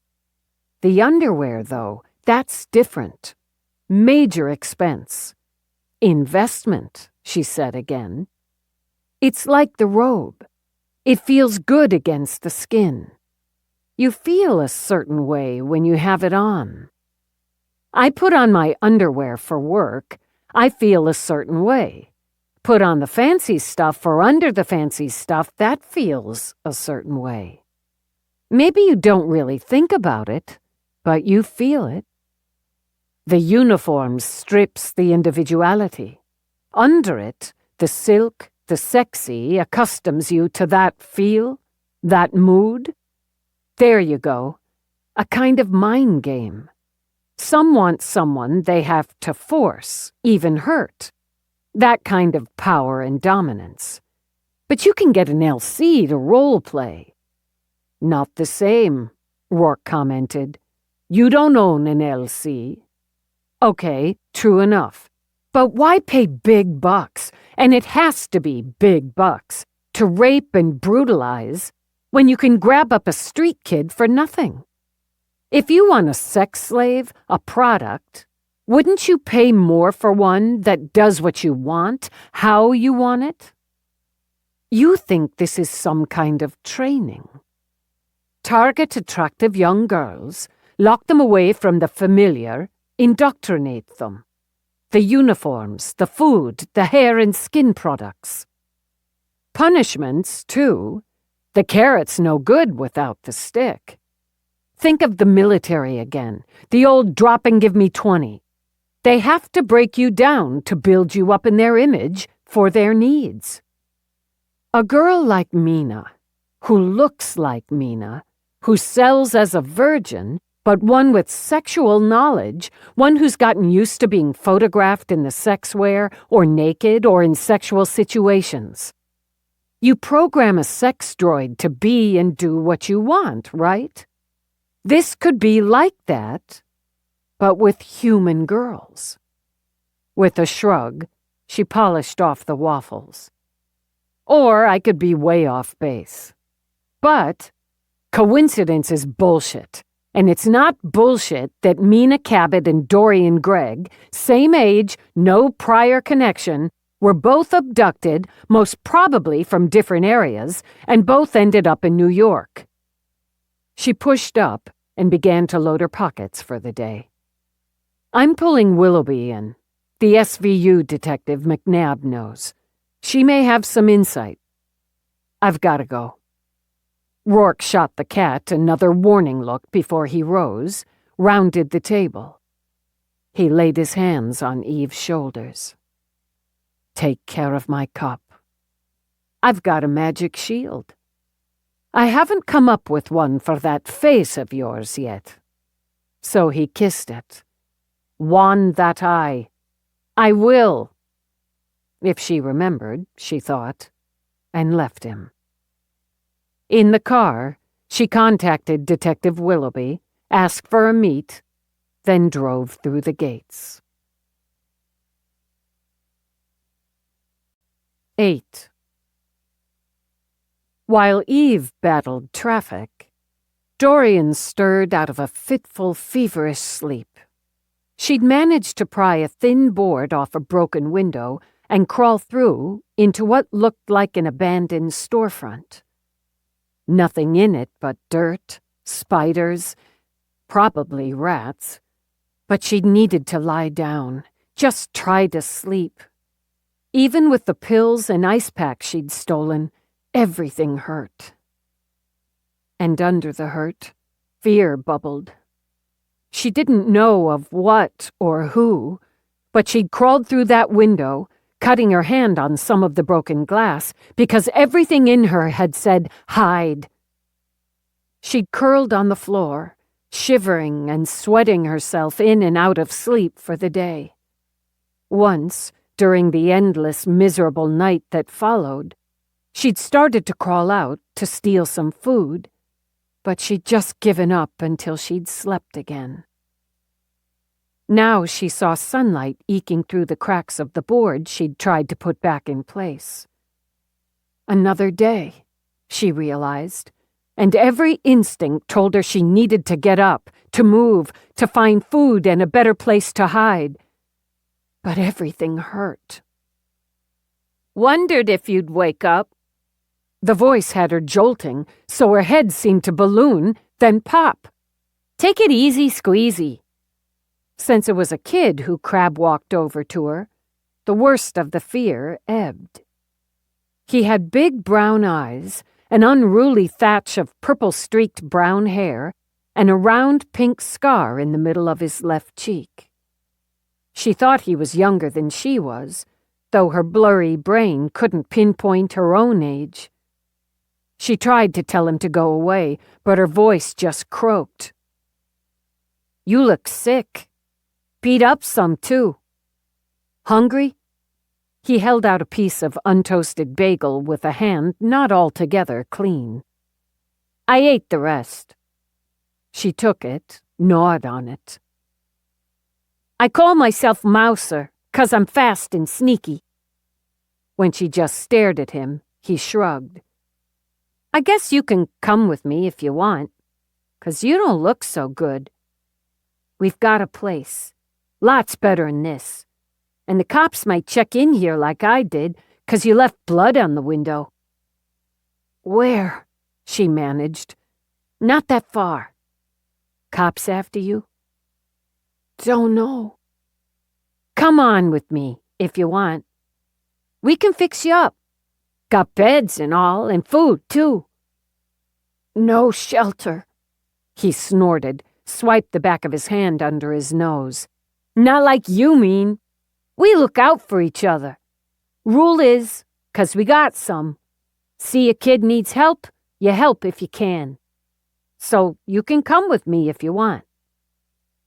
"'Kay." The cough hurt when it racked her. "Leg hurts." "Don't look broken or nothing." "Anything," he said with an eye roll, as if some internal teacher corrected him. "You can lean on me. I'm stronger than I look." He had to help her get to her feet, and twice she had to just sit back down because her head swam. When she did, he sat and waited. But when she stood, she found she could put more weight on her bad leg than she'd feared.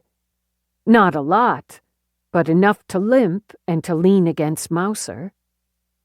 They got out the way they'd come in, but Mouser laid rags over the window to protect their hands. They came out in an alley. "What you do, see, is you just walk along like you're going somewhere, got some business, check? Nobody pays attention much around here." The sunlight hurt her eyes, made them water, but she tried to look like she had some business as they came out of the alley onto the street. "Got a name? You can make one up." "My head feels wrong. Everything's all messed up, and I can't remember stuff." "Like your name? No shit. That's kind of frosty." "Doesn't feel frosty." "You know 2 + 2? She sent him a look well known to teenage girls. "Like 4? My head's messed up, not stupid." He just grinned at her. "You sound like a frog." "Throat sore." "Where are we?" "Down to the downtown." "Downtown where?" "Geez, peas, New York." "New York," she whispered. "I was in New York. I think. It hurts to think." "So stop." Then he sighed, dug into a pocket of his dingy baggies, and pulled out a mini tube of Coke. "You can have it. I just snatched it and the bagel." She chugged some down, coughed violently, chugged again. "You're all sweaty. Maybe from being sick or whatever, 'cause it's not so hot yet. Down this way." He led her down another alley, then pulled up a break in a security fence. Her leg hurt more now, but he kept going until he stopped in a skinny, scabby-looking lot and dragged up a metal cover. "Now we go down." "Down there?" Heat washed over her, and cold swept after it. "Tunnels." "Best way to get there. They don't use them anymore 'cause they changed the grid or the something and don't need this one." "Tunnels," she repeated. "They aren't scary. It's like a secret, okay? You can't tell. Hurry up." Her mind turned off. She saw walking, running, walking, had to hurry, had to get out, away. Everything echoed, outside her head, inside. She stumbled. "We're almost there. Swear to God. Come on, get up." "Can't." Curling into a ball on the rough concrete, she let the tears come. He tried patting her head, patting her back, but the tears didn't stop. "I'll be right back, okay? Here, you take the light. I know the way." Then she was alone. She'd sleep, she told herself. And if she didn't wake up, okay. She was so tired, so sick, so scared. She didn't need to wake up again. She thought she heard footsteps coming fast. They'd found her, she thought as she drifted away.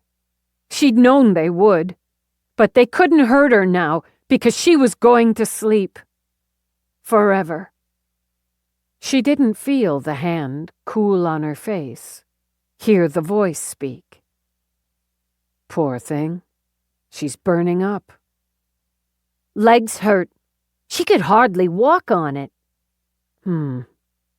Well, we'll see what we can do. Arms lifted her. Somewhere inside she flailed out, but she only moaned and muttered.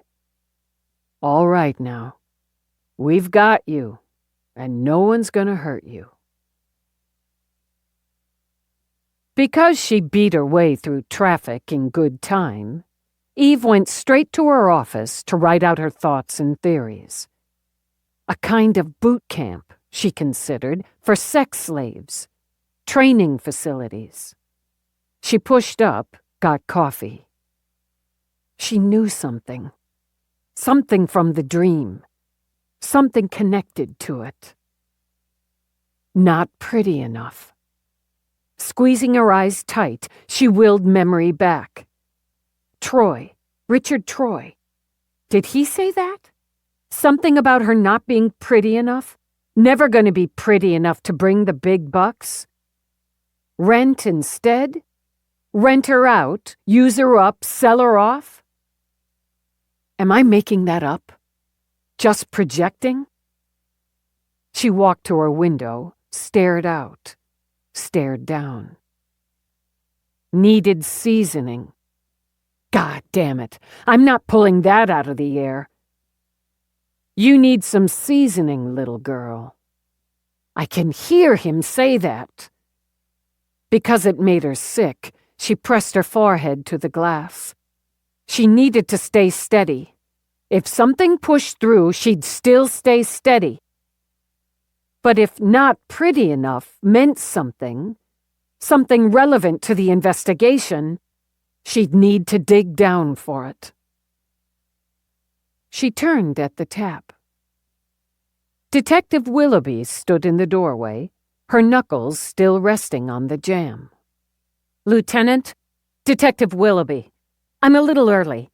I only live a few blocks away, and I thought I'd come right in. No problem. Coffee? Yeah, sure. A little milk, 1 sugar. Do you mind? Eve nodded when Willoughby gestured to the board. While the detective studied it, Eve programmed the coffee. She didn't look like her name, Eve thought. On the short side, with a compact athletic body, Willoughby hooked her thumbs in the front pockets of black straight-legged pants. With them, she wore red high tops, a white t-shirt with confetti-frame sunshades hooked in the neck, and a red bomber-style jacket. She sported a colorful braided cloth bracelet on her right hand and a tattoo, a crescent moon and 3 stars, on the back of her left. Her hair, a razor-sharp short bob, red ink black except for the crown, and thick fringe dyed dark blue. The quick research Eve had done said Willoughby's paternal side had come to the U.S. from England a couple hundred years before. Her maternal side had its roots in Iran, and she favored that with golden brown skin, amber eyes, sharp features. Thanks, she said when Eve offered the coffee. I read up on the case when McNabb gave me the nudge. I want to say good job getting Jewel Gregg charged. If we find Dorian, she'll have a chance now. Second. She paused, sipped coffee. Her eyes, heavily and beautifully lined and lashed, popped. Okay, wait. She sipped again. You're married, right? Yeah. If you weren't, for this coffee, I'd get down on one knee right now. So, second, I want to offer my personal as well as professional kudos for kicking that useless Truman in the crotch. You know her? No, or I'd have given the crotch kick a solid try. But like I said, I read up. People like her screw up the system, screw up all the ones who work their asses off, and most important, screw up the kids. Dorian Gregg didn't have much of a chance as things were. We find her, she does. No sightings yet, Eve said. Not here, not back in Freehold. She won't go back there. Nothing there for her but misery. She won't come in. She's got no reason to trust the system. You think the same. That came across in your report, but you figure she got loose. Why set her up for murder if you have her? A couple possibilities. You keep her as a slave, or you sell her off-planet or overseas. But Willoughby gestured toward Dorian's ID shot. You could do that without the setup. You don't need the setup.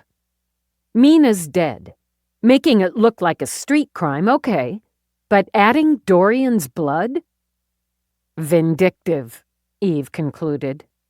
Add the hope that would discredit her if and when she's pulled in. That's how I see it. They, and no way this is a single abductor or even a partnership. They've invested in these girls. The clothes, the food, the care, the time, Months for Mina. We can't be sure how long for Dorian, but long enough for them to have formed an alliance. Alliance, Eve repeated. Friendship's possible, but an alliance, absolutely. I've worked with victims who've gotten out of bondage or bad homes that way. It's gonna piss you off to lose that investment, ×2. And it's not impossible more got out. Maybe I think you'd have gotten wind of more, but not impossible. Can I sit? Don't sit there. Use the desk chair. Okay, thanks. Siblings, for instance, may work together to get away from an abusive parent. Women or girls, because it usually is, held against their will, may work together, even if it means just one getting out. Willoughby cocked an ankle over her knee. We can bust up, with time, trafficking operations that ship in a half dozen at a time, say. Bring them in on boats, mostly, the occasional charter. House them in some dump. Some put them right to work, the forced sex trade. A lot of times they're promised a legit job to get them here. Modeling's a classic for a reason.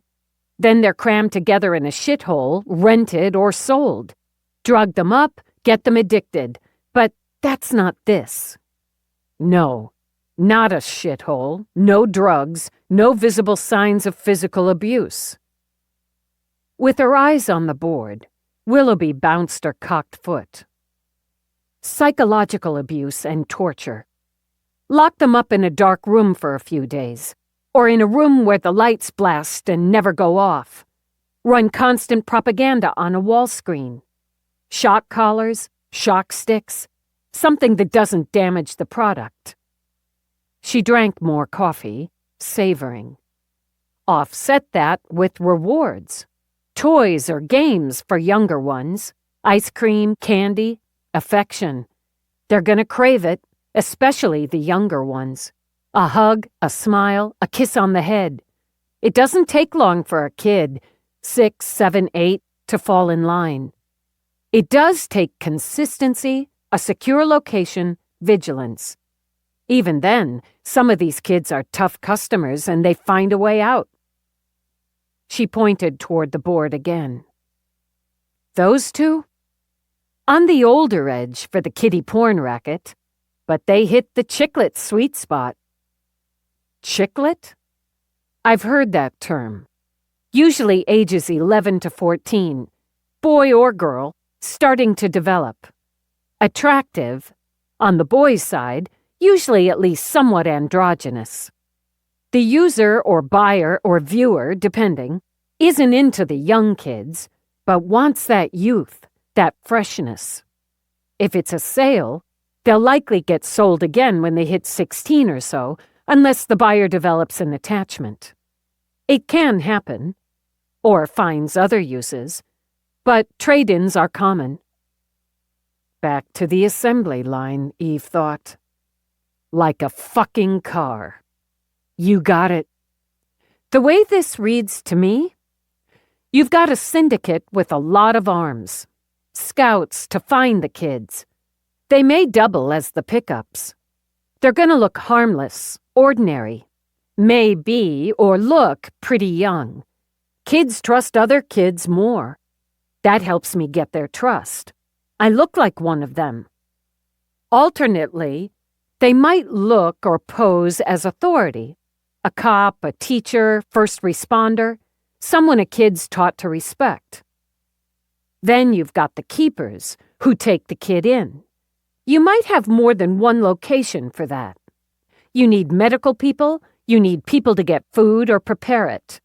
If you take your business seriously, and this one does, you maintain records.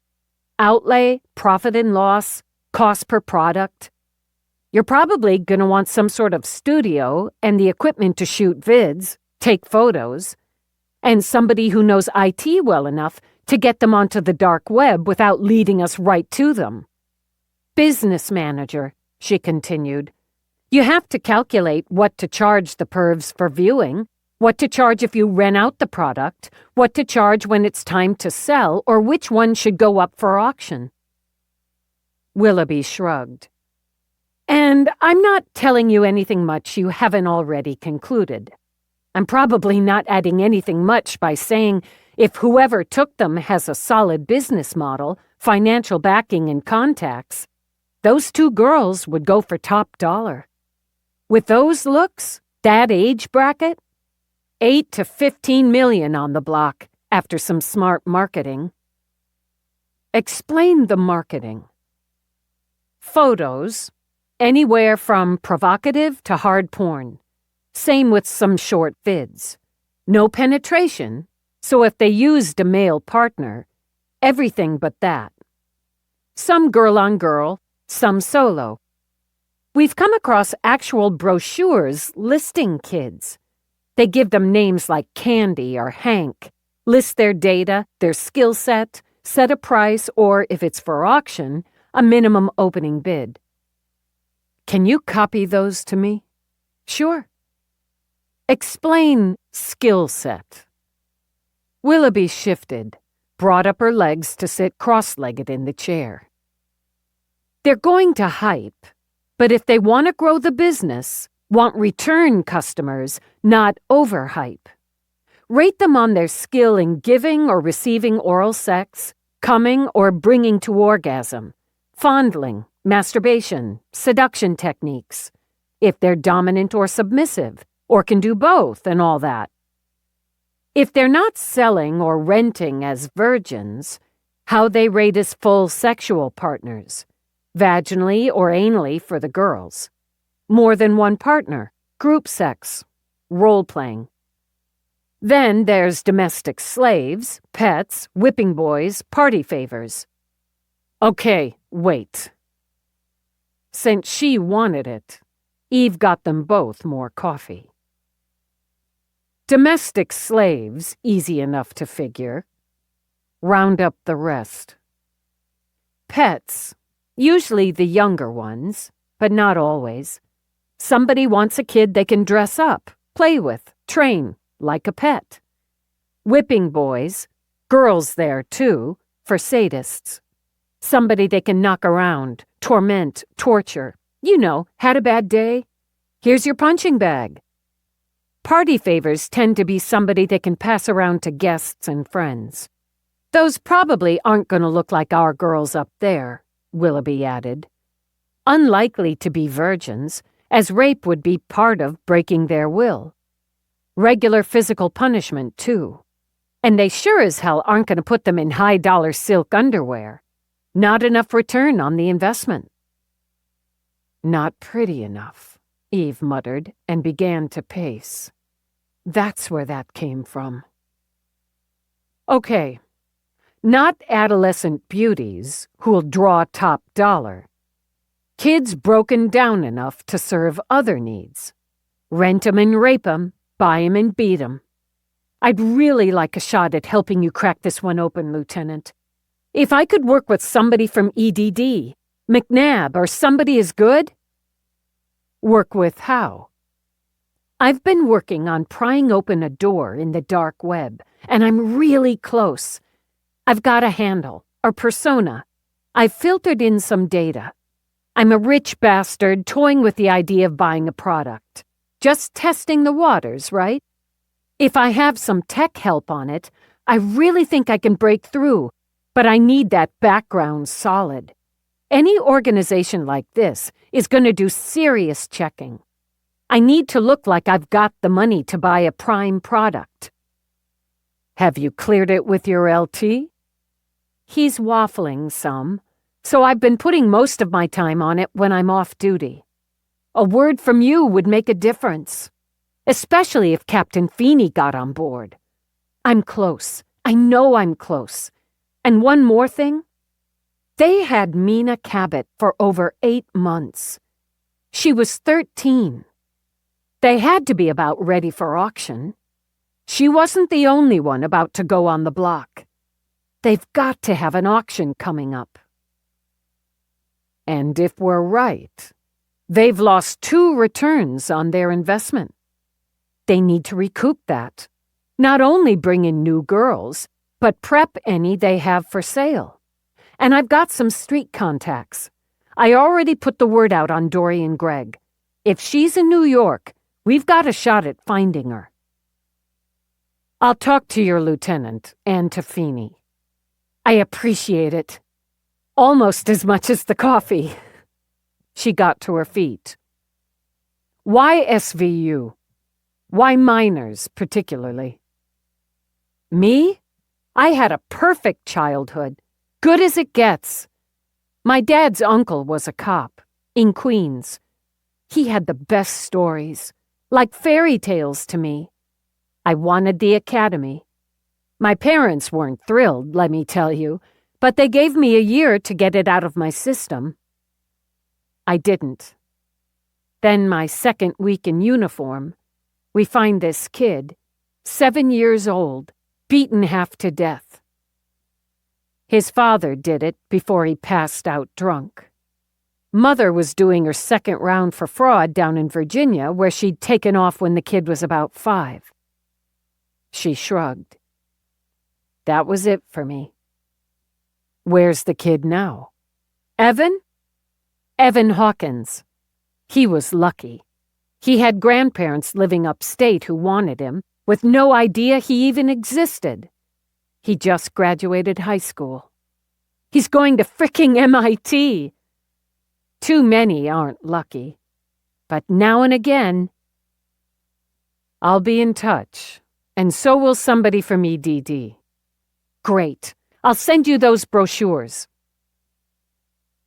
When she left, Eve sat to update her notes and reach out to Willoughby's lieutenant. When she heard Peabody coming, she rose. Read my updates. You can use my desk. I'm expecting some data from Willoughby. I've cleared it, so she's attached to the investigation.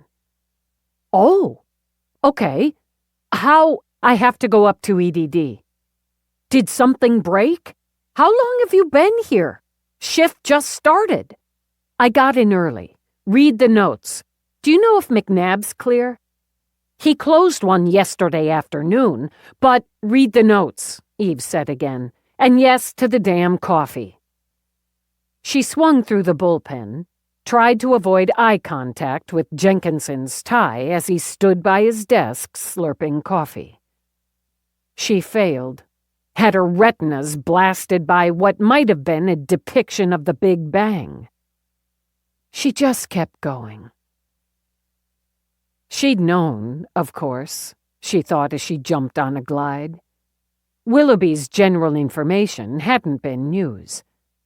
But she hadn't known, not fully, the details.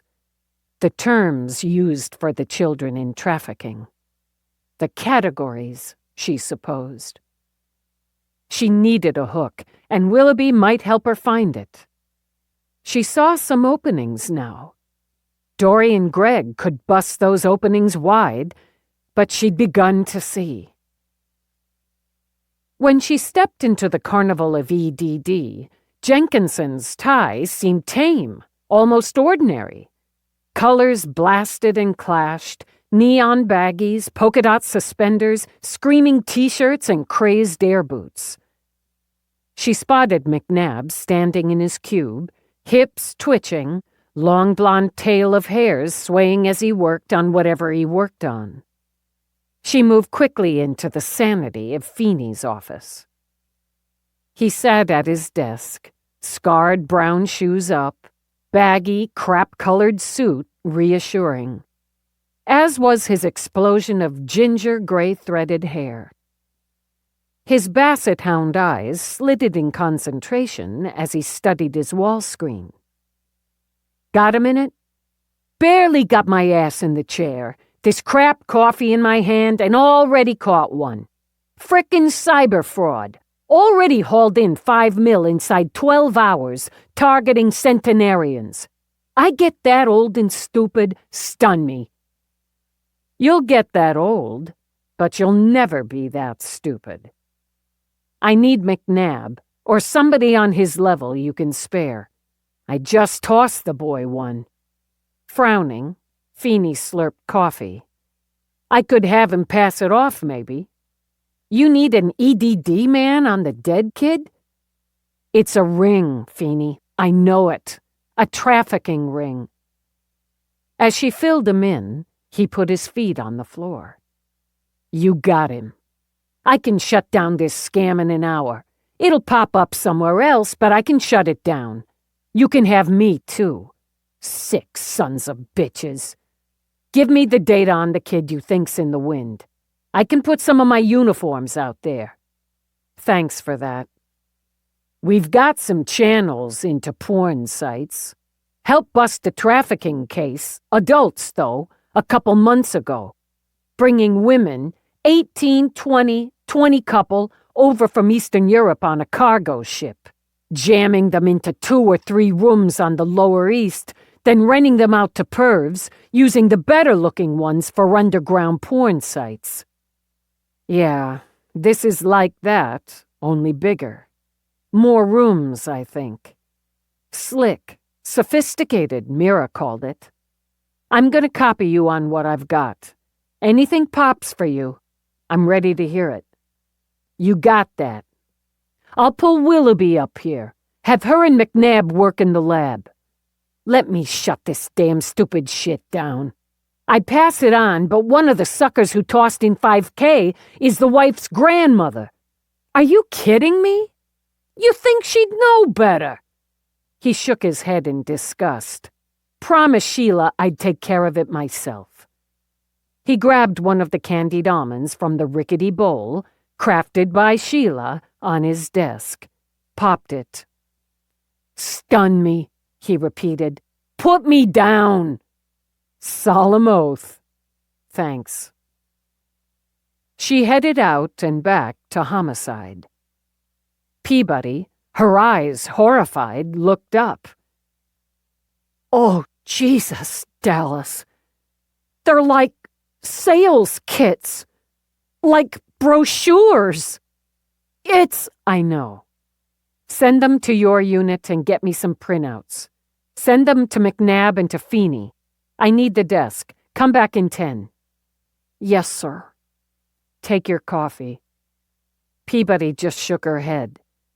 I think I'll get some water right now. Rather than look at Willoughby's data, Eve engaged her link. Moments later, Nadine first, not exactly camera-ready, Eve noted, but ready for something, came on screen. Dallas, I'm in the last few hours of a 36-hour moratorium on work of any kind. I'm about to have an elaborate breakfast with my moratorium companion. Jake Kincaid, rock star and Nadine's lover, angled on screen. Hey, Dallas. Hey. Sorry to interrupt.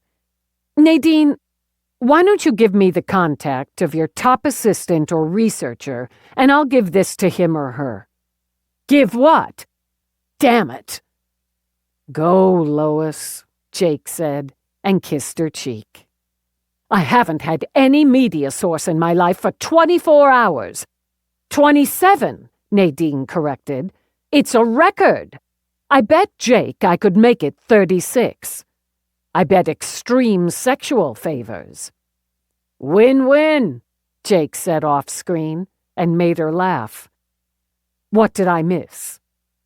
Get to Central and I'll tell you. Off record until? Some of it. Some I'll want you to break and fast. Bring a camera. On my way. Eve noted the skinny black straps on Nadine's shoulders and the froth of black lace visible below. Maybe change into something less comfortable. To use your term, bite me.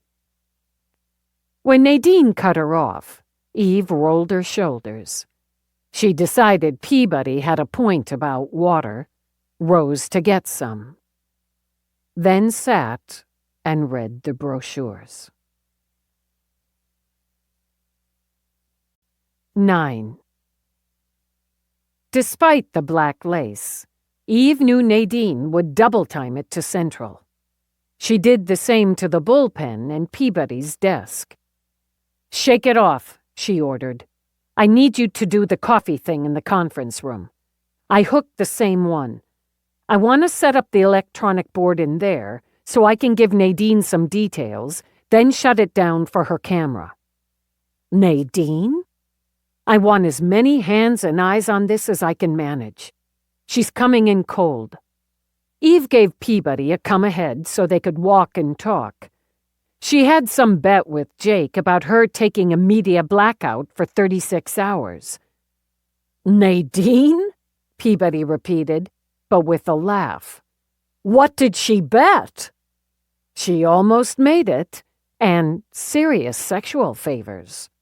"With Avenue A's frontman?" Peabody executed a sexy shoulder wiggle. "That's a no-lose situation." "However that goes, she can and will dig in and maybe do a big deal about child exploitation, including buy some bitch-ass rep in CPS." "Oh, an in-depth story on Truman? That would be even better than a punch in the face." Punching her would have been, momentarily, a lot more satisfying. A big-ass Nadine story lasts longer. Meanwhile, I'll give her a one-on-one, get Dorian's face out there. We'll set up a tip line, put some experienced drones on that. She could have rabbited right out of New York. "Could have," Eve agreed as she swung into the conference room. "So I've got some uniforms hitting transpo stations, showing her photo. But where's she gonna go? She's got nobody." "Her great-grandmother," Peabody began, "dead 3 years ago, traffic fatality, so nobody." She switched on the board to start on the transfer of data and images. With Covino and the others Dauber took, they had people. They had jobs, residences, and he took them for himself, not for profit. Mina Cabot had the same, but they still managed to hold her without a trace for months. Dorian and others like her, they've got nothing and nowhere. Easier pickings. Probably, sure. But someone like Mina represents more projected profit. That's my take anyway, after a glance at the sales packets. "Do you want me to finish that?" "No. I want you to start a search, nationwide, using Mina Cabot as a template. The age range, the good, solid family/neighborhood/schools angle. No history of running away, no trouble. And start with the seriously pretty type. Factor in missing for at least 2 months." She continued as she worked. Filter out any with more than a 60% probability they were taken by a parent, family member, or other individual, any with conclusive ransom demands at the outset. Nationwide? If you don't get a break in the next 24, we'll take that global. But for now, I want to whittle down whatever you get to highest probability. See if we can map it out. Pinpoint areas, hunting grounds. When Feeney shakes free, he wants in. He can take this end over from you, but get it going. Peabody puffed out her cheeks, released the air. "Do you need me in here with Nadine?" "Did you do the coffee thing?" "Done. And if you don't need me, I'd do better on a search of that scope at my desk, and I could tap one of the techie-type uniforms to assist." "Go do that. And have Nadine's camera wait in the lounge until I clear him or her in." When Peabody left, Eve stepped back to scan the board. A lot of data already. Hadn't done Mina Cabot any good, she thought, but they wouldn't have the data without her. An alliance, she said to herself, thinking of Willoughby's term. I can see it. Same age, good brains. Your idea, I'm betting, she added, looking at Mina's ID shot. Somebody like Dorian's more used to going it on her own. You, solid family, soccer team, friends. So you reach out to somebody you figure has some street smarts, somebody who wants out as much as you do. And you're the distraction. She thought, paced, thought, paced. Make yourself boot up dinner. There's a mess. Do they call in a medical? Take you to whatever sort of medical facility they have on site? Have to have one on site. It's smart. Took some guts. And trust, she decided. There had to be trust between the two of you. More than two of you? She rolled that around, but she just didn't see it. Bring too many in, you widen the possibility somebody breaks, says or does the wrong thing, screws it all up. Not impossible, she thought, but unlikely. She stepped up, looked into Dorian's angry eyes. Where the hell are you? Dorian woke in a bed, and under the hurt, under the fog, panic cut like blades. They'd found her. They'd taken her back to... She couldn't remember, not all the way. But she surfaced, swinging, slapping out. Easy now. You're safe now. The voice, male, older, quiet, had a steady calm. But her breath kept jumping in and out of her chest. You're hurt and you've got a fever. We're gonna help you. She saw the man, the wavy mass of brown hair, the little beard, the blue eyes, calm and quiet like the voice. Who are you? Her voice sounded wrong, all croaky and hoarse. We're friends. Mouser found you and helped bring you here. It's a safe place. Your ankle's not broken, but you have a very bad sprain, and your knee's banged up. You hit your head, or someone hit it. It's probably a concussion. Do you understand me? I guess. We have another friend, and he's a doctor. I sent for him, but if you want, we can get you to the hospital or contact someone. Your mother? Father?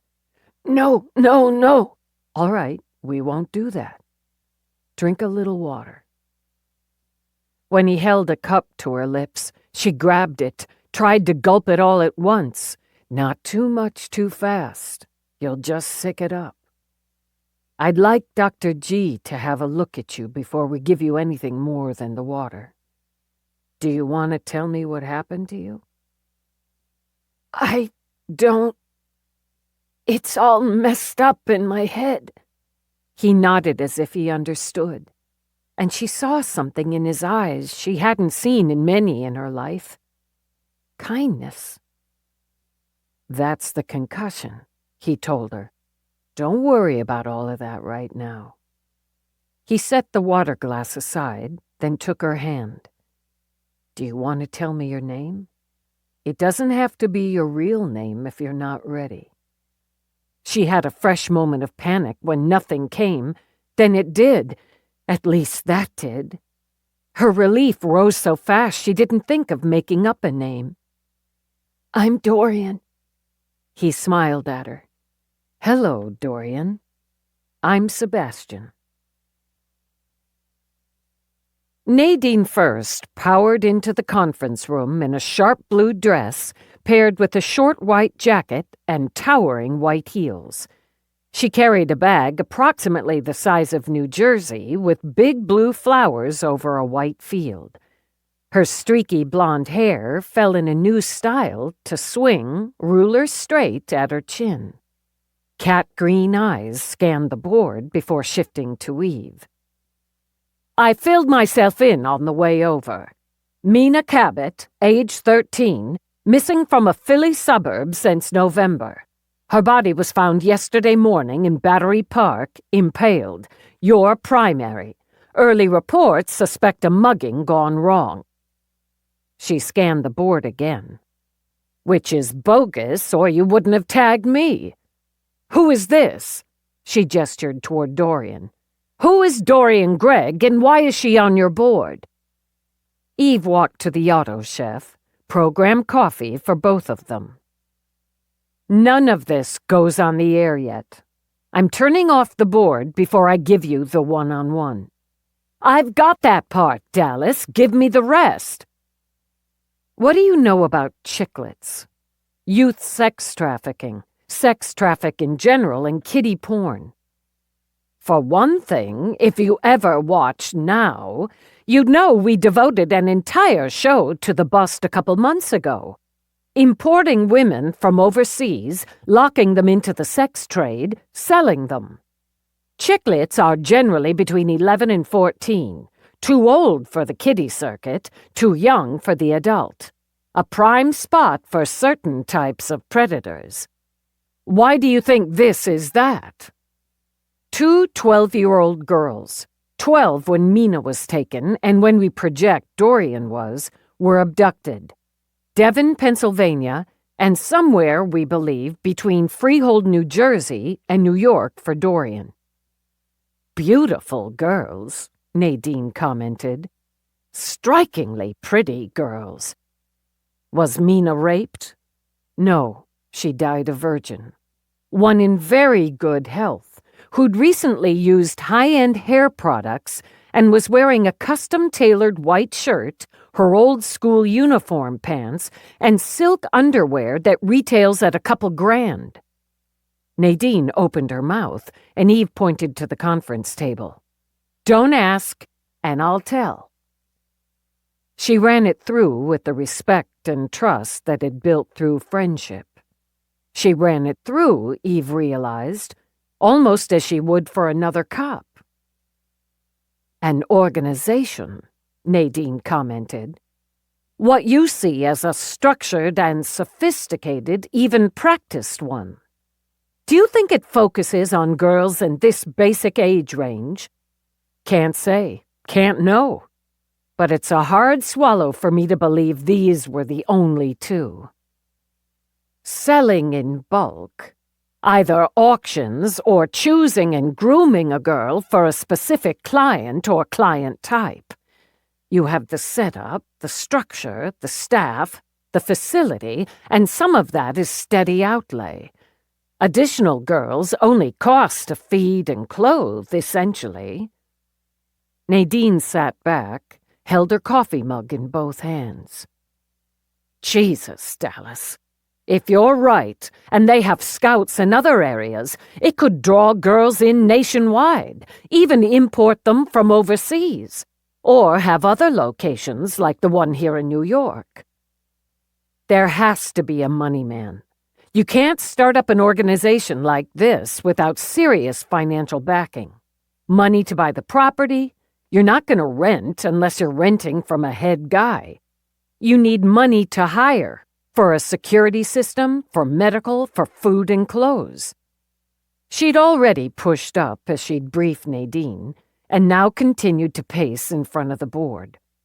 And that money man expects to make a profit, so you've got somebody keeping an accounting.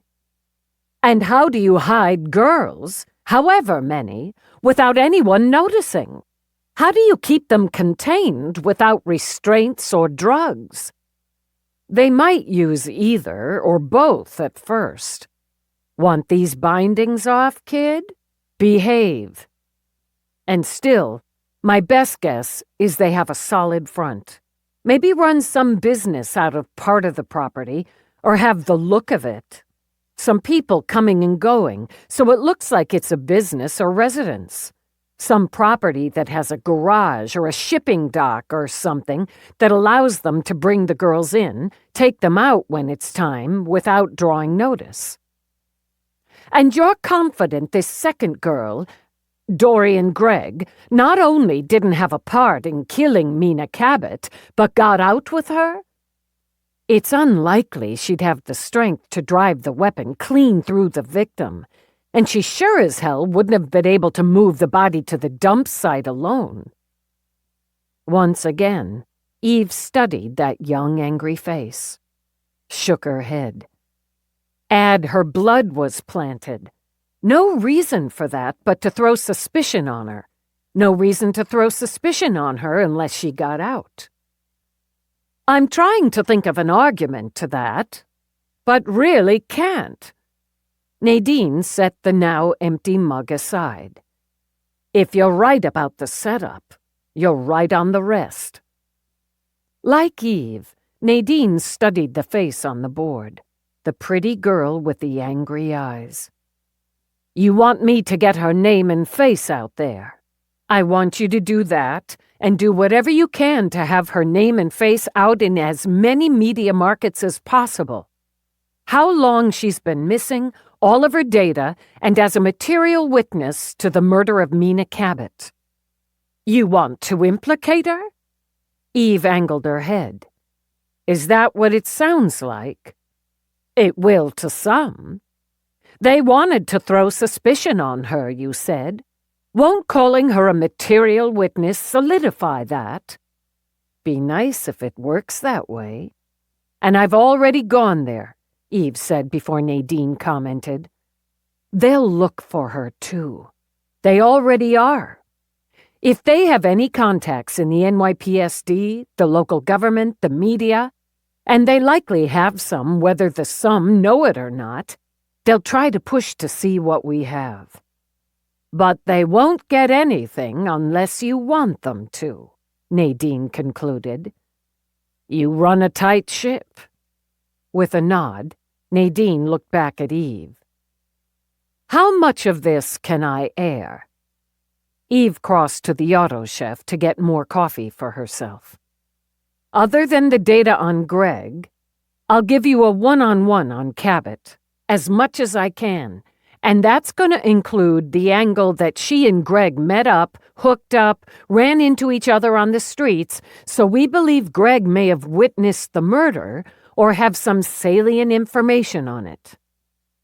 Whoever killed her will think you're hedging, but you're hedging about finding Greg's blood, about her being your prime suspect. Again, it'd be nice. Either way, we get Greg's face out there, and that could be how we find her. I'll give you a tip line for viewers to contact.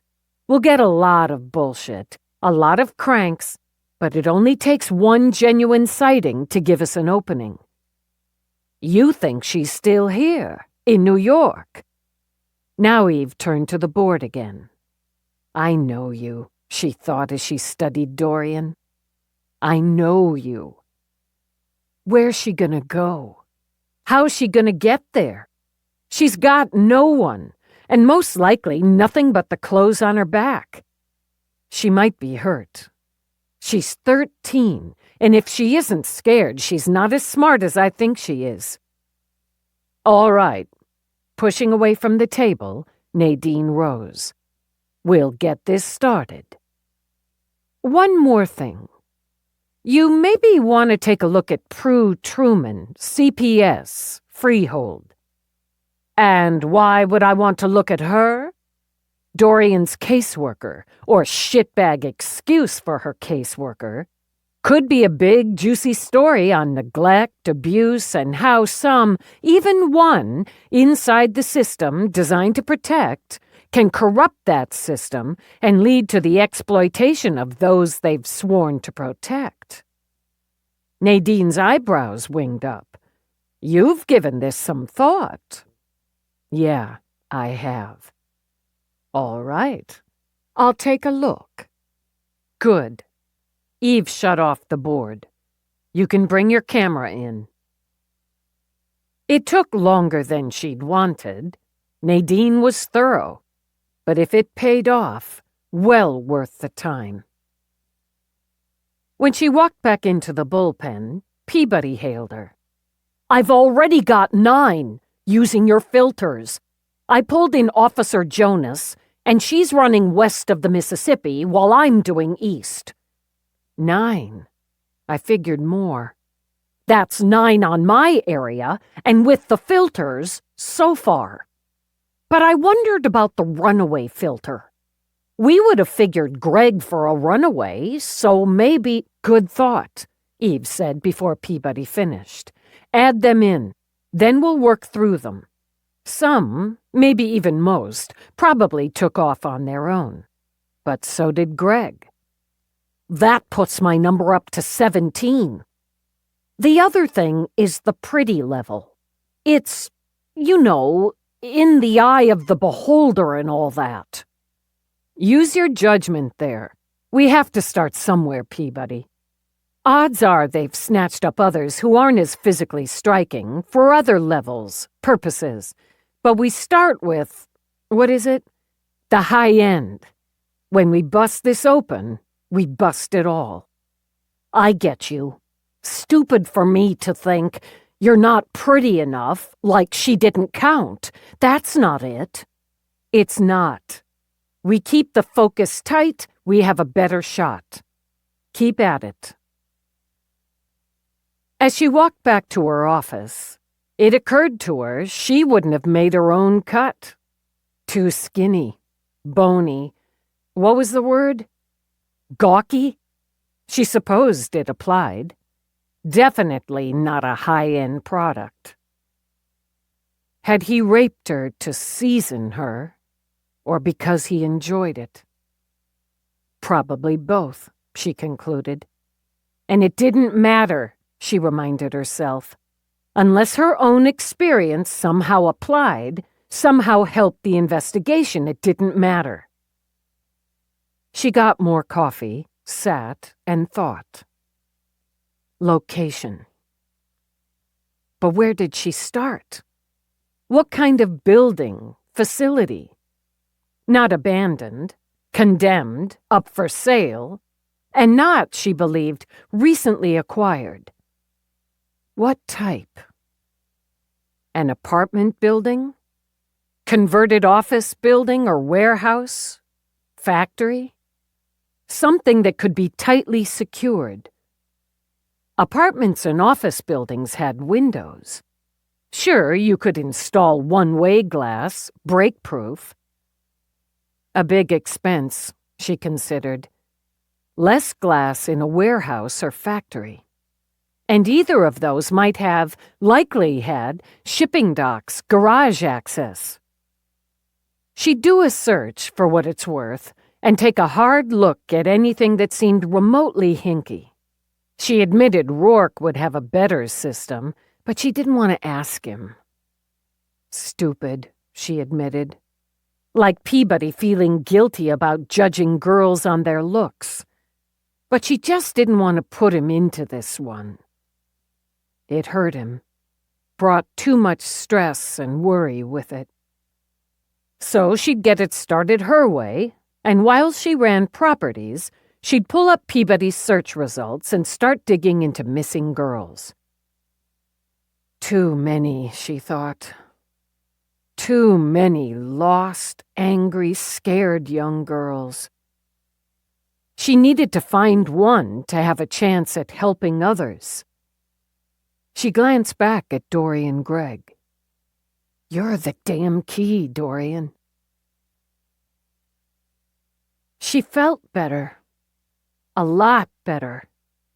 One of the other kids, a girl named Chi-Chi, totally made up, helped her into a shower. It didn't embarrass her to get naked in front of Chi-Chi. Her months at the academy had killed any modesty in her. And it felt so good to get clean. They gave her clean baggies, a t-shirt, and the doctor, if he was a doctor, used a healing wand, a cold pack, put some sort of wrap on her ankle. Whatever he did to her knee hurt like fire for a second, then eased almost all the pain. He said she had a concussion, the worst of it, a sprained ankle, and had knocked her knee out of alignment. He'd aligned it again. She was supposed to keep the knee and the ankle elevated as much as possible and rest. She didn't see Sebastian for a while, but that was okay. She was tired, and since Mouser, he seemed to think since he'd found her, he was in charge, brought her a grilled cheese sandwich and ginger ale, she wasn't hungry. Mouser chattered away while she ate, but since her head didn't hurt very much, she didn't mind. He said they got to stay there as long as they wanted, but they had rules and stuff. No fighting, no bullying, no stealing from each other. They could steal from Mark, sure, but had to be careful so they didn't get caught. No illegals, no alcohol. What came into the family, they thought of themselves as family, belonged to the family. Everybody took an oath to keep it all secret. Most were runaways, like her, or abandoned, like him. Mouser's mother had left him in a flop and hadn't come back again. After 3 days, he ran out of food and went out, wandered the streets. She drifted off as Mouser told his story and drifted into dreams. Her mother. She could see her mother, hear the raging voice, feel the hand crack over her cheek. Even in the dream it burned like her knee had, like fire. Then it wasn't her mother, but someone else. Cold, hard face, cold, hard eyes, not raging hot like her mother's. She jabbed something into her side and the fire blazed, bigger than the knee, than the slap, than the dozens of slaps in her life. She cried out, but only in a piping gasp as her lungs burned and her legs gave way. Spare the rod, spoil the child. We don't spare the rod here. Follow the rules and you'll have lovely clothes and good healthy food, even cake. Break the rules and feel the rod. Another jab, another blast of fire that turned her vision bright white, then dull gray. Someone touched her. She didn't want to be touched, not that way. They probed inside her. It shocked and hurt almost like the rod, and somehow worse. She threw out all her curses, and she knew plenty. The rod struck again. She ran and ran through the dark, through the tunnels. Someone took her hand, and she gripped it like life. Running, climbing, falling, everything so mixed up and horrible. Pain and fear, pouring rain. She saw a face, pale against dripping red hair. Don't go! Don't go! But the hand pulled away. The face faded. She woke, crying and calling. Someone held her, and she shoved and pushed, but the hands didn't slap or probe. They stroked gently down her back, over her hair, and the voice spoke as gently as the hands. Hush now. You're safe. You're all right. It's just a bad dream.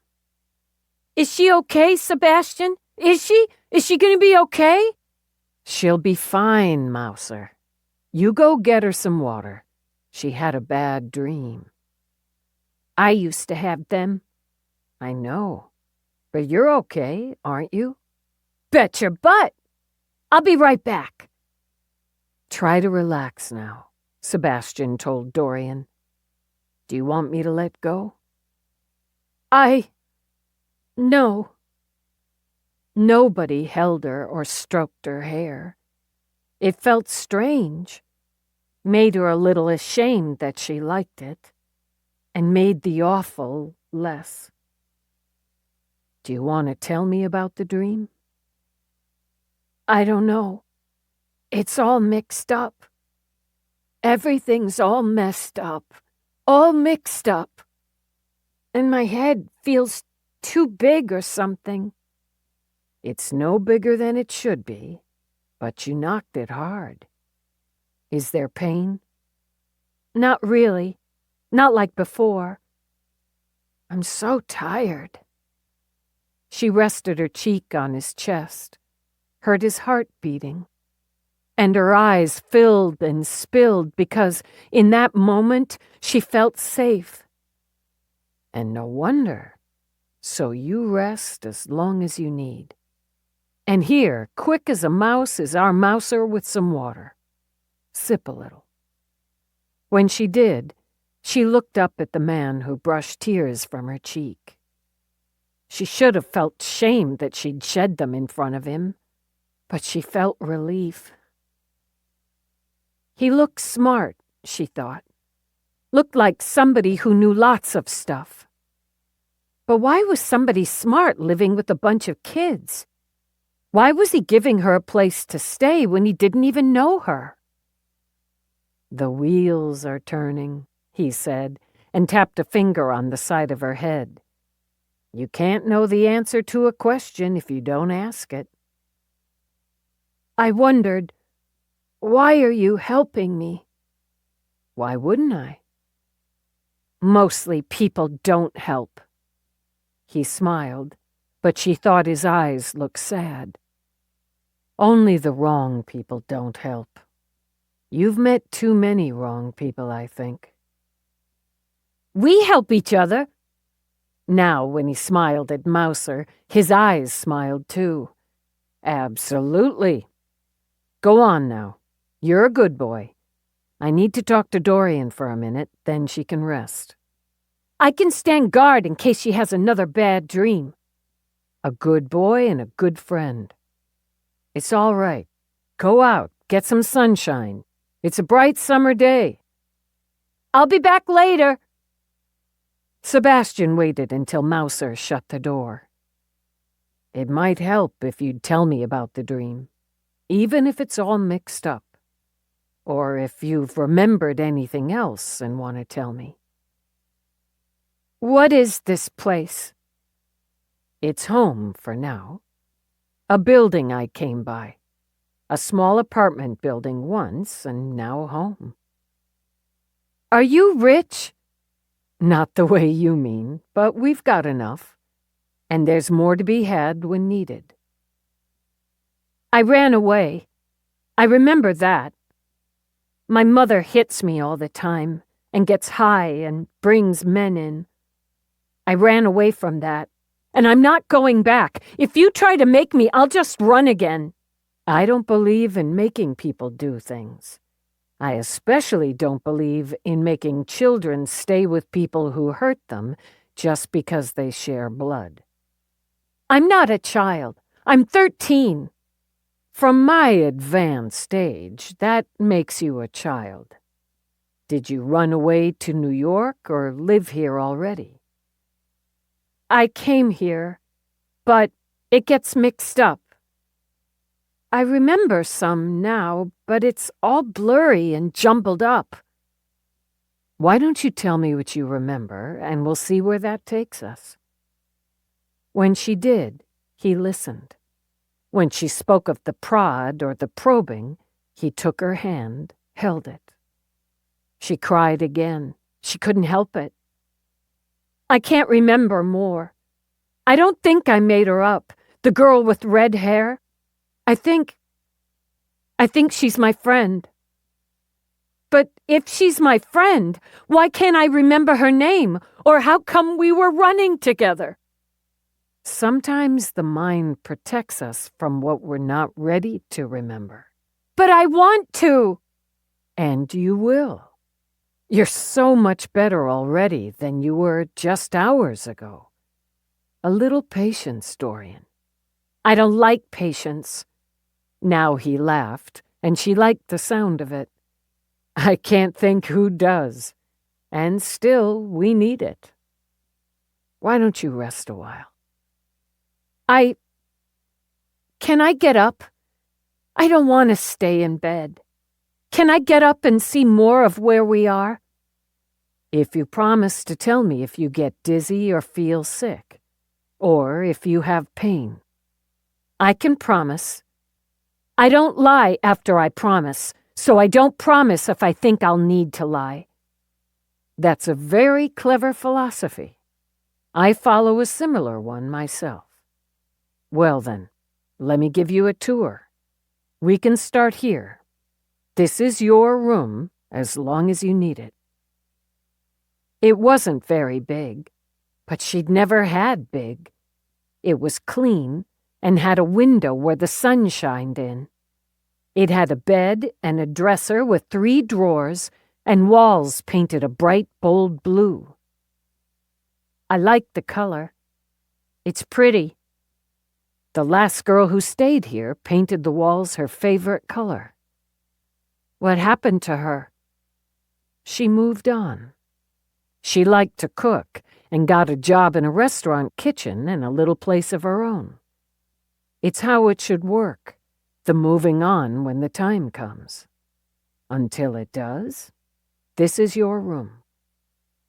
Do I have to pay for it? You do, by following the code, helping to keep it clean, sharing what you have or acquire with everyone. She got up slowly, then stood in her borrowed pajamas, sweat shorts and a t-shirt. I don't feel dizzy. I promise. An excellent start. Let's continue our tour. While Dorian got her tour, Eve walked into the bullpen. Listen up.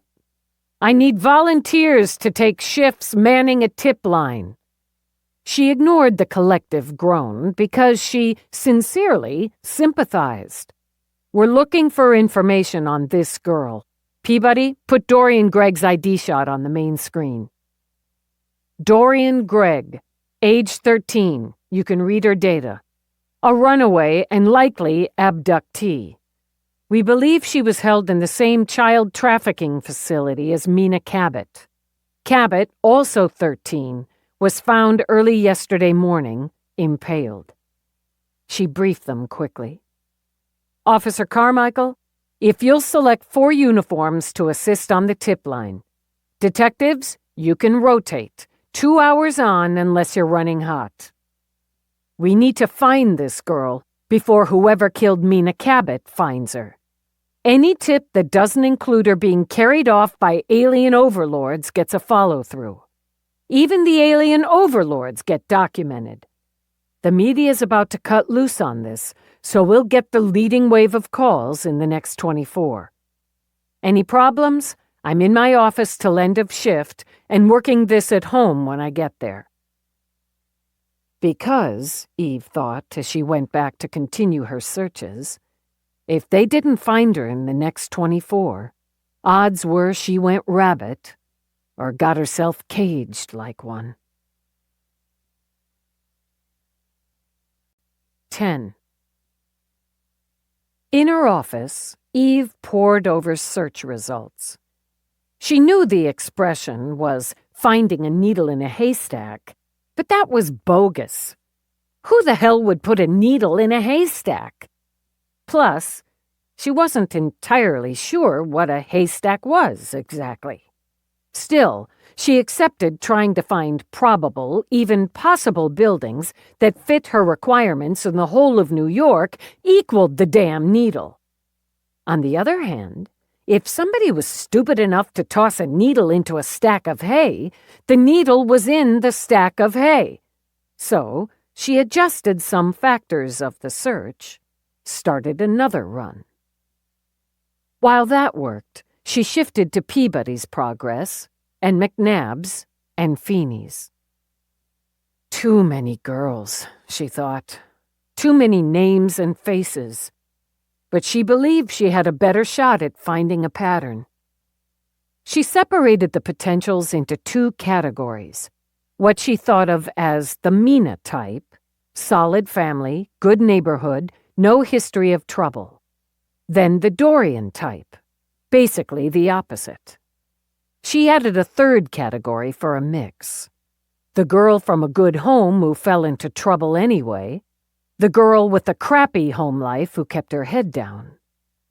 She divided those into subcategories: rural, urban, suburban. With that, she began the arduous task of picking through the case files, looking for similarities. And found some. She looked at her board, considered the size of her office. She thought about the conference room, then grabbed what she needed before walking out to the bullpen. I'm pushing an angle, she told Peabody. I already see 4 girls snatched on the way home after a post-school deal. Sports practice, a play rehearsal, a tutoring thing, all regular schedule stuff. That's a good angle. Maybe. I'm gonna take it home, work from there. You can do the same. I think I'll kick it up to the EDD lab with McNabb. Primo equipment there. You know, I kind of thought this was a needle in the haystack, but once you get into it, you can see, with some, like the after-school stuff, a kind of pattern. Right. Why is there a needle in a haystack? I don't know. Someone dropped it? Seems dumbass to look for it. I mean, a diamond in a haystack, okay, but who can't get another needle? Anyway, send me whatever needles you find. She let it roll around in her head on the way down to the garage. First, you have to spot the kid. So, most likely, scouts troll schools. Once you spot the kid, you just spend some time stalking. Not even that if an opportunity jumps in your lap.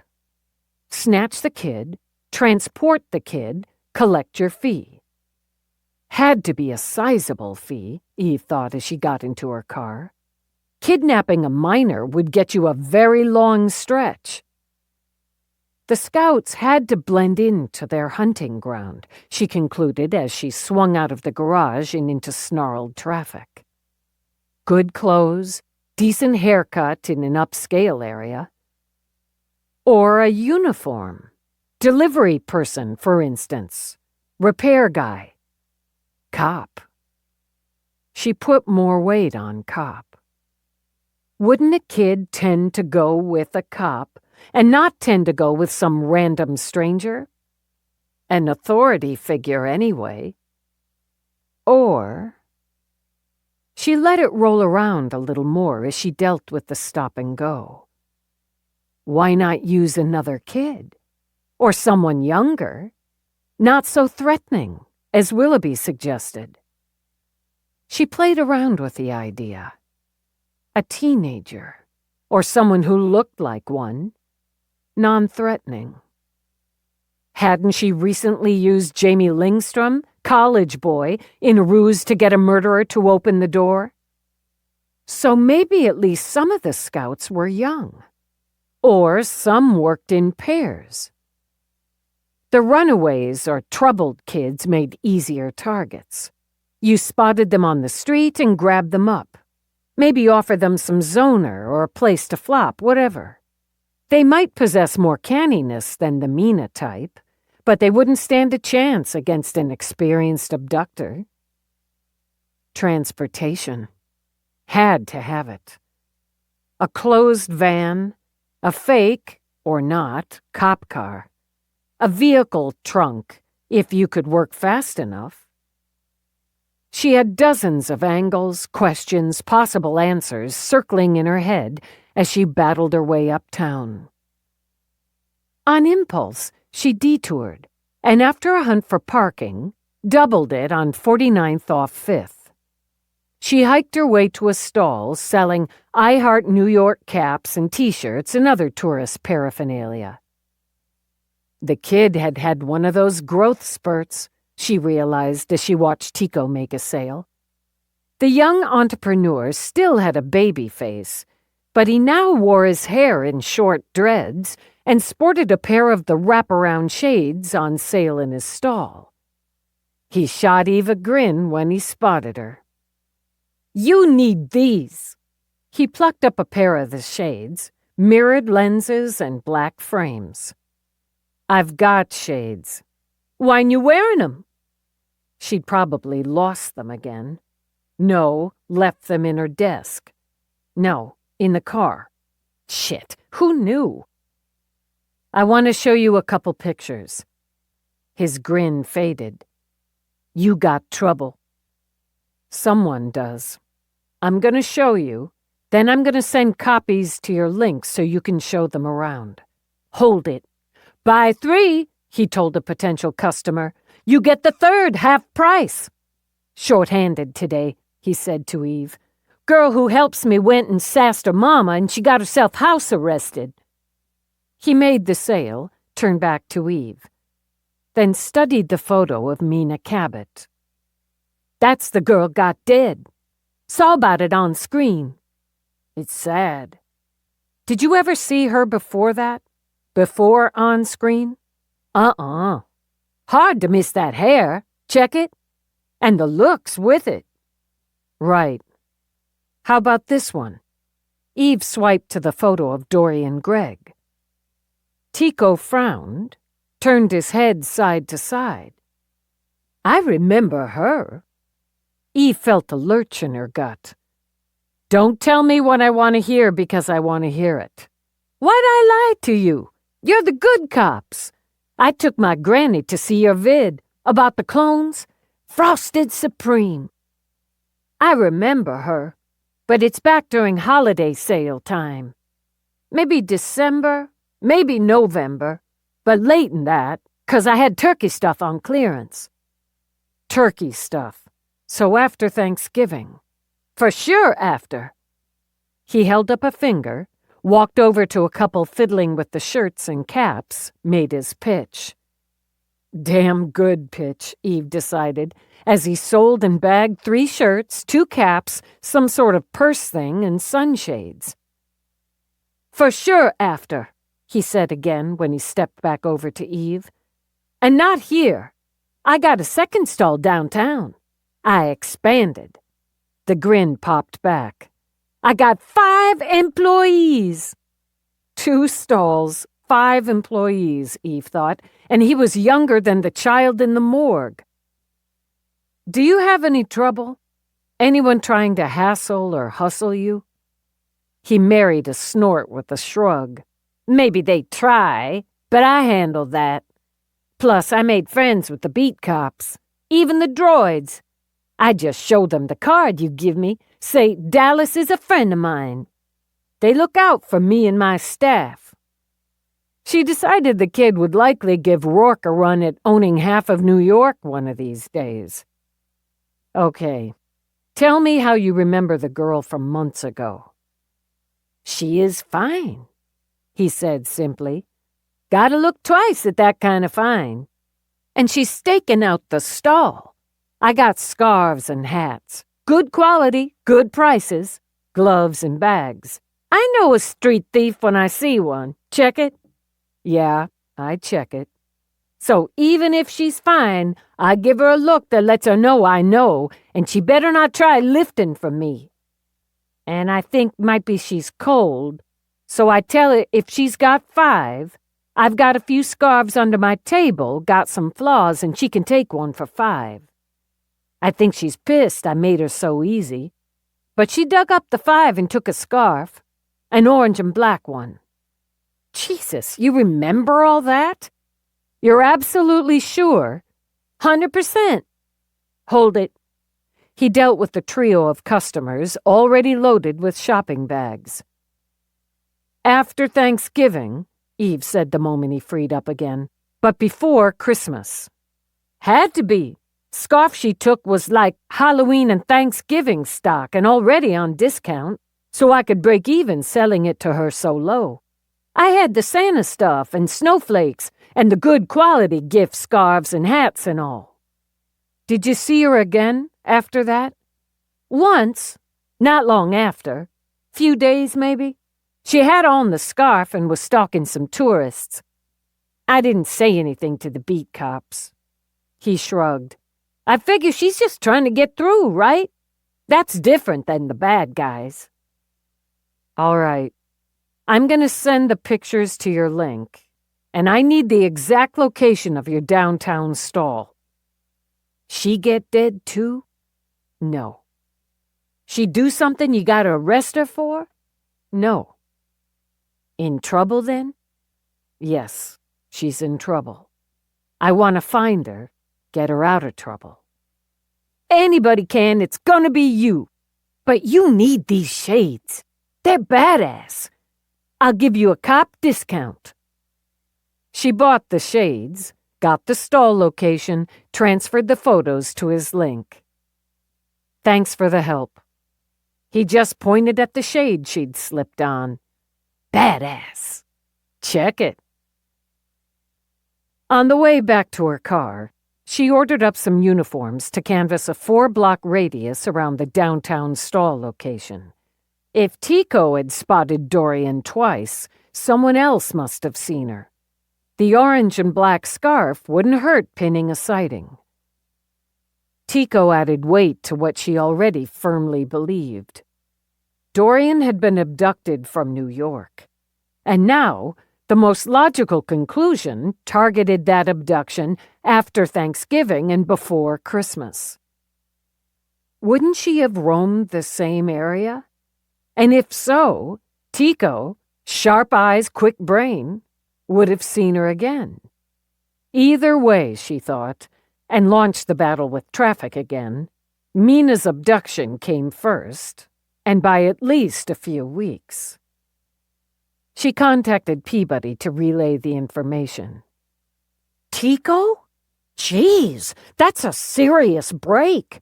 I never thought of him as a possible source. I nearly didn't. We might get lucky, hit more sightings, pinpoint the abduction time and location. At least get closer. And if she got away, maybe she'd go back to the familiar, to that area.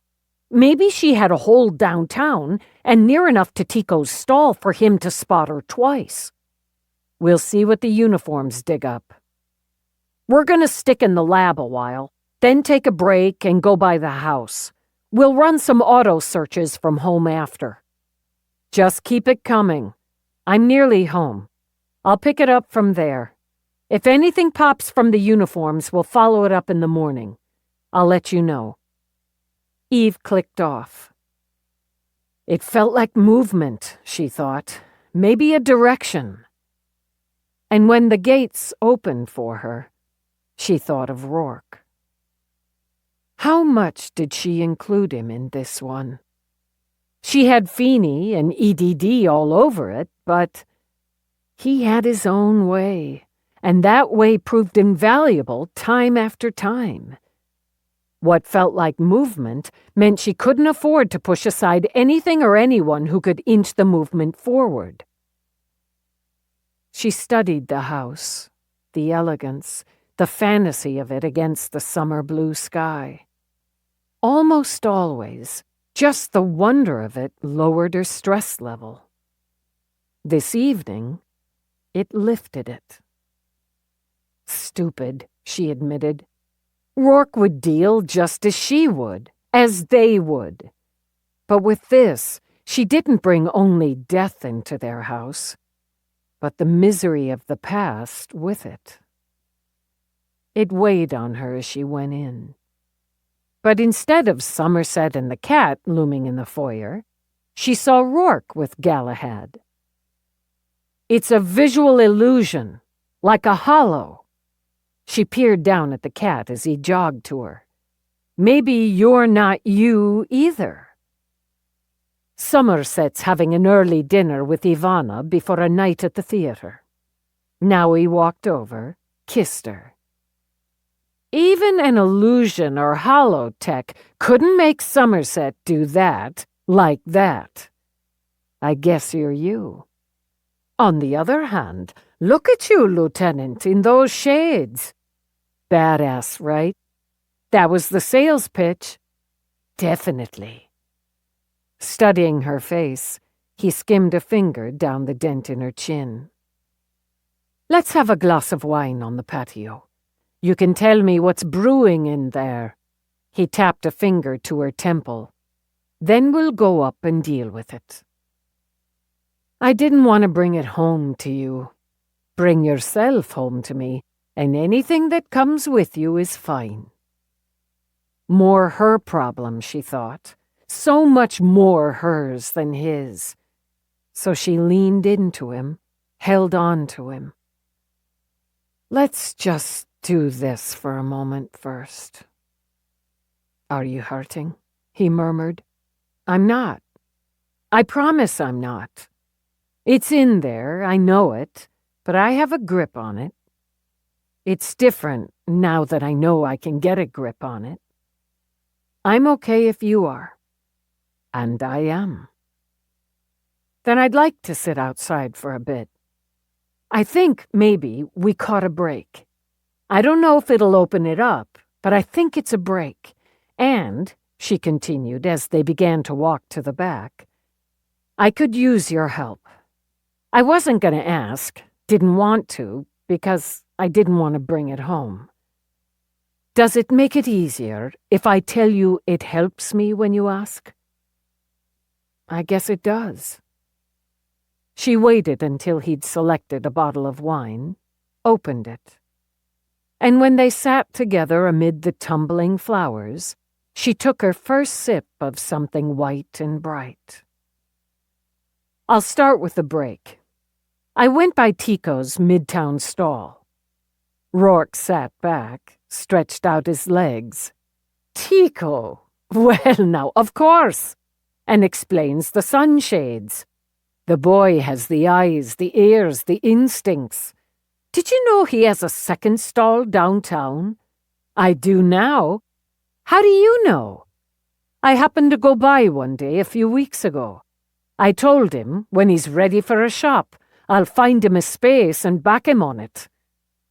Did he see either of the girls? Dorian Gregg. She told him all of it, winding back to Nadine, the ongoing work in EDD, the frustrating and unproductive search on properties. You've too many variables on buildings, it seems to me. You think? She blew out a breath, tipped her head back to the sky. Got nowhere, really. I changed some of those factors, running it again. I'm inclined to think downtown. Not too close to the dump site, but not too far either. It had to be a rush job, right? Oops, dead kid.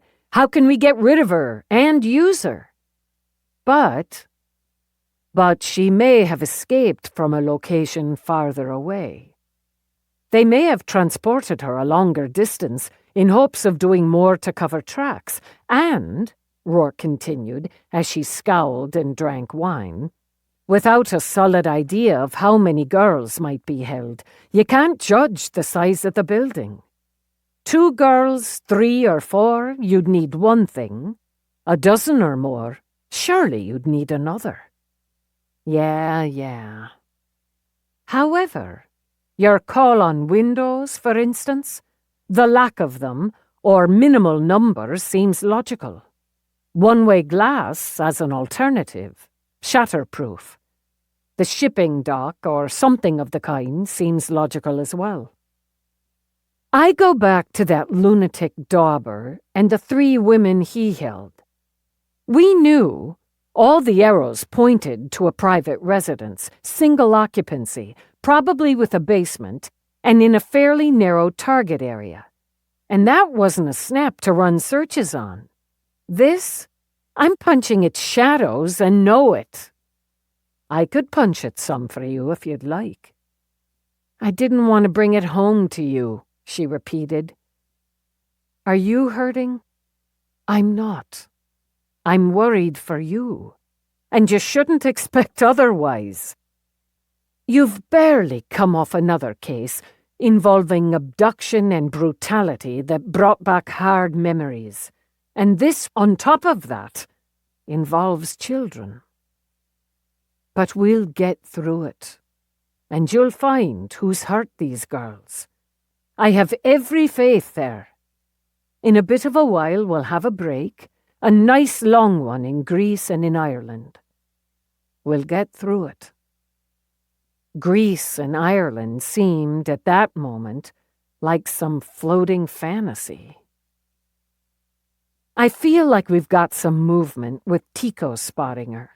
A time frame, a location where she was almost certainly snatched.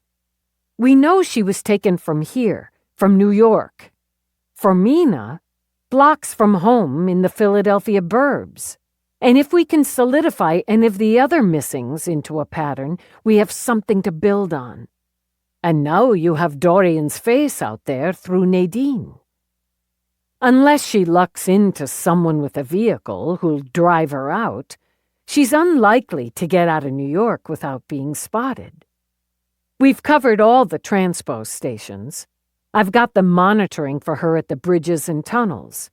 She can get out if she's determined, but I don't know where she'd want to go or why. Away from her captors. Yeah, there's that. But where? Desperation, Eve thought, could send you rushing into the dark. No plan, no destination, just away. She had a window to get out before we ID'd her. If she jumped through it, she's in the wind. But she's barely 13. I'm thinking her first instinct would be to hide. Tico made her as a street thief, Eve added. And yeah, he's got the eye for that. Wouldn't she need a little time to get enough funds to buy a bus or train ticket? Unless she managed to steal some money before they got out, she'd have nothing. Why not be optimistic at this point? Assume she's still in New York. Optimism likes to kick you in the ass, and panic could have shot her straight out of New York into anywhere else. But we find her, we find them. Otherwise, we punch at shadows until we hit something solid. Why don't we go up and get started on that? He rose, held out a hand to her. You know what? She took his hand, pushed up. I've got these badass shades. If optimism tries to kick this badass, I'm kicking back. I'm not at all sure how that works, but we'll go with it. Why don't you send me your property search results, he said, as they went back inside. I'll take a look, see how I might refine them. Yeah, good luck with that, she said optimistically. She gave him an elbow jab as he called for one of the elevators she'd forgotten they had. I'll get something started while you do your updates. We'll have some dinner while all that brews. I need to look over what EDD's come up with.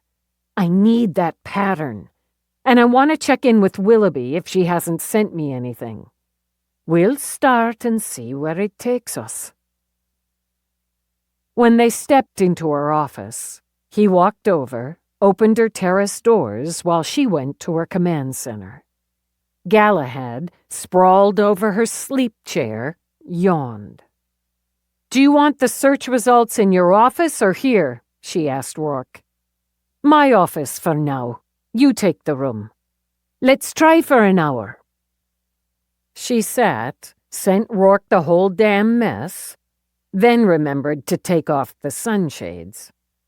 Before she started her updates, she pounced on a report from Harvo. And optimism kicked her in the ass. No exact matches on the underwear from any outlet. Similar designs with the same or similar materials? What Harvo rightfully called a slew. She'd keep working it, but opined the products had been designed, manufactured, and sold off-book. Yeah, so dead end there, or close to it. Hoping for better, she read a quick report from Willoughby. The detective monitored some chatter about upcoming sales, auctions, import, exports. The fact children were nothing more than products to move on the market sat hard in her gut. And, carrying that, she did the initial updates, board and book, before bringing up Peabody's data. She added more names and faces and files to her categories. Computer, run probability on Category 1, highest to lowest, with current data, subject abducted by same party or parties as Mina Cabot and Dorian Gregg. Current data is insufficient for top-level accuracy. Run it anyway. Acknowledged. Working. While it worked, She programmed more coffee, put her boots up, and with her eyes and mind on the board, let the whole thing circle. Slick, sophisticated, structured organization. Considering the quality of Mina's clothing, well-funded and/or profitable. Multiple employees. Had to have multiple employees. Had to have a secure property for housing. Almost certainly had to have some sort of studio to generate photos, vids. Had to generate healthy food, the grooming crap. Medicals on board? Highly probable. Guards. Matrons? She thought of her years in state schools. Matrons, they didn't call them guards, but hell, same deal. But female for the females. They sure as hell didn't want some perv, though they came in female varieties too, screwing around with the students. Or vice versa, she remembered. Female guards, she decided. Couldn't have the staff devaluing the product. Who paid them? Who headed the whole thing up? An individual? A syndicate? A partnership? Probability complete. Results on screen, Eve ordered. Well, son of a bitch. She dropped her feet, leaned forward. In the first category run, the Mina category, she had 3 who hit over 90%. Computer, run second category. Acknowledged. Warning, data insufficient for top-level accuracy. Working. Eve pulled out the 3 case files, then held up a hand when Roarke came back in. Wait, okay? I might have something. Nydia Liu, age 12, West Bloomfield, New Jersey, missing since September 2060, left school, private, after orchestra practice, plays the violin. Walked a block with a couple friends, peeled off to walk the next 3 blocks home. Never made it. No ransom demand, no trace.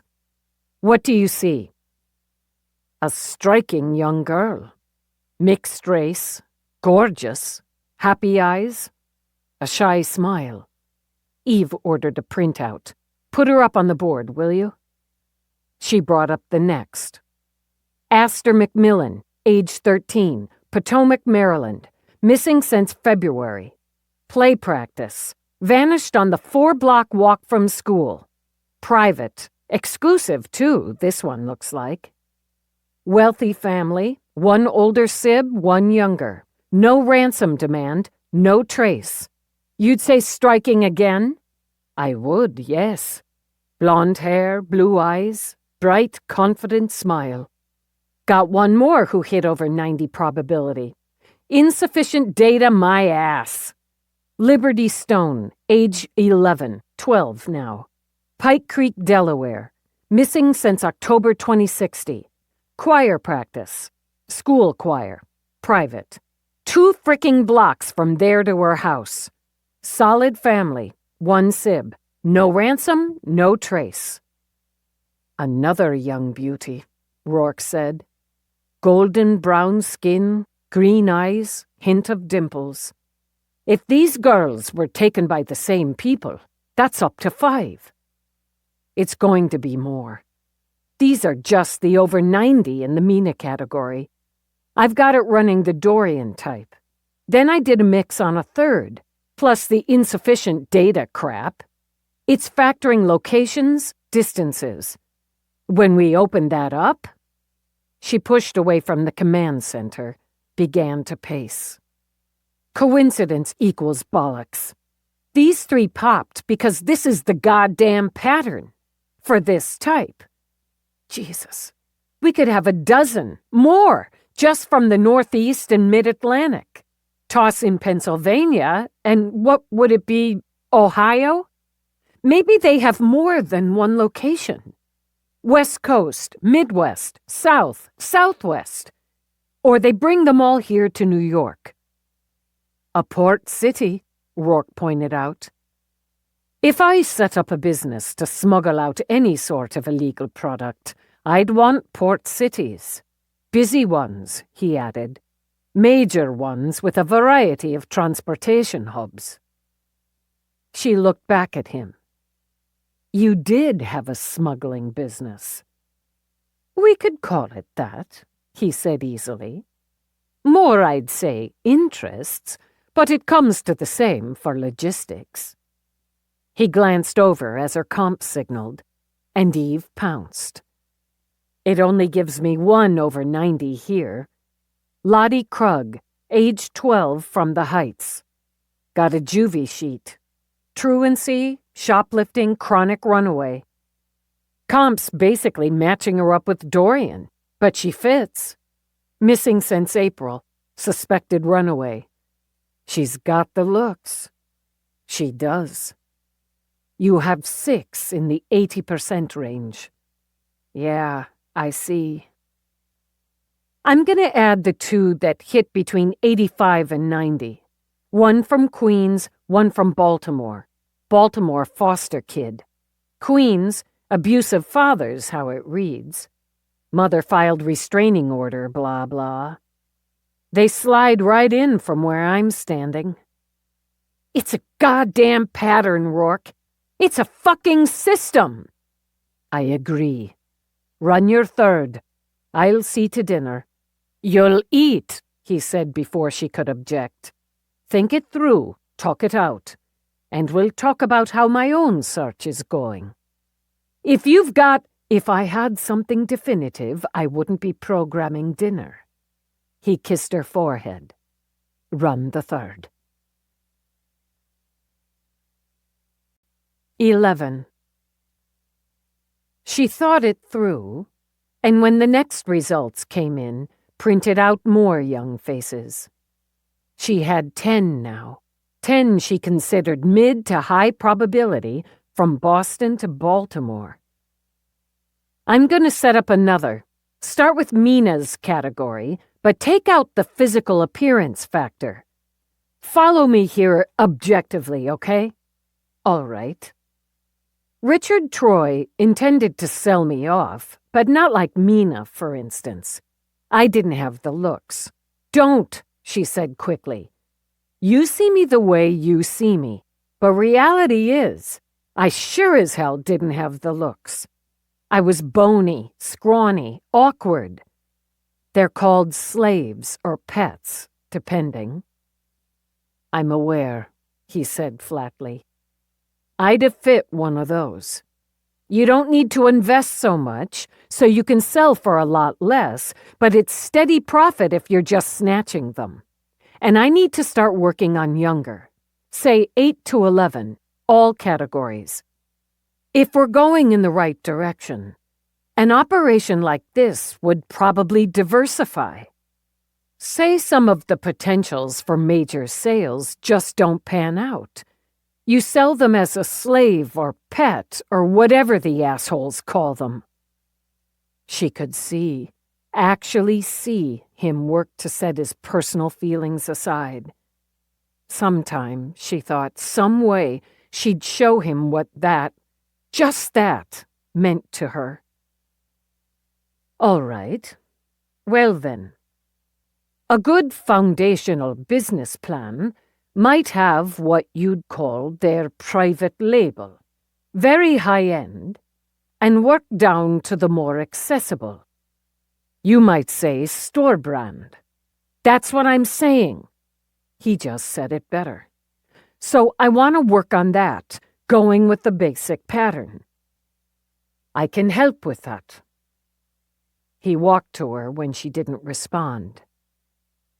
Now you don't. Taking her hand, he pulled her to her feet. We get through this together, remember? And I'm better at this sort of thing than you. Faster doesn't always mean better.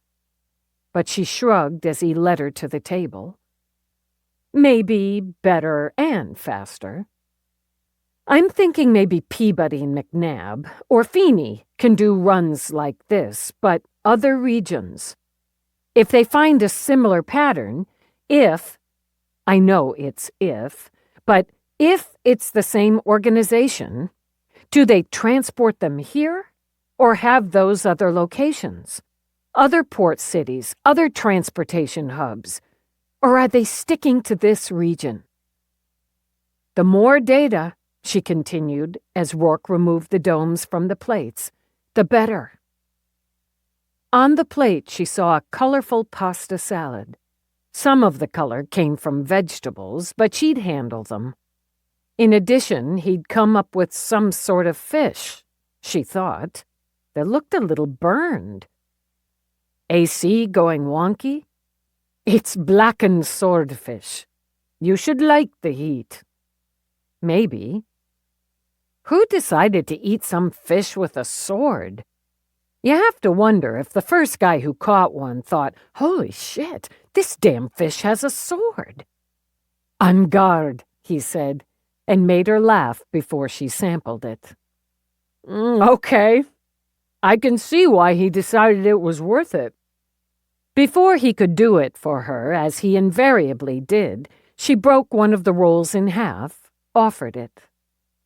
Thanks. I've done some categories of my own. Small office buildings, keeping it to 12 floors and under. Warehouses, converted or others. Factories, same there. Businesses attached to same that may serve as a front. He stabbed some pasta. From there, we'll look at ownership. Assuming this is a major sophisticated operation, I lean toward ownership of the property. Renting or leasing leaves too many problems. The owner might opt to sell it out from under you or send in agents for evaluation, inspections. She hadn't thought of evals and all that, so nodded. Okay, that makes sense. Owning a building like that in the city takes deep pockets. Those or good financing. Once I see ownership, I can potentially eliminate. How? Well, I can certainly eliminate any I own. I hope you'd agree. I can go with that. I can also eliminate, or at least downgrade, any owned by people or groups I know well enough to know. Trust me on this, he said when she frowned. And there may be some that send up a flag for me, because I know them to be on what you'd call the shady side of things. Others I may not know at all. I don't know everyone, after all, and those I could look into more deeply. It won't be quick. It won't, no. As you've already learned from your own look, there are potentially hundreds of properties that might fit, and more yet that might fit after another round. If it's attached to a business, a front, that front might run on perfectly legal means. It's what I'd do in any case. Since he'd put it in front of her, she picked up her wine. You'd run a business out of the front. Sell something, or make something, run a small factory, whatever. Keep those books, pay those taxes, keep it clean. Behind it, you run the real business. Exactly so. Smuggle the girls in, warehouse them, so to speak, and when you deem them ready for the market, sell and transport them out again. You'd need vehicles, potentially boats or shuttles. Long-haul trucks hauling human cargo. Possibly. Risky. Road accidents, traffic stops, but possibly. Private air shuttles, if you have the funding, would be smarter and safer, and faster. The victim's shirt. Good fabric, tailored to her size. The fancy silk underwear. No labels, and Harvo reports no match on any legit outlet with the same design, same materials. They have to have a tailor on board. Maybe the front's something like that. Fabric and clothing. I can look for that. He considered. It's an angle. Front with something you already use or need, and make a legitimate business out of it to cover the rest. Okay, yeah. What else do they use or need? Photography and vids. You've got to market the product. Maybe that, or selling equipment for it. Transportation. A fleet of trucks or vans, a delivery service, moving company. You have to deliver the product once sold, so invest in transpo, the vehicles, ships, shuttles, and do regular business to cover. Food or medical supplies. But those don't fit as well, she decided. Perishable and trickier to license and run. Regular inspections required. Agreed there. The business, if it exists, may be something completely unrelated. But again, if I ran the operation, I'd prefer the double dip and lower overhead. If you factor that in, it narrows the field. Still a big-ass field, but we have to start somewhere. Then I'll do just that and get started. You've got the dishes. Yeah, I got them. While Eve dealt with the dishes and thought through her next steps, Auntie rang the bell at the entrance of her partner's stately Georgian mansion on Long Island. She'd enjoyed the drive. He'd sent a limo, as always. She wore a formal gown, as he'd expect, and knew she looked her very best in the form-fitting bold red and metallic silver. She wore diamonds, cold and white. This chapter of her career had proved profitable. Her hair, meticulously colored and styled in the Academy salon, swept back from her pampered face. The techs on staff routinely eradicated any lines, smoothed the surface of that face, added fillers. While she'd never have the dewy freshness of 19 when she'd launched her career as an escort, her beauty remained, polished and perfect to her mind, at a ripe 64. The woman who opened the door wore a black skin suit, one that plunged deep between her breasts. The glittery choker at her throat ensured, with an electric jolt, that she didn't step outside the house. She wouldn't, of course. Auntie had trained her personally 5 years before, and knew Raven, so named for her thick fall of black hair, devoted herself to her master. "Good evening, Auntie." The full lips, coated with slick red dye, curved in greeting. "You look stunning." "Thank you." Auntie glided into the soaring entrance hall with its desert sand marble floors, its lavish gold and crystal chandeliers, its bold slashes of art. The lush roses, white and pure, on the central table perfumed the air. "Master will join you shortly. May I escort you to the parlor?" "Of course." The parlor, lavish as the rest, held a white grand piano, a marble fireplace, divans, settees, oversized chairs, all in patterns of white on white. White roses flowed from vases. Ornately framed mirrors of all shapes and sizes reflected the cold splendor of the room. "Champagne, Auntie?" "Please." So saying, Auntie arranged herself on a divan and watched her former trainee lift the bottle from its bed of ice in gleaming silver, pour it into a flute. Perfectly done, she thought, and congratulated herself. "Is there anything else I can do to make you more comfortable while you wait?" "No," she flicked a hand. "You can go. Enjoy your evening." She intended to. Her partner invariably served the finest wines and food, perfectly prepared. Their long association benefited them both. Some bumps, of course, along the way, including now the despicable, ungrateful girls.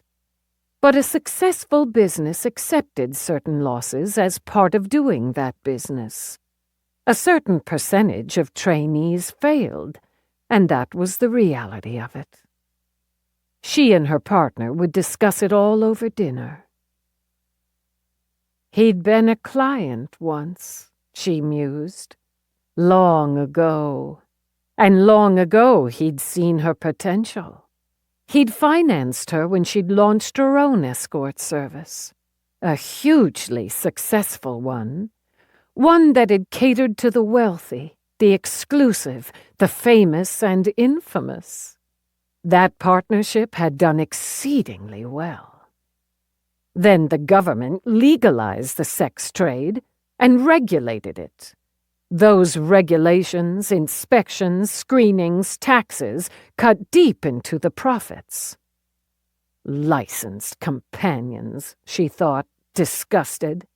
As if you could license sex and passions and desires. But they had, so no more party packs of drugs to keep an escort fresh, and no more taking the cost plus service charge out of the fee. If a client got a little too rough, put some marks or dings on the rental, the girl filed a complaint, and her company had to pay the medical. And the medical, she thought. Those steep monthly payments to ensure her stable passed all those annoying screenings. Now and then, of course, rarely, but now and then, a client might do more than mark or ding, but that added on a hefty disposal fee. No more of that, and no more standard confidentiality fees added on to the client's bill. Worse, many she'd brought in, groomed, trained, decided they no longer needed a madam and struck out on their own. Ah, well, she thought as she sipped more champagne. When things change, the wise adjust and innovate. She heard him coming, angled toward the door, and smiled. He wore black tie so well, she thought, and always had. Though he'd let his hair go white, and it suited him, it remained thick around a face that had weathered nearly 70 years very well. It remained angular and sharp, with hooded eyes of deep dark brown. Though he stopped a few inches short of 6 feet, he had the presence of a tall man.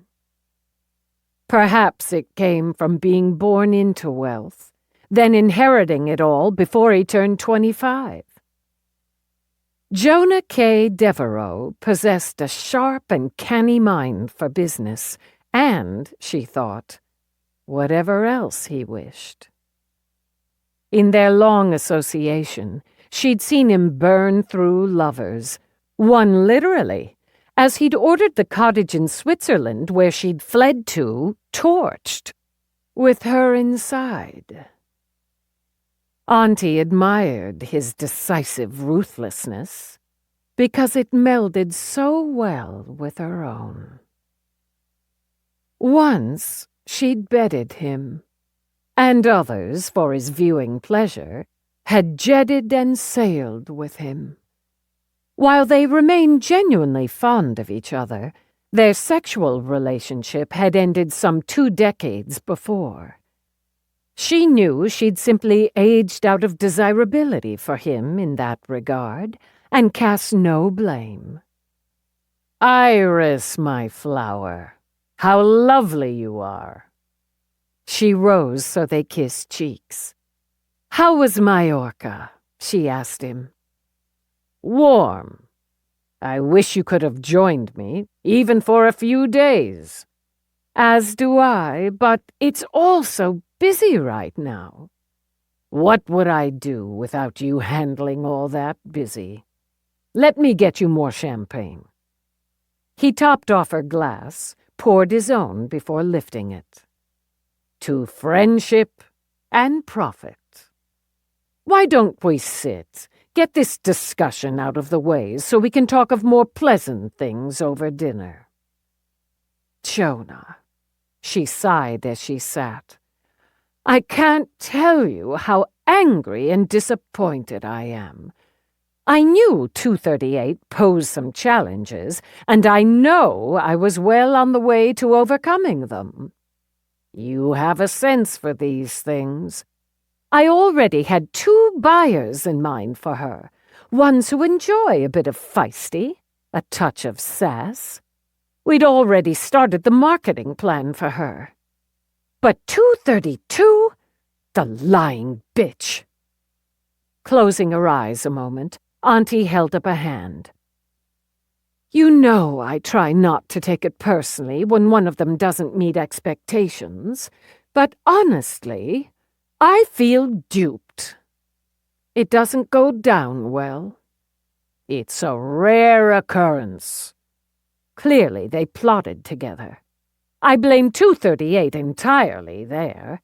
She had a slyness in her, and I admit I admired it to a point.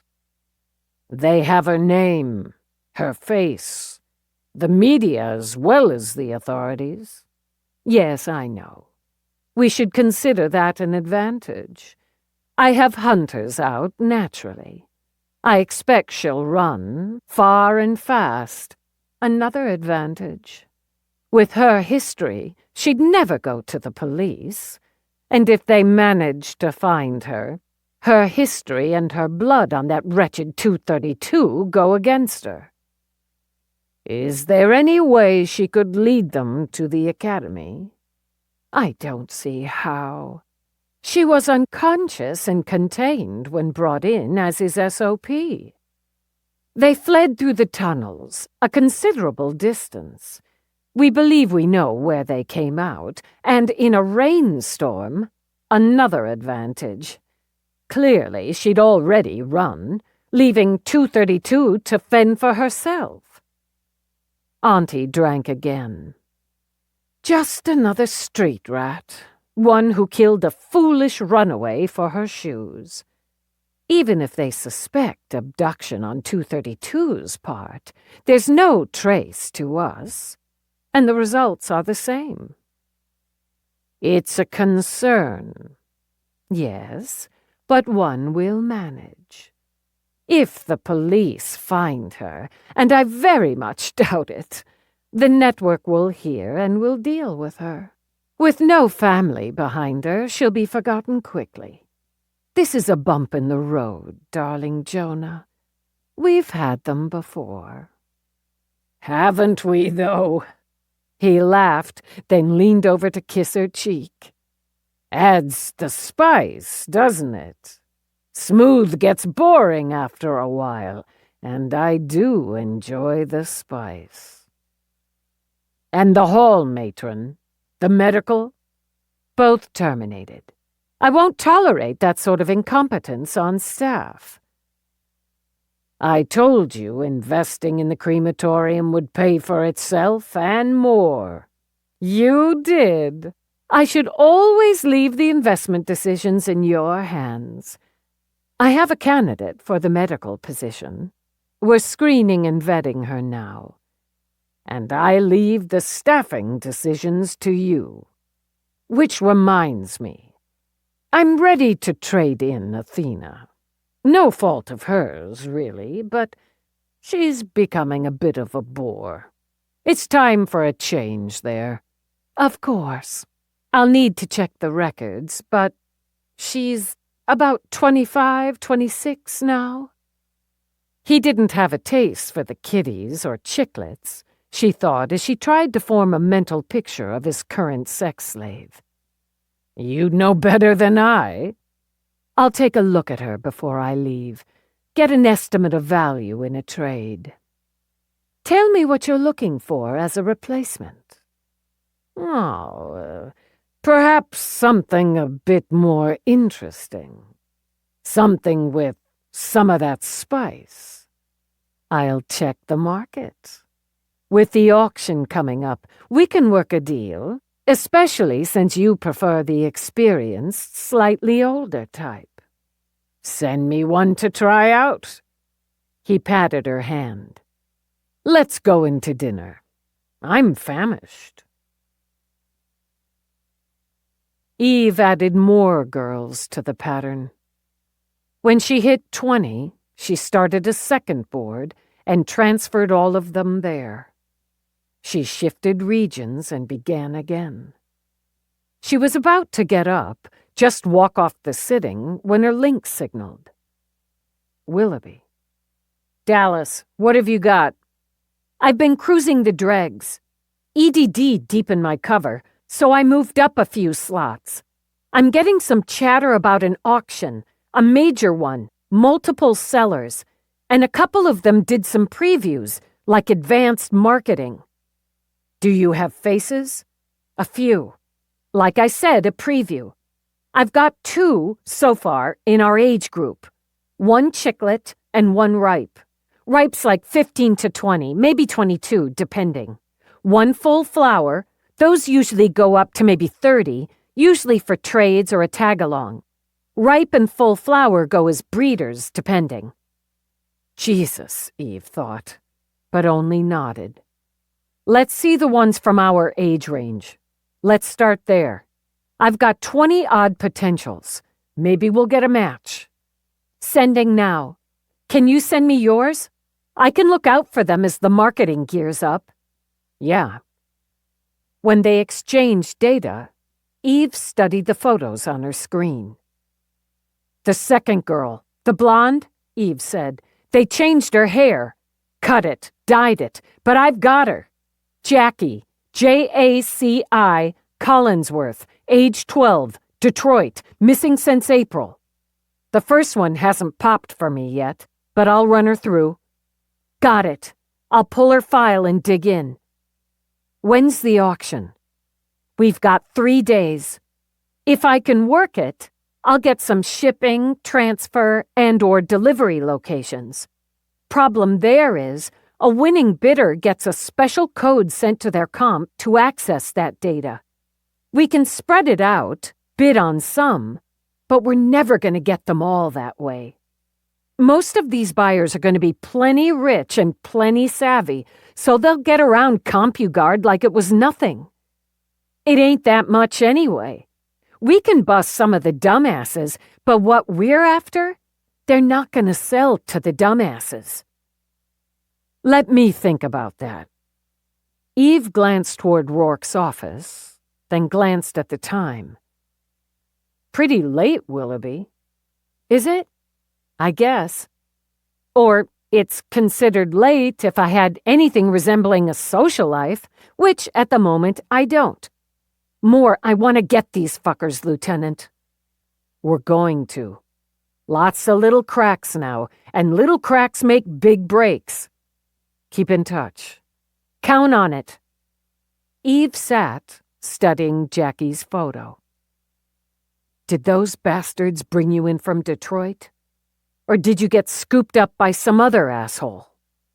Cut your hair, made you a blonde, painted you up so they can sell you to the highest bidder. We'll fucking see about that. Eve, Jesus, make some noise! He'd come up behind her and now laid his hands on her shoulders, rubbed at the knots. All of those? He nodded at the new board. Yeah, going with the pattern. The one on screen? Willoughby got wind of an upcoming auction, and she's one of the previews. I had her, so we matched her. He kept rubbing, felt her give a bit under his hands. I have roughly 80 properties that hit the highest probability. Another 20 or so that skim just under. Still a lot, but more workable. Send them to me, okay? I will. 1 hour more. It's near to midnight now. Willoughby said 3 days. We find Greg, pinpoint the location, bust down this auction, or Christ knows how many get sold. This kid, the one who played softball and the piano, sure as hell will be. An hour more, he repeated, and you'll push through it tomorrow. She swiveled toward him. They send the buyer a code. You have to buy to get it, and it gives you the pickup or delivery info. She said for ones like this one, you're gonna be rich and tech-savvy, or have the tech-savvy at your disposal to get through CompuGuard. He sat on her counter. You're thinking of using the unregistered, and fine enough, but you could hardly buy them all. One, just one if it comes to that. We get a code, we track it back to the source, put the auction site out of business, get their data. Track the girls, the sellers, other buyers. Possibly, he said. The site won't have a location. Not a physical one you'll track. It'll be mobile for the very reasons you've outlined.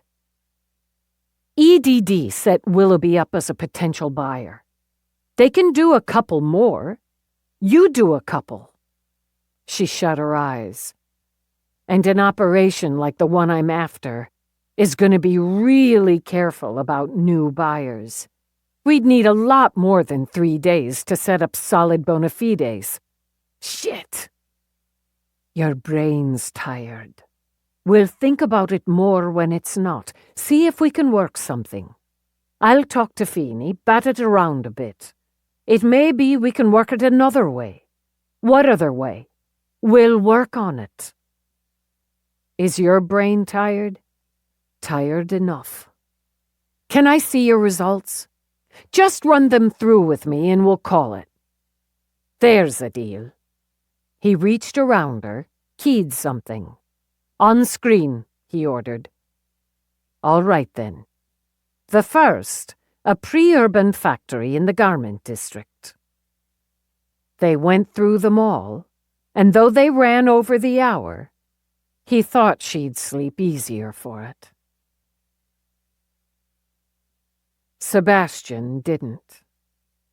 He sat in what he thought of as the family room, a jumble of furniture in a space that had once served as a lobby. He'd seen the media reports with Dorian's face flashing over the screen. The fact Eve Dallas, a murder cop, looked for her, termed her a material witness in the violent death of another child, worried him. He'd promised Dorian she could stay, and he intended to keep his word to her. He doubted many others had kept theirs to her in her short life. But with Dallas on the hunt, that promise carried considerable weight. More, if she hunted Dorian, others, much less concerned with law and order, might hunt as well, and that put them all at risk. Even as he considered options, alternatives, precautions, she wandered out. He set the book he hadn't been able to focus on aside. Can't sleep. I had these dreams. I can't even remember. They were all mixed up. Maybe I could sit out here for a while. All right.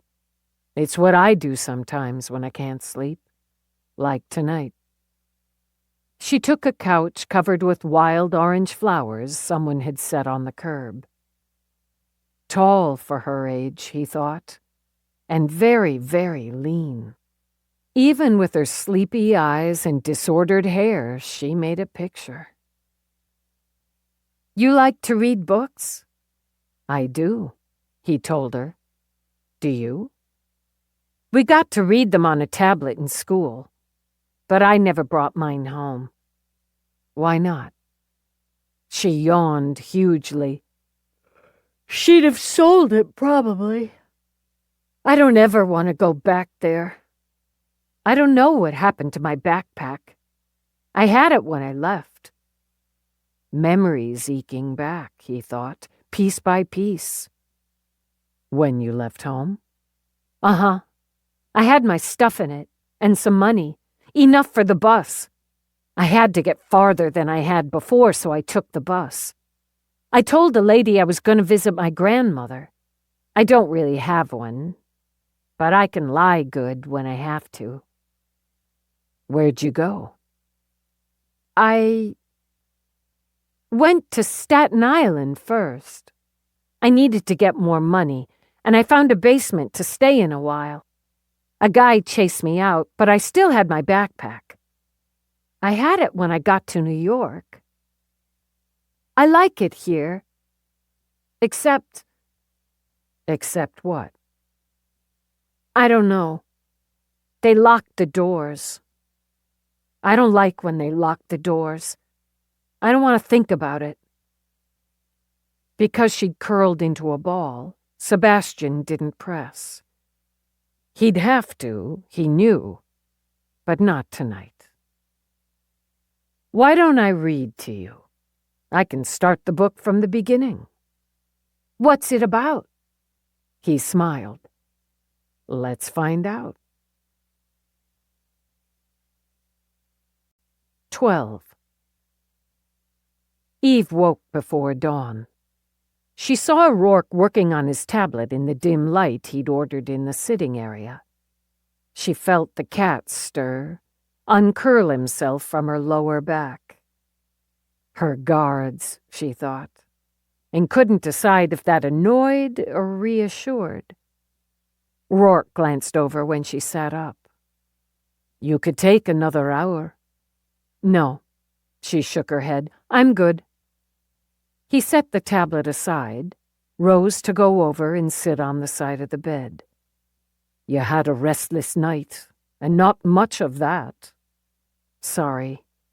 Now he shook his head, took her hand. "Dreams," she admitted. "Irritating, mostly, and faded now. Except the last one. I was a kid with a bunch of other kids. All of us chained on some sort of platform or stage. And you know how they have that guy, the one who talks real fast and calls out bids? An auctioneer? Yeah, that guy. The dream decided he'd be Richard Troy, and there are all these people sitting there.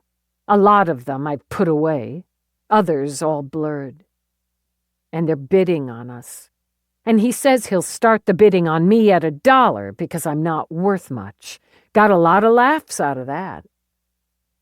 When he pressed his lips to her forehead, she squeezed his hand. "No, there's the thing. After that, I was me. Now, not a kid. And I broke the chains. I broke them, and I woke up." He kissed her again. "As you did. As you would. Damn right. So you don't have to sit in the dark in your $1 zillion suit keeping watch when you should be in your office buying Australia. I don't believe it's for sale. And this suit only cost $250,000." He rose to get them both coffee. "I can get a jump on the day," she continued, "and you can get back to yours." "It didn't really cost $250,000, did it?" He smiled, brought her coffee. "One day I'll have to calculate your exact equation for $1 zillion. As long as it's enough to keep me in coffee, we're good. I'm gonna get a shower. No laying out my clothes. I've got it." She rolled out of bed. "Go take a meeting or whatever." "I'll do that. We'll have some breakfast in about 30. When she went into the bathroom to shower, Roarke stroked the cat. "She's steadied right up, so you're off duty. Have another catnap." As Roarke left, Galahad stretched out and did just that. She took a long, hot shower with jets on full to pummel some of the restless night away. She had those cracks, she reminded herself, and needed to be sharp to widen them into breaks. The biggest break would be finding Dorian Gregg, but it wasn't the only one she could work. She had other names and faces now, and they gave her other trails to follow. She had locations to probe. Too many, sure, and the one she needed might not be among them. Yet. But she had cracks. The upcoming auction. "Break the fucking chains, every one," she muttered as she stepped out of the shower and into the drying tube. Another robe waited for her. This one the color of the peaches ripening in the orchard. Who the hell had an orchard in New York City? Roarke did. The cat slept on when she came out, and apparently Roarke had taken that meeting, or decided to buy Australia after all. For a moment she debated. Grab clothes and get dressed before he got back, or program breakfast because maybe pancakes. Clothes first, she decided, and maybe she'd still beat him to the auto chef. In her closet, she blew out a breath. There were times, like right now, the magnitude of choices made her head spin. She started to grab black pants, then calculated. He'd expect that. She shifted to gray, which was almost as easy as black, eliminated a white shirt, also too expected, then got lost in the hues and colors and tones. Blue worked, she decided. Nothing wrong with blue. A blue t-shirt, gray jacket, and hanging in plain sight, the magic lining. Gray boots. And anticipating him thinking she'd gone too heavy on the gray, grabbed a blue belt. Christ, exhausting. And time-consuming, she realized, when she came out and found him at the bedroom AC, with Galahad busy inhaling his own breakfast. The odds of pancakes plummeted. "I was gonna get that." "Done now." He carried the domed plates to the table in the sitting area. She set the jacket aside, then sat, poured more coffee from the pot he'd already put on the table. When he removed the domes, she saw she'd been right about the pancakes. But the omelet, the bacon and berries and croissants didn't leave room to bitch. Naturally, the omelet had spinach in it, but also plenty of cheese to offset it. "I thought about working here for an hour or so, but I'm going straight in. I'd beat the worst of the traffic, and it'll be quiet there, for a while anyway." "All right. Would you like to hear my take on the auction, the unregistered?" "Yeah, I would. I can come in later today, help EDD set up 3 fake accounts with all the background data necessary. You already have Willoughby on one, so 3 is all I think we'd risk. And those will spread out geographically." "Okay. That'll get us in, but bidding, each will have somewhere between, say, 12 million to 50 million. The lower numbers will appear to have other accounts if anyone digs that deep. I would. This account would appear to be set up offshore for precisely this purpose." "Okay, I follow that. But you can't toss that much money into an op."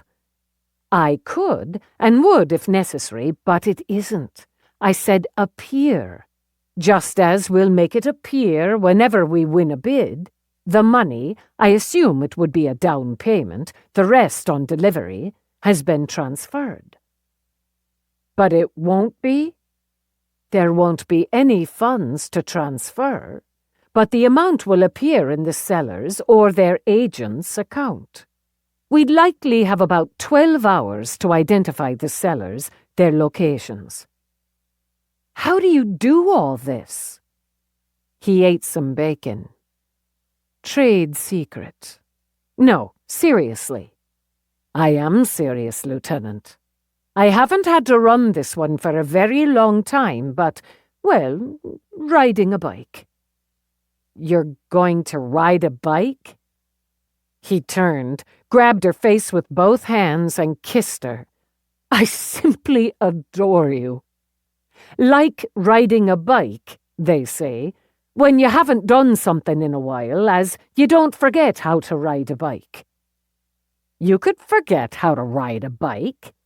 People forget all kinds of stuff.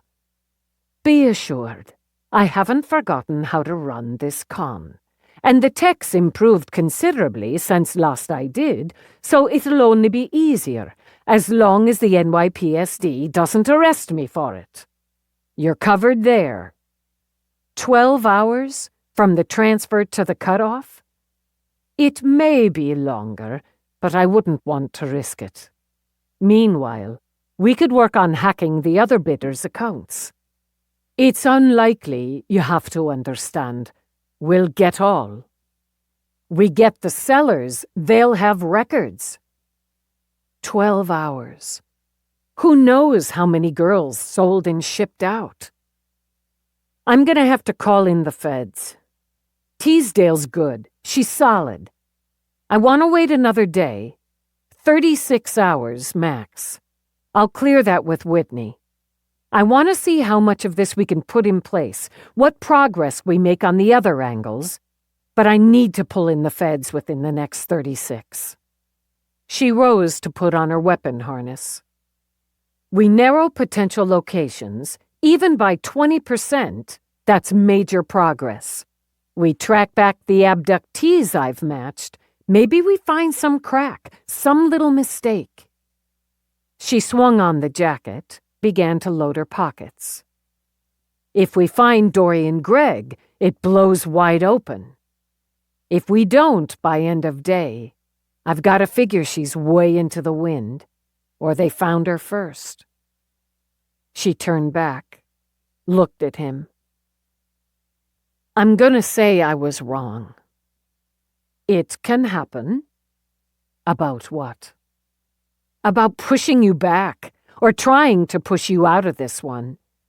I worried about you worrying, and I didn't want you hovering over me.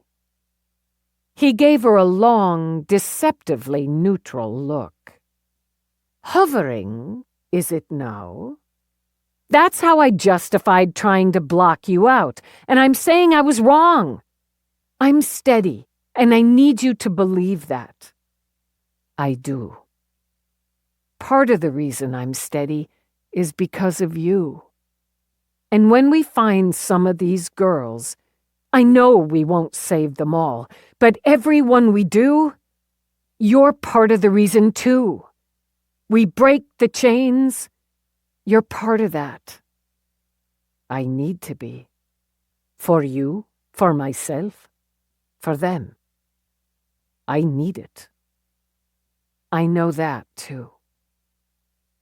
If any of these cracks widen or break, I'll let you know. If we find these bastards and you want in on the bust, if I have time to notify you, you're in. Yes. He rose, went to her. I would. He brushed his mouth to hers. Take care of my cup.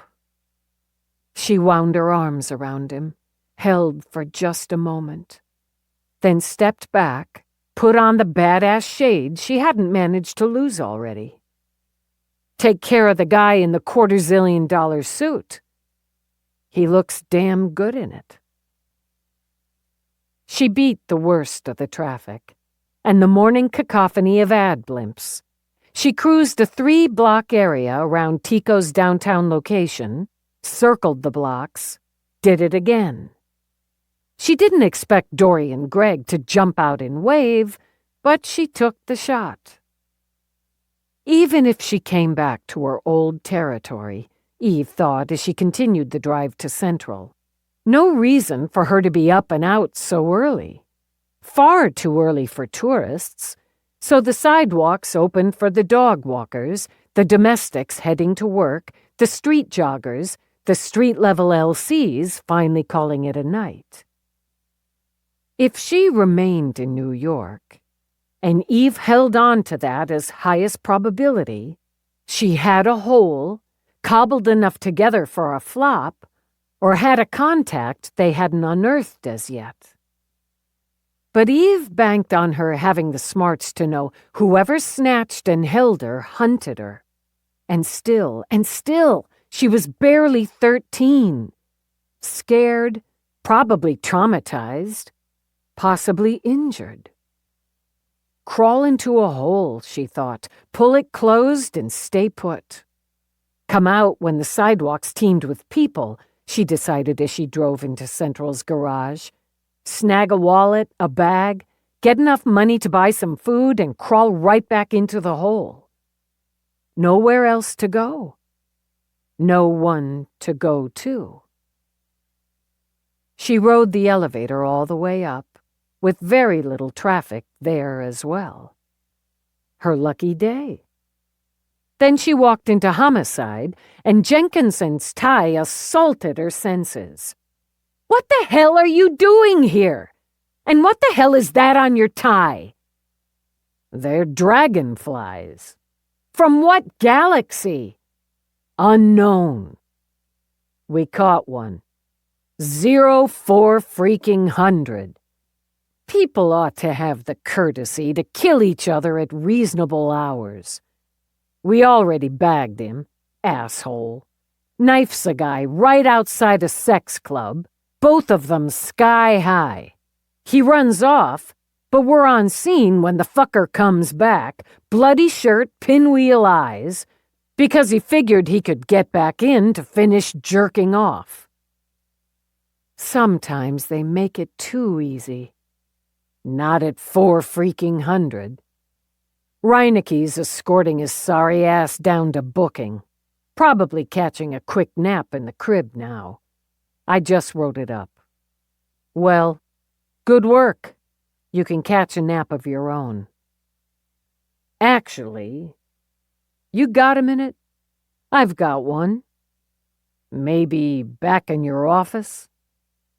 She gave him the come-ahead and started back. Are you angling for coffee? Well, boss, if you're offering. Frosty shades you got there. As long as that tie's in my office, I'm keeping them on. She programmed the coffee. Have you had enough time to think about it? Yeah. I thought about it. Talked it over with the family. Thought some more. I appreciate you putting me up for the promotion. And if I can keep doing what I do, just add more damn paperwork, I'd like to take a run at it. Good. It's the right call, Jenkinson. Feels right, once I thought it through. I told Reineke, you gotta tell your partner, but if we could keep it with the 3 of us, if I tank it, I'd as soon avoid the ribbing or sympathy. We can keep it between us, but you won't tank it. Just brush up on some of the bullshit. There's always plenty to go around. Anyway, thanks. And with that item off the list, Eve checked on the status of the search for Dorian Gregg. Plenty of tags on the tip line, with none of them panning out. But, she noted, a couple of shopkeepers in the area of Tico's downtown stall recognized her from around holiday time. Nothing recent, and nothing after Christmas, she concluded after wading through all of the reports. She shifted to Peabody and EDD's search. More names, more young faces. The efficient team not only grouped them in the categories she'd laid out, but geographically added timelines. Though it crowded her office, she started another board and added the faces that hit the 90% probability. Now she had 23 spread across an area under an hour's shuttle flight from New York, 62 outside that margin. But the pattern, she thought. When you laid it all out, put it all together, the pattern came through. Did they select and abduct nationwide, she wondered? Transport all to New York? Or have other locations for holding the girls? Did they specialize in this age group? Just chiclets, no kiddies, ripes, and so on? I wouldn't bet on that, she muttered. No, I wouldn't bet on that. When you've got this slick a system, you don't narrow it so close. She went back to her computer, ordered the search, same markers, but changed the age range to 6 to 10 years, limited it, for now, to New York, New Jersey, and, thinking of Mina, Pennsylvania. While it ran, she shifted to the long, complicated list Roarke had generated. With the city map on screen, she began to place each property. With that done, she started runs on owners and members of boards or groups that owned the properties. Something else to bring EDD in on, she thought, as working solo, it would take her days to thoroughly investigate all of them. Since she'd come in early for a reason, she got more coffee and stuck with it. She heard Peabody's pink boot clump just as her missing child search results came up. Jenkinson said you'd been here about an hour already. I thought he was going to catch some sleep in the crib. He caught a cat nap at his desk. She glanced over at the second board. You've got them all up. We're going to need a third board. God damn it. She had to push up. She gestured to the computer and paced to her window. We didn't get... Peabody broke off, then slowly sat in Eve's desk chair. These are younger kids. Younger girls. You've got 11 of them. 11 in the last year. 11 that fit the pattern in this geographic area. Dallas, how could they hold that many girls? 11 in this age group, the ones on the board in the younger group. They likely have older teenagers. We'll cross off adults, even young adults for now, but we're gonna run 14 through 16. There's gonna be a mistake in there, goddammit, some mistake in all these abductions. Someone else who got out besides the two we know. Another body somewhere we haven't tied in. I'll run the next group. I'll do it. Eve said nothing, just nodded. Do you want EDD to spread out over these age groups too? Yeah. Eve went to the AC, programmed coffee for her partner. Let's get that done. Then I need them to assist in refining the properties Roarke's earmarked. She took a moment, studying those pretty young faces. If this is the pattern, and it damn well is, a pattern, a system, a fucking business model, they need room, a lot of room to securely hold what, maybe 40 or 50, and could be more at any one time. Figure it, Peabody. You auction 2 or 3 times a year, maybe. Hell, maybe you have monthly sales like at the Sky Mall. You're pulling in hundreds of millions. 2 or 3 locations nationwide? You got yourself $1 billion enterprise. If it costs you, I don't know, 10 million or 20 million, hell, double that in outlay, you're fucking rolling in it. She got more coffee for herself. You have the front or fronts to wash the profits when you need to, but you've got direct payments, and they're going to be in places that don't regulate.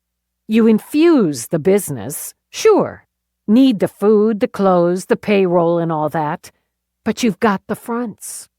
And if you factor what Willoughby said, the ones they call pets or slaves or domestics, you'd have more. We've got less than 3 days now before at least some of these girls get sold off. I'm damned if we'll let that happen. I'll get started on the next age group, and I can let EDD know about the assist. I'll take care of that. I have to send Feeney the file anyway. Eve rubbed her eyes. Hold on a minute. Roarke's working on an idea to infiltrate the auction. It's setting up fake accounts and backgrounds, and maybe hacking into the accounts of buyers we might identify to get locations. How many warrants are we going to need for all that? I'm leaving that to Feeney. It's an e-geek area. But we need to put everything we have together, cohesively, convincingly. We're going to have to bring in the feds at some point soon. And we'll need to give Feeney all the weight we can for authorization to run this EOP. She turned back to the board. If we find Dorian Gregg, we can bust this organization, put a big hurt there.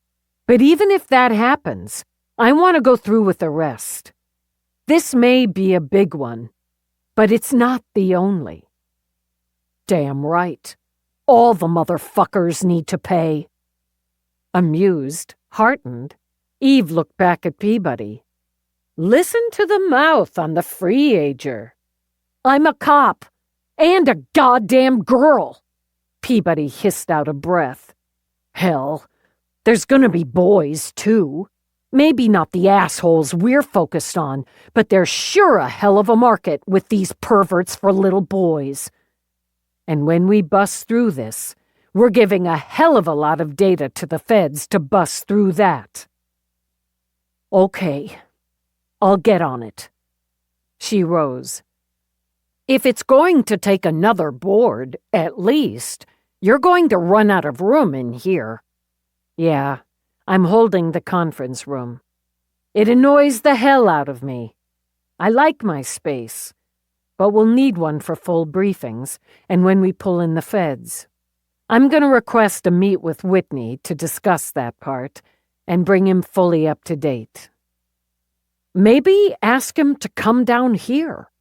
Set up the room. Powerful visuals, right? If you need help with it, I've got it, and that's a smart thought. The visuals speak louder than a verbal report. Let's get to it. I'll get your coffee set up in the room. Another smart thought. You're on a roll. And so was she, Eve thought, as she went about the, for her, laborious task of transferring new data from her machine to the conference room, ordering printouts.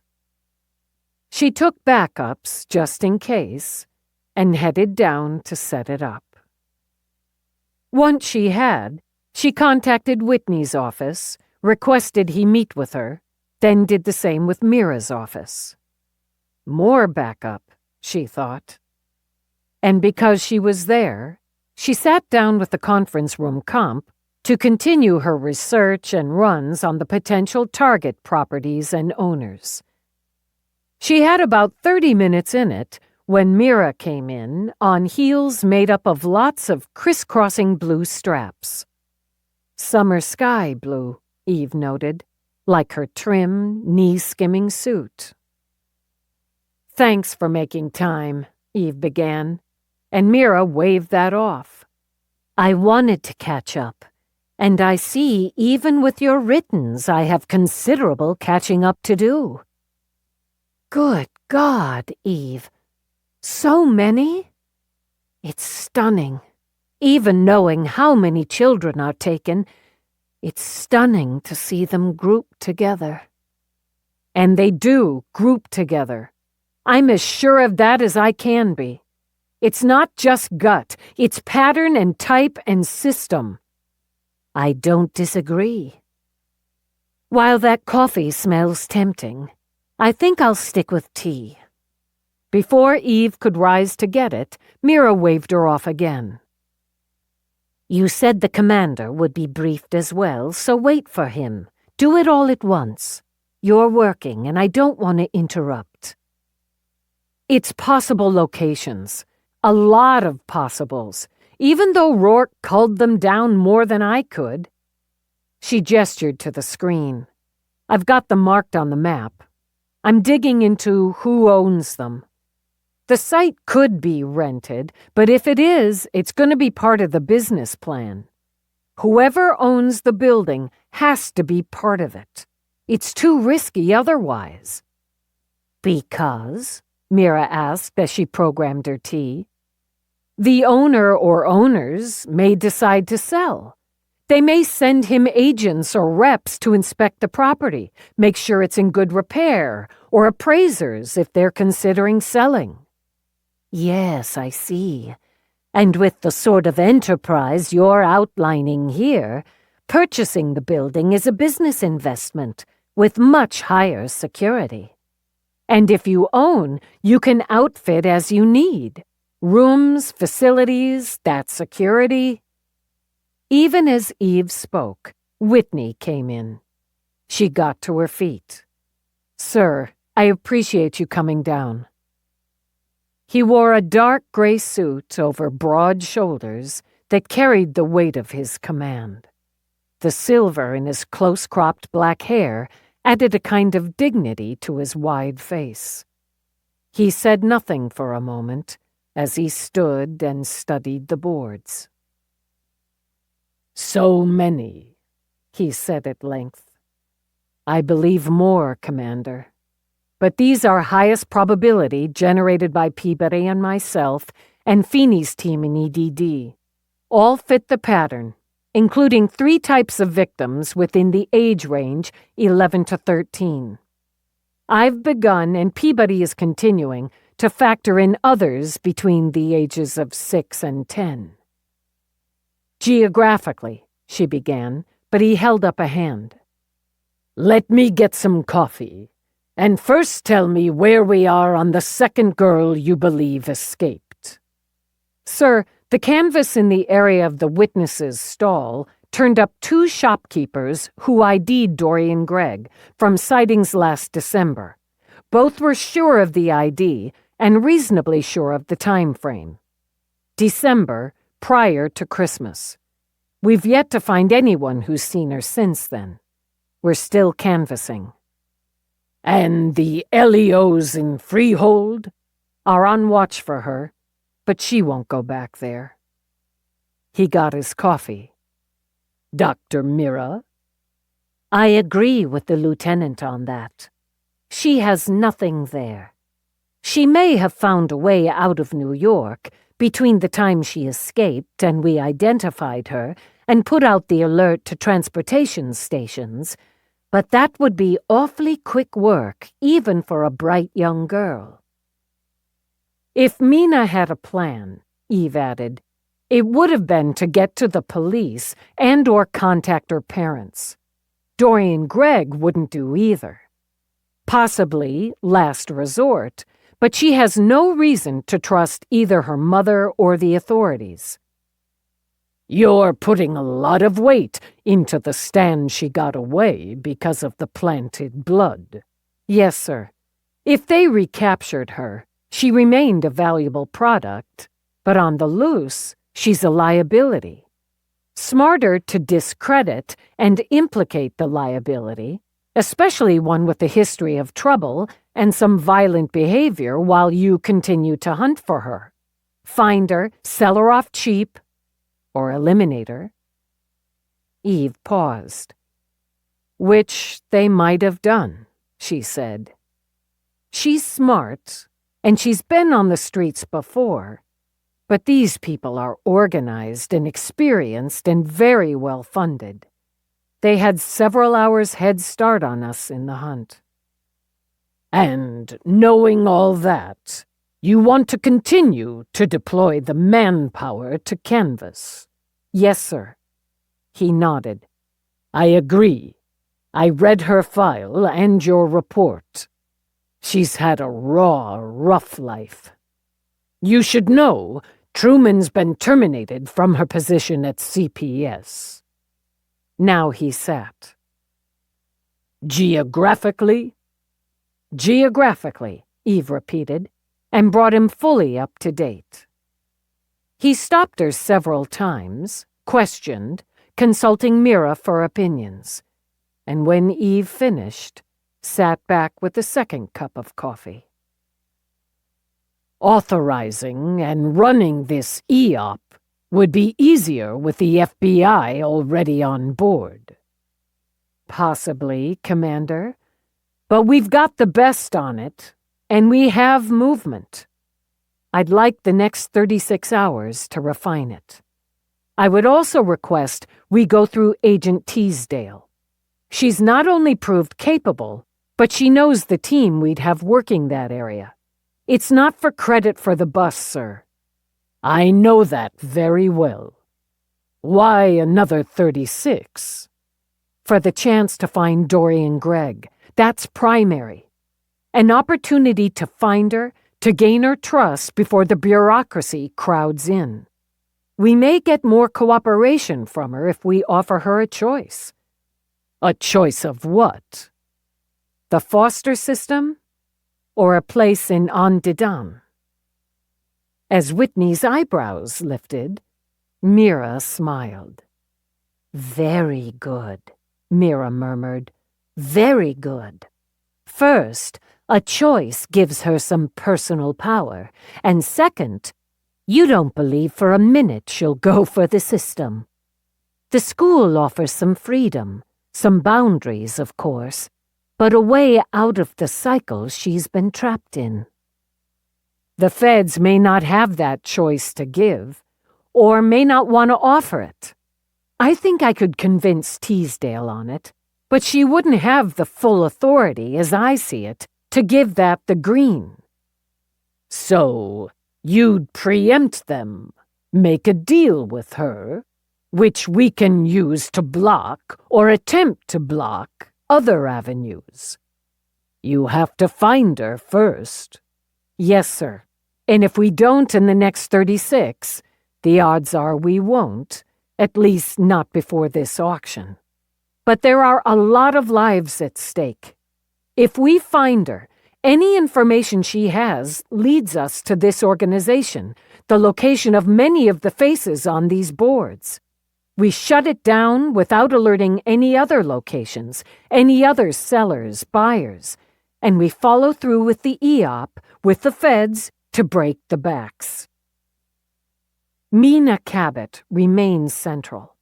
I want the person who ended her life. If I can get the person who abducted her, the people who held her, the ones funding it and profiting from it, that's gravy. But it's fine with me if the feds take them down. I'm still looking for a child killer, and I'm hoping we find Dorian Gregg alive and she points the finger. All right. We'll see where you are in 24. If your progress justifies it, you'll get the 36, and I'll authorize the op. I need to be kept tightly in the loop on that. You will be, sir. And thank you. He rose. Find the girl, Dallas. He looked back at the board.